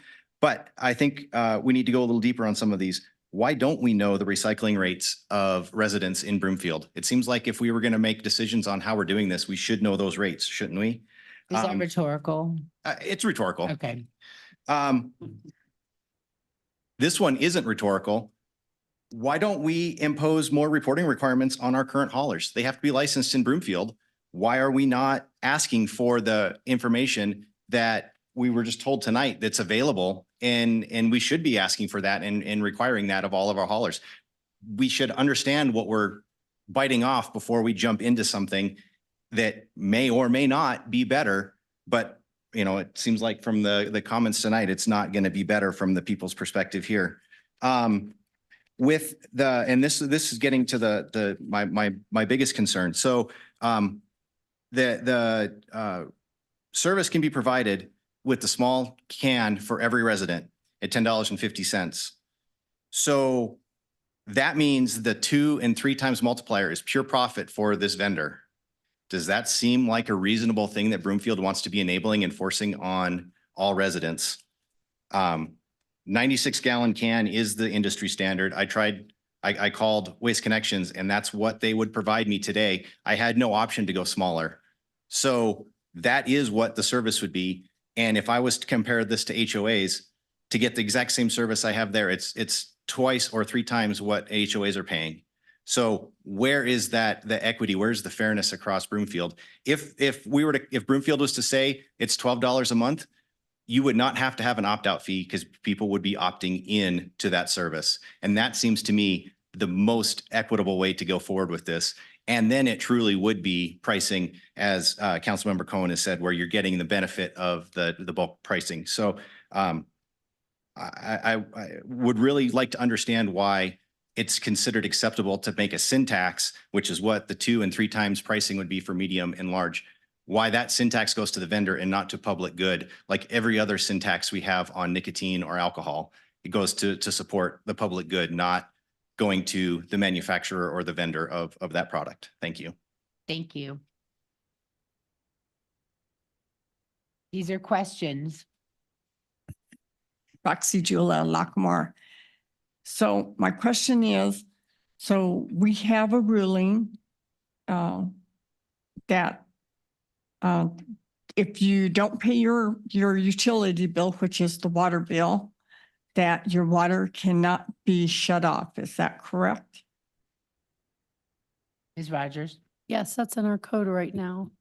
Okay, so then how long does it take for you not, how many months does it take for you not paying your water bill that the lien goes onto your house? Very dependent on the situation and the efforts that the homeowner has made to pay the outstanding debt. As in Broomfield, we have great customer service. We really do try to work with the residents before we would do something extreme like put a lien on the house. Okay. So then trying to make a point of disliking the charge, the residents don't have a choice. We don't have a choice right now that our water bill's going up. And now if we take the choice of not doing this trash thing, then that'll be another $10.50 on top of the water bill. That is already, in my case, it'll be almost triple. So then that will be even extra money. So there would be no way for the resident to show their disgust in what the city is doing to them. Is that correct? Because they'd have to pay their water bill. I'm not following. I think there's many ways that a person could show their disgust. That's really a policy question that you're asking, not really a factual one. Thank you. Okay, question 1, the web app that Waste Connection has, what are the data privacy policy? Are residents' personal information sold or provided to third parties? And what's the opt-out? Second question, I'm hearing that there's data collected on residents. I'm not sure how granular that is, if it's aggregated and anonymized, if it's somehow collected, a metric collected on individual residents. We have rights under the Colorado Privacy Act, and I'm curious how granular those are with the company. That's it. Who would like to address that privacy policy? Thank you. Thank you for your question. I can't get into the specifics because I'm not quite sure on how the inner workings of the app work. I'm a simple garbage man. The app, though, however, doesn't take any information other than you put your address in and it tells you when your service day is, or you put your address in and you can request a bulk pickup, and then you put a number that then our customer service team would reach out and make sure that gets addressed. But there's not any personal information in there. Anyone can download that app and use the Waste Wizard. It's Waste Connect on the App Store. So anyone can use it and start asking it questions. You don't have to be a customer of ours to do so. All right. Thank you. Ms. Harvey, did you want to add something? That answers the privacy question about the app. In terms of the waste diversion data that's collected in terms of volume, it's not house by house, it's more by route. So there's not, no one saying this house gave us 3 pounds of trash and that house gave us 27 pounds. It's more of a neighborhood and a route issue. Thank you, Ms. Harvey. Some questions on logistics and forecasts. So if the penalty is such that you might as well get the lower end of the service, which is the small trash and the large recycling, and there is no penalty for putting trash into the recycling, and there is a magic AI arm that is going to automatically separate the trash and the recycling, which, boy, that's better than any AI I ever worked with, and I've worked with many. How confident are you in the magic AI arm? And given that some residents are looking to show their disgust and all the incentives that we've already discussed, what do you expect will happen? No, let someone else take that one.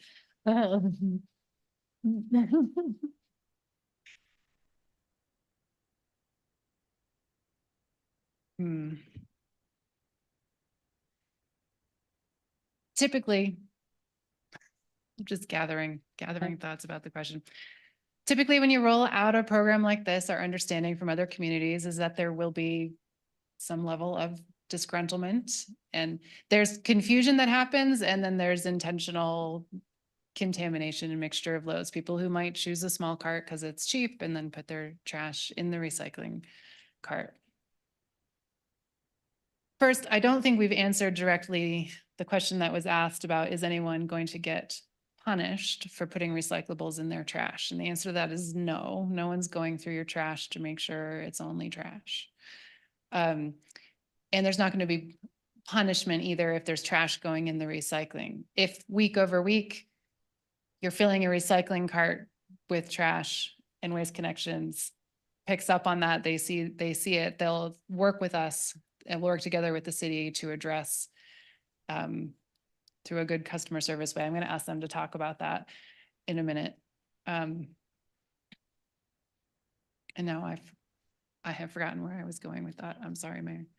It was about the AI. The AI, yes. AI Okay. arm, yeah. So it is actually pretty accurate the way they train them in terms of identifying certain materials. There's certain materials it struggles with, but I'm going to ask Barrett to speak to that more. Then why have humans separate? So the question was, why have humans separated at all? Yes. So that is exactly what we'd be getting away from. Typically, a human hand sorter in a typical material recovery facility does about 30 to 40 picks per minute off of a line. The AI robots that we've deployed successfully across the country, over 50 across the country, do about 70 to 90 picks per minute off of a line. So we're getting better, right? Why have And now separated we're not having, so in into the recycle and the trash? because those materials are going to be one more truck, one more truck, one more truck, one more truck to do source separated recycling. But it's all going to be sorted by the AI. Correct. And so we also have the infrared optical sorters that support that facility as well, that can start at about 500 picks per minute off of a line, and then can become as efficient of up to 1,000 picks per minute off of a line. And so Quick question, is that like what EcoCycle does with the single stream sorters? I won't speak for their facility, but I do believe that they do have optical sorters or robots of some kind integrated into their facility. Ours would just be entirely of that. Okay, Yeah. thanks. Did that answer your question?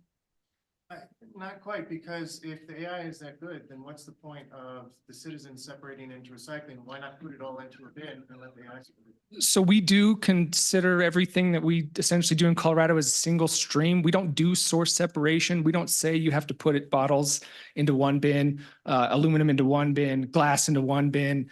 Maybe let's do plastic fives in this bin. We don't do that. We do call it single stream. Trash and recycling. Why not just put it all into a single bin? There's a reason that 96 is standard for efficiency and everything, and let it be sorted at the end. So what you'll see is if you have your trash and you have your recycling, If we took all the trash and recycling together and sent it to a facility, we then have to separate the trash out and then haul it a second time when we could have just taken the trash from the curb straight to the landfill. If we do all together, then we got to send it to a recycling facility and we're going to maximize that. We're going to need bigger facilities. And then we're going to have to separate that residual out, send it to the landfill. So it's going to cost even more. The entire system will grow in cost exponentially if we do that. Right, thank you. Mr. Fernandez? Yeah, so I think I have two questions. One is from a measurement point of view, we're talking about the recycling and diversion rate. You hear 2 to 4%, that seems low, but what happens if that diversion rate's not hit? That's my first question. Does that mean that, I don't know, is it a case where Waste Connections could come and say, hey, we're not offering a 96 gallon receptacle anymore. You've got to go down. My question is, from an option point of view, what is a enforcement for that? My second question is, I know we're being a little bit glib about it as far as punishing residents. Is there anything within the contract or within the ordinance that stops the city and county of Broomfield, depending on what the policy decision is, to put an ordinance in place to say we will punish you for not diverting? Ms. Harvey?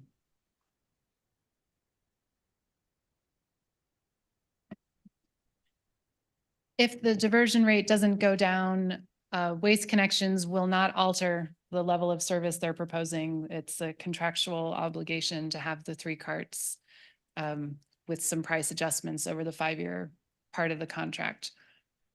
There's a lot of variables that go into our community-wide waste diversion rates, including what feeds the denominator, what happens in the business sector when, based on what happens with the rates, we would look at multiple variables. And if our residential diversion rates aren't responding the way that we anticipate they will from this program, then we make adjustments that would have to be negotiated. And then the second question is a separate policy matter that is not on the table tonight. That's fair. Thank you.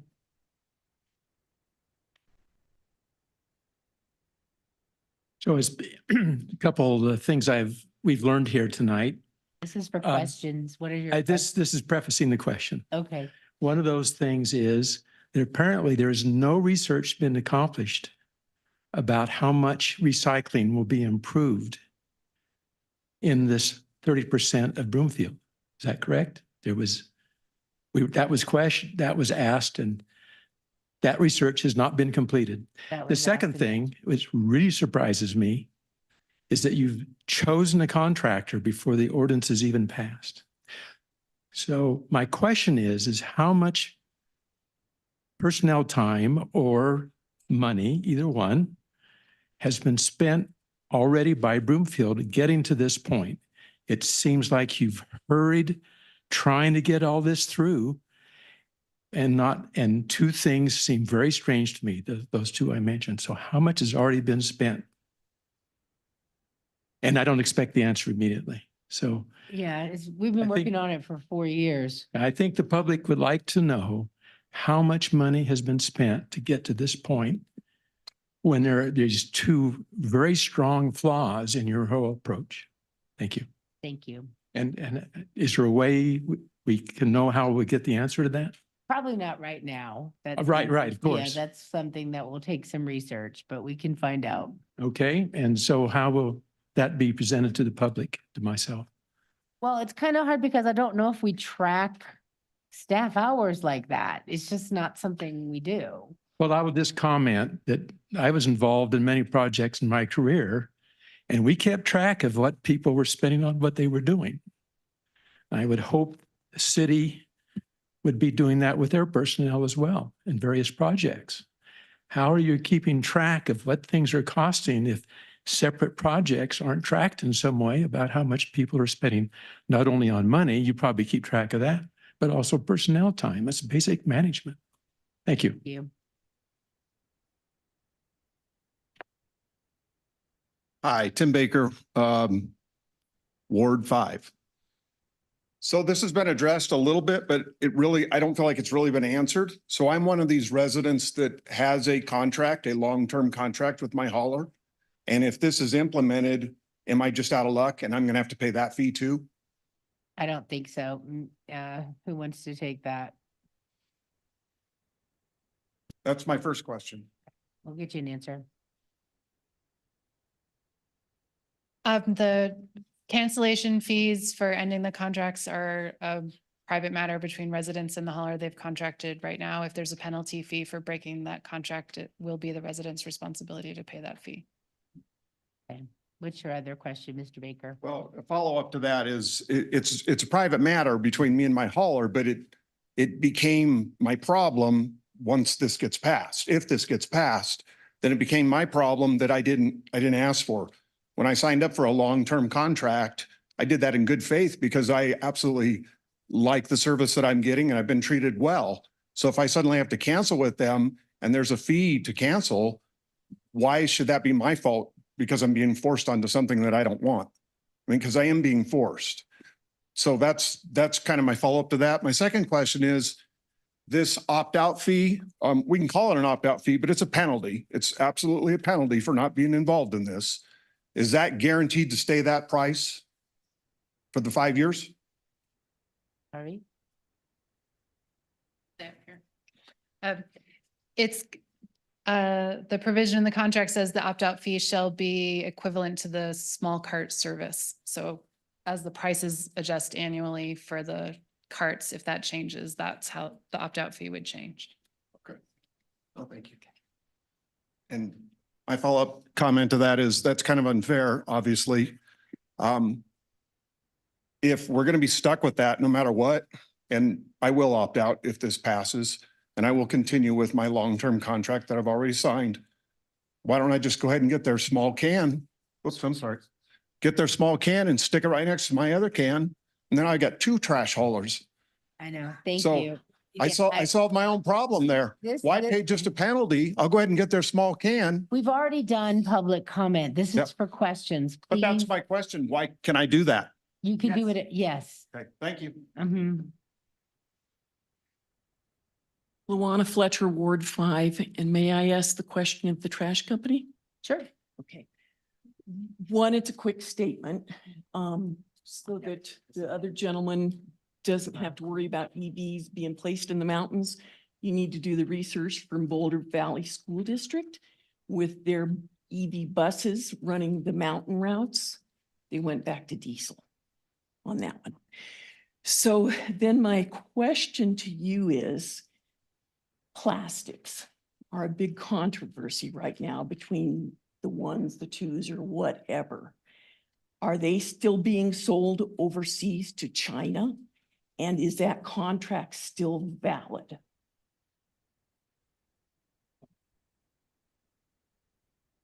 Yes, of course. So I do just want to state that, I'm sorry, I'm kind of talking to everyone. That's all this. I don't remember exactly where they're going, but in 2019 was when China completely shut us off. So nothing has been going, at least that I'm aware of, to China from us or from anyone since that China sword that took place in 2019. A lot of our material is actually sold domestically, but again, we don't have a MRF yet here. And I know that that's a big push for the future, right? Is to not rely outside. And so there are some, but as far as your question is that I'm aware of, none are going to China currently. All right. Thank you. Next, we I have a have one- hard stop at 11. Okay. So let's just questions only. I regret this. Sorry. Thank you, Mayor, for allowing for a second questions. I will be brief. I have 3 questions. I'll just state them real quick. These are lifted from my March of 2023 questions that I wrote up of the, I have 25 questions in that base, 17 of which were submitted in the Broomfield Voice. I'll have to go back and look at the responses based on that, but So they are. the baseline information should be available. And I think that is one of the first questions I had asked in that of the current licensed haulers in Broomfield. I think that question was answered already, that it basically is not. My second question, if recycling volume increases likely to these areas that could cause a health and safety issue. We've experienced in 2017, in June of 2017, a major fire down by the refinery in Commerce City of a waste recycling, and that burned up a lot of recycling materials. And we had one just recently. I don't know the exact date on that, but that is a concern where all these materials are going to go and What be is your sorted. My question? question is, all the materials are being sorted and segregated. Where are those materials going? Are they going to the landfill site? Are they going to the Broomfields, or not the Broomfield? There's a Boulder facility I'm aware of. There's a Commerce facility I'm aware of. And then who controls that health and safety? Any guy? Thank you.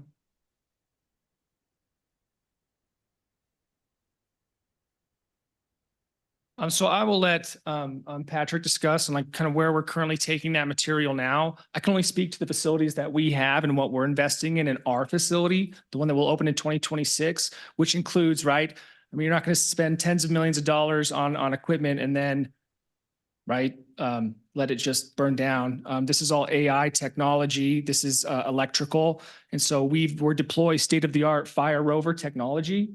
That's included, right? I mean, usually typically when you get your permits, you need to have, the fire department sign off on, hey, this is the type of, fire suppression that you need from a water standpoint. We use a sophisticated foam to protect that investment on technology and to get those fires out fast. And it has infrared technology that identifies those fires and puts them out immediately. Some they can kind of do it by themselves, but there's a lot that we have deployed across the country, but there's someone there 24/7 looking for fires in our facilities. Now, what it really comes down to is, right, a lot of the times these are lithium batteries. Education and outreach is imperative, right, to ensure that these lithium ion batteries are being recycled properly and not going to our landfills or facilities. But it's an absolute genuine concern. And that's what we're deploying in our facilities across the country to combat that. All right, thank you. Next. Just questions, please. My question is, that's not going to be deployed until 2026. So we're going to have a year with that issue, potentially, right? Yes. So we currently take this material to third-party facilities, and I am not at the liberty to speak for them. Thank you. Next. My other question is, I've recently learned that people have tried to call to see if they could get the smaller trash can through Waste Connection, which would be the $10 and something. But there are none of the smaller containers available. They only have the 96, the largest one available. Right. So then are people, if they ask for the smaller one and they get the bigger one, are they going to be charged for the larger one? Okay. Go for it. Yeah, real quick. Thanks for the question. Throughout this process, if this would proceed, the community has the ability to pick which container they have. That's what's going to have our ordering in what containers we'll purchase. All right, thank you. Last one. I'll make it quick, I promise. Thank you. Why haven't I heard a complete, honest, comprehensive answer as to why some are more equal than others in this whole conversation? I did hear some talking around it, and in the sidebars I've had with council members and others, I don't have the question answered. What is the answer to that? Are you Why? talking about why HOAs are exempt? HOAs and a Because they lot of already have a others. single hauler Yes. contract. They already have a single hauler contract. They don't have multiple trash haulers going through HOA neighborhoods. I live in one, you're mandated to use the service that your HOA says, and you have to pay the price they say. So we get no choice. But we already have one truck coming through, only one service. So 1 minute that's for the equity rebuttal. piece. Thank Thank you. you. All right. We are going to move on now. It's 11 PM almost. Per our council rules, all meetings shall be adjourned by 11 PM and any pending items shall be continued to the next scheduled meeting. However, council may, by a majority vote of those present, vote to extend the meeting. Is there a motion to extend the meeting for the vote? Councilmember Marsh Holston. Thank you, Mayor. I move to extend the meeting. Thank you. Is there a second? Councilmember Lim. Second. Thank you. Council, please cast your vote electronically. And what? Oh, sorry. No, my bad. What do you, On extending the rule. uh, Just extend the meeting. Who do a vote on agenda link? It might be faster, Mayor, to just do it by hands. okay, I've got a little card for that. Can you do the roll? You got it? Okay, so, and we have Councilmember Nguyen joining us. So all in favor of extending the meeting for the vote? Please say aye. Aye. Any opposed? That passes unanimously. Okay, so do we have to discuss extending the meeting for the vote? Sorry, that was. Yay. Okay. Then, there being no further comments or questions, the public hearing is closed. This is the time for the deliberations among council. There'll be no further public comment or public questions. This item has two matters. First is council's consideration of proposed ordinance number 2242. Will the clerk please read the proposed ordinance by title? Ordinance number 2242, amending certain sections of Title 8, Chapter 4 of the Broomfield Municipal Code to implement city contracted waste collection services. Thank you. Is there a motion to approve the ordinance on second and final reading and ordered published in full? Councilmember Marsh Holston. So moved. Thank you. Is there a second? Councilmember Delgadillo. Second. Thank you. Is there any discussion? Councilmember Lim? I have I would like to introduce an amendment to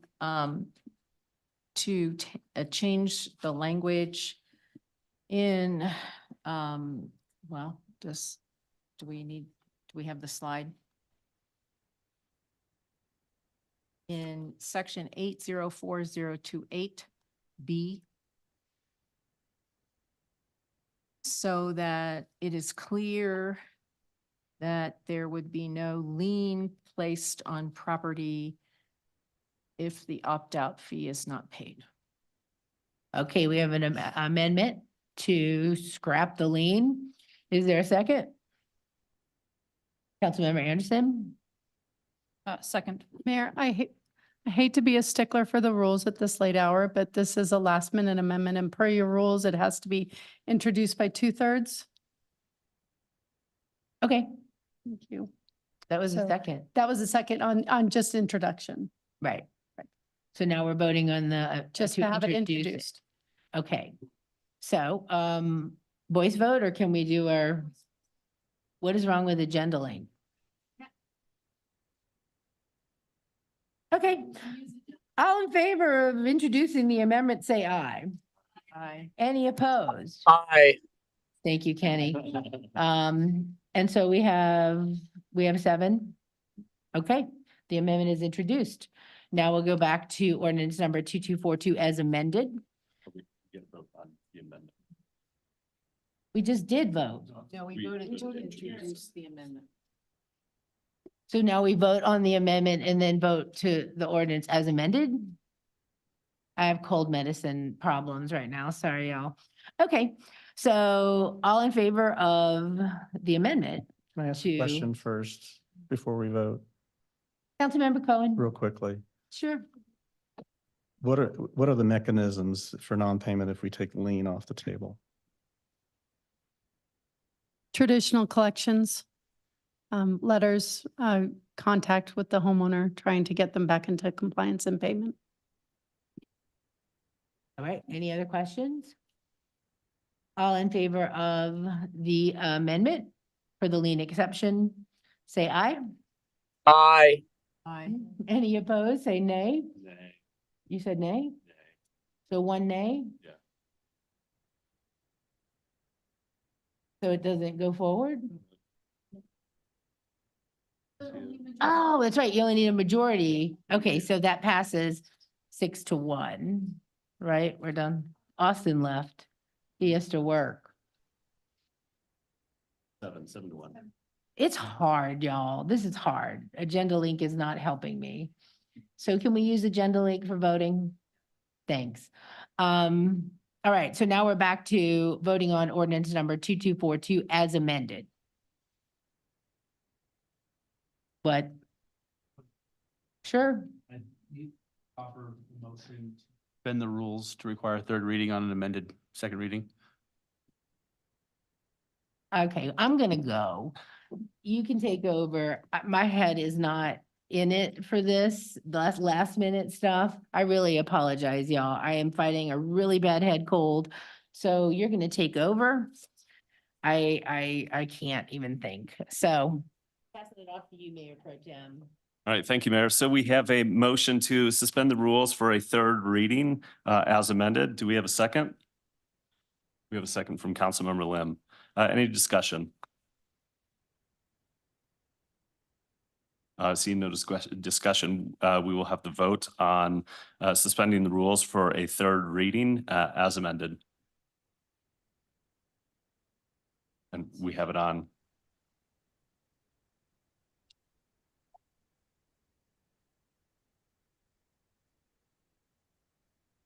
And Councilmember Nguyen, how do you vote? I vote yes. Councilmember votes yes. Councilmember Ward is gone. And so that passes 6-2. And is that enough for our council rules to suspend those? Majority, okay. I shouldn't, if you give me a minute, I'll. Can we continue with the discussion Yes, on please do. the amended ordinance? Councilmember Marshallson. Thank you, Mayor Pro Tem. I want to thank everybody for coming out tonight. This is obviously a very controversial discussion, and I appreciate everybody staying to this late hour and giving your thoughts and feedback. This is not something we take lightly. It is a big step. It is a big change for a lot of people. It is, it is, but it's not unprecedented. This is something that a lot of communities in Colorado have done. I grew up in Spokane, Washington, and we had municipal trash service as, it was provided by the city. I lived in DC for law school. We had service lived by the city. It's not unprecedented that it's a municipal service. And so where I come down on it is trash is a utility, just like electricity, just like water. It is essential service. You cannot have health and safety without having good trash service. People will get sick if you don't pick up the trash. It's a utility. I understand the arguments on the free market. I don't agree in this case because it's a service that there are externalities that the free market does not attribute it to. It has environmental impacts. It has road damage. This free market does not take into those things into account, the pollution, and the free market does not provide the service efficiently. We have residents. I use one particular hauler right now. I pay $39 a month for a 96-gallon can. Another council member uses the same service for the same company, pays over $50 a month. It is just not efficient in that regard. If I have a problem with my customer service, my option are to complain into the wind for that hauler and nothing will happen. This gives the power of the city behind the customer service complaints. It's not an efficient free market. There's too many issues with it, and the pollution and the road damage are kind of the top two, and the diversion, the top two things in my mind. The road damage is important. And yes, there are other trucks going up and down the road. I acknowledge that. I was at an NLC, National League of Cities conference, and there was actually communities that were in urban environments. I'm not advocating for this, but there are communities talking about doing neighborhood delivery hubs for that very purpose of keeping large vehicles off the road. It doesn't work in single family residential like we have, but there are communities grappling with that. So I do think that, it is important. Every trash truck is a cumulative impact. Every trash truck is one more truck on the road that causes damage. So I am supporting this tonight. I know it is change. I understand that people will be upset. Some people will be upset. I do believe the community supports this. If you look at the surveys that we had, surveys that we've done, the elections that we've had, every single council member that's won election in the last 6 years has ran on a platform of sustainability. That tells me the community wants programs such as this. I understand not everybody wants that, and I fully acknowledge that, but our job is to represent everybody, and I am supporting this tonight. Thank you, Mayor Pro Tem. Thank you, Councilmember Cohen. Councilmember Marshall. Are there any other council member comments? All right, I will deliver mine because I have the microphone now. I got to say this because I've been asked. I don't live in an HOA. I live in a single family home. I pay about the same rates currently for my trash hauler as I would under this contract. My issues with the ordinance are the opt-out fee. This continues to cause me a lot of conflicts. I understand why the waste hauler would need this opt-out fee, but this is a monthly fee someone would have to pay for to not use this service. For many people, they won't be opting out, but for the reasons known and unknown, they may opt out. In the end, I get the reason for the opt-out fee. I just don't like it. Exempting HOAs. There are going to be standards placed for waste hauling in non-HOA residents, but yet these same standards should be applied to the HOA residents as well. If it's fair enough for the non-HOAs residents, it should be in place for those HOA residents as well. The FTEs needed for this contract, this more goes to the contract as opposed to the ordinance, but even the ordinance, I do have an issue with spending 2 FTEs for this program versus the other needs that we have within the city. I think there are other ways that we could achieve these goals for this ordinance and diversion goals. Transparent trash hauling pricing from a resident that spoke this last meeting. They said that they have negotiated, but they don't know if the price they're paying is too much or too little. They don't know. And so it could be possible that one way that we could do this would be through transparent trash hauling pricing through an ordinance like that. The other piece is doing volume-based pricing for all trash haulers and all residents within Broomfield. So I do not support this ordinance tonight. As I said, for the first reading, I was on the fence, but I do not support it for second reading. That's all the comments I have. Councilmember Cohen. Thank you, Mayor Tim. I was slow to respond to your question. We've talked about the bottom line all night long, so I don't want to rehash all that, but I wanted just to talk briefly about philosophically why we're here. And it goes back to the whole sustainability goals, in which, and this council has been pretty adamant about trying to prepare this community for a more sustainable future.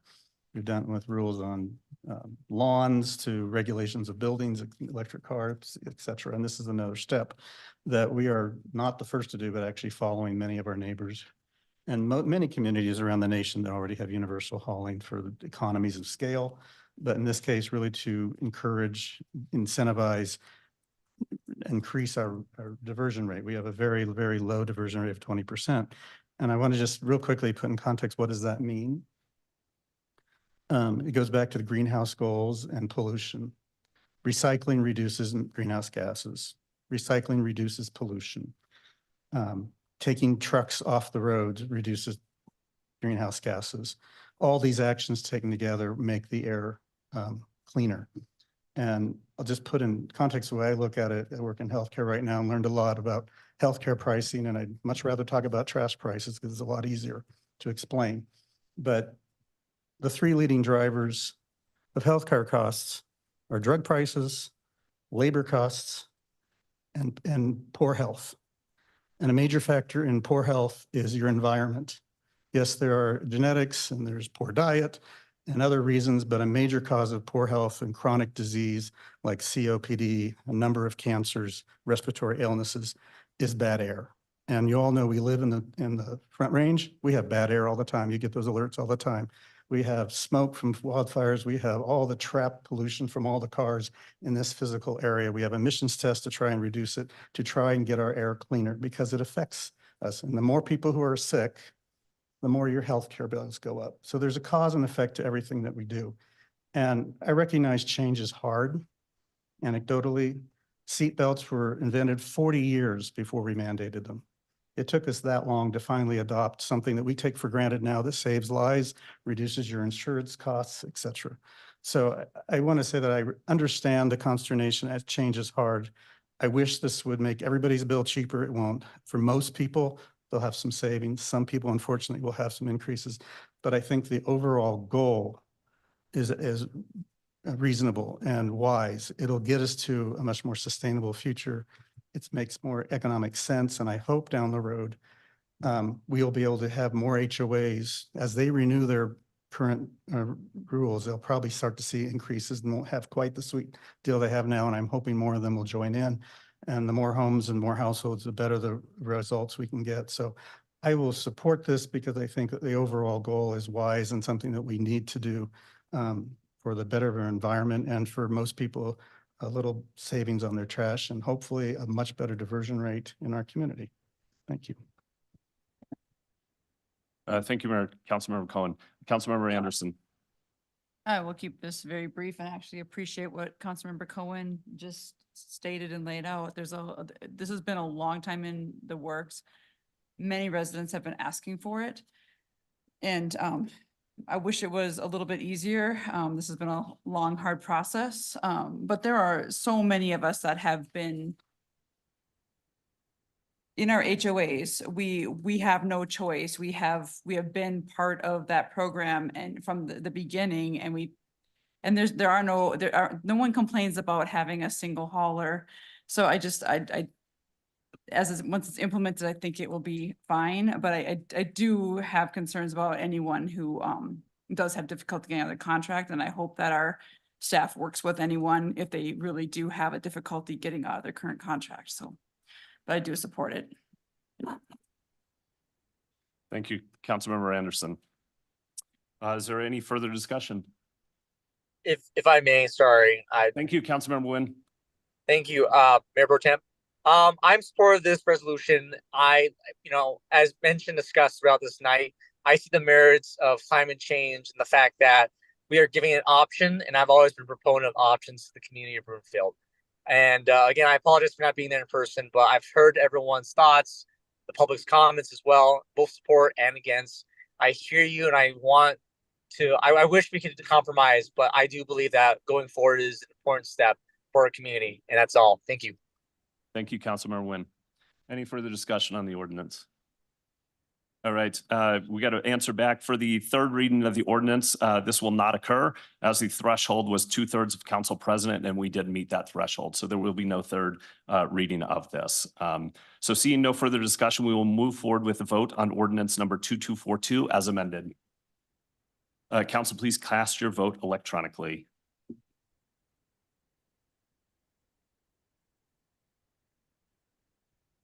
Councilmember Nguyen, how do you vote?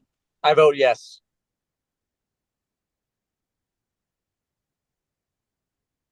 And all council members have entered their vote. The results will now be displayed on the screen. That passes on second and final reading, 7-1.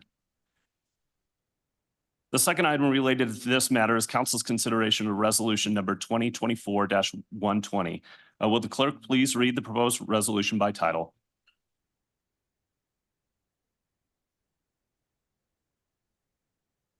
Resolution number 2024-120, approving an agreement with Waste Connections of Colorado, Inc. for Broomfield City Contracted Residential Waste Collection Services Program. Is there a motion to approve the resolution? Councilmember Marshall. So moved. Is there a second? Councilmember Delgadillo. Second. Is there any discussion?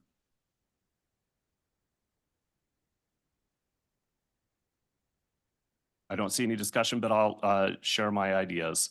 So the contract with Waste Connections of Colorado. My issues are pay as you throw. When the HOAs don't have to do this, this shouldn't be required of non-HOA residents. FTE is required to administer the contract. Perhaps those FTE costs could be offset by removing the recycling center services, since many residents and non-HOAs will now have access to recycling. Just an idea maybe that we can consider down the road.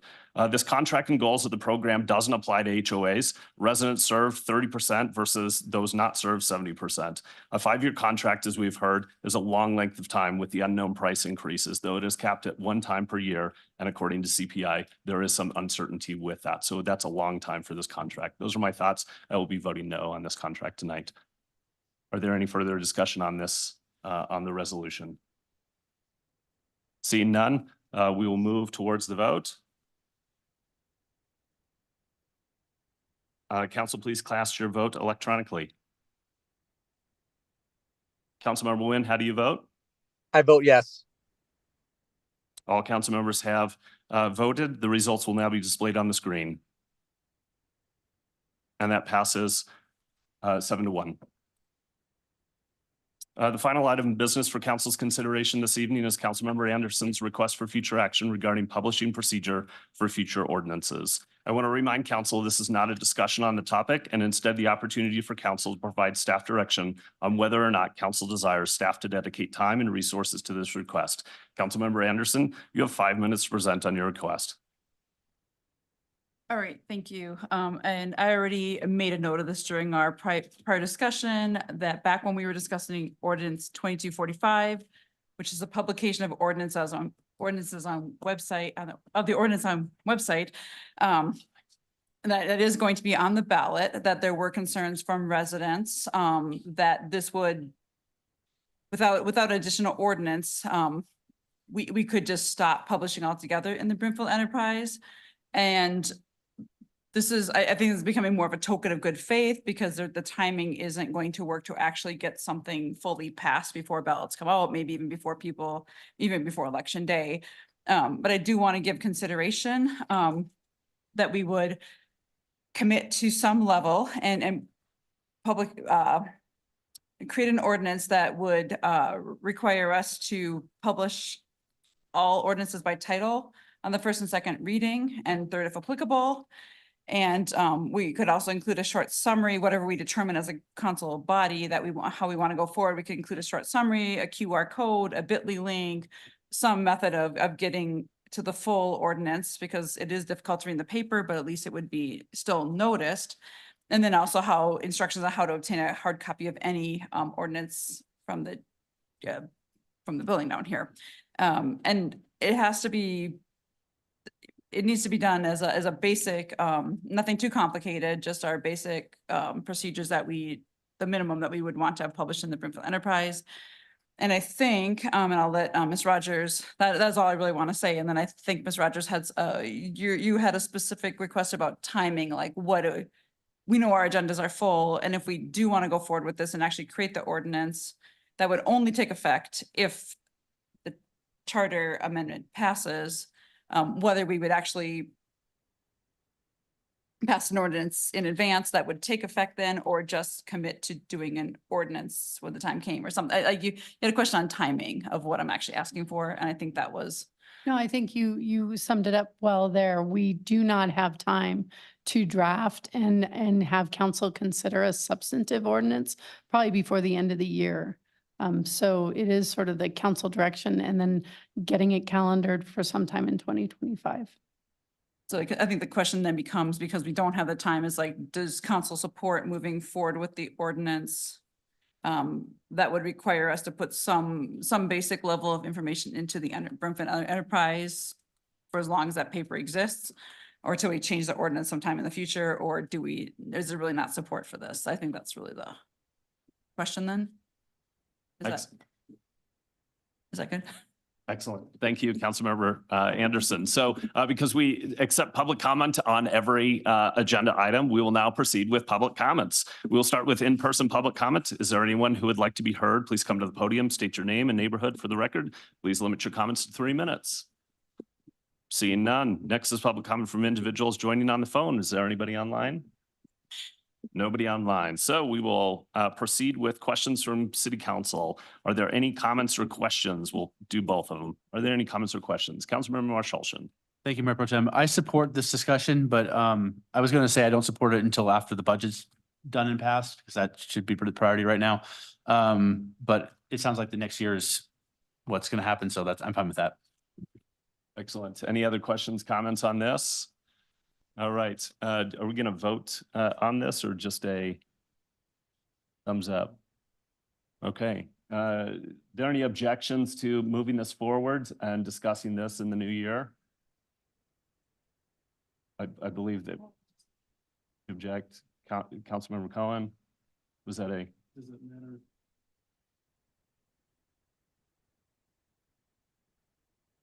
Right. Right. That's right. If it doesn't pass, it's just more of a good faith token that we would actually have the discussion and look at the ordinance at this point in time, because it was determined that there is not enough time to pass beforehand. So if No staff would take any action till after November anyway, right? All right, so it looks like there's only one objection, 1, 2, 3, 4, 5, 6. So we have enough to move that forward. So we will put that on the back burner and await the November election results and then decide whether or not that needs to be taken up. Does that sound okay? All right. Is there any other business to come before the council from my council colleagues or staff? Seeing none, it is 11:24. There is no business before the council. The business meeting is adjourned. Thank you very much, council. Thank you to our residents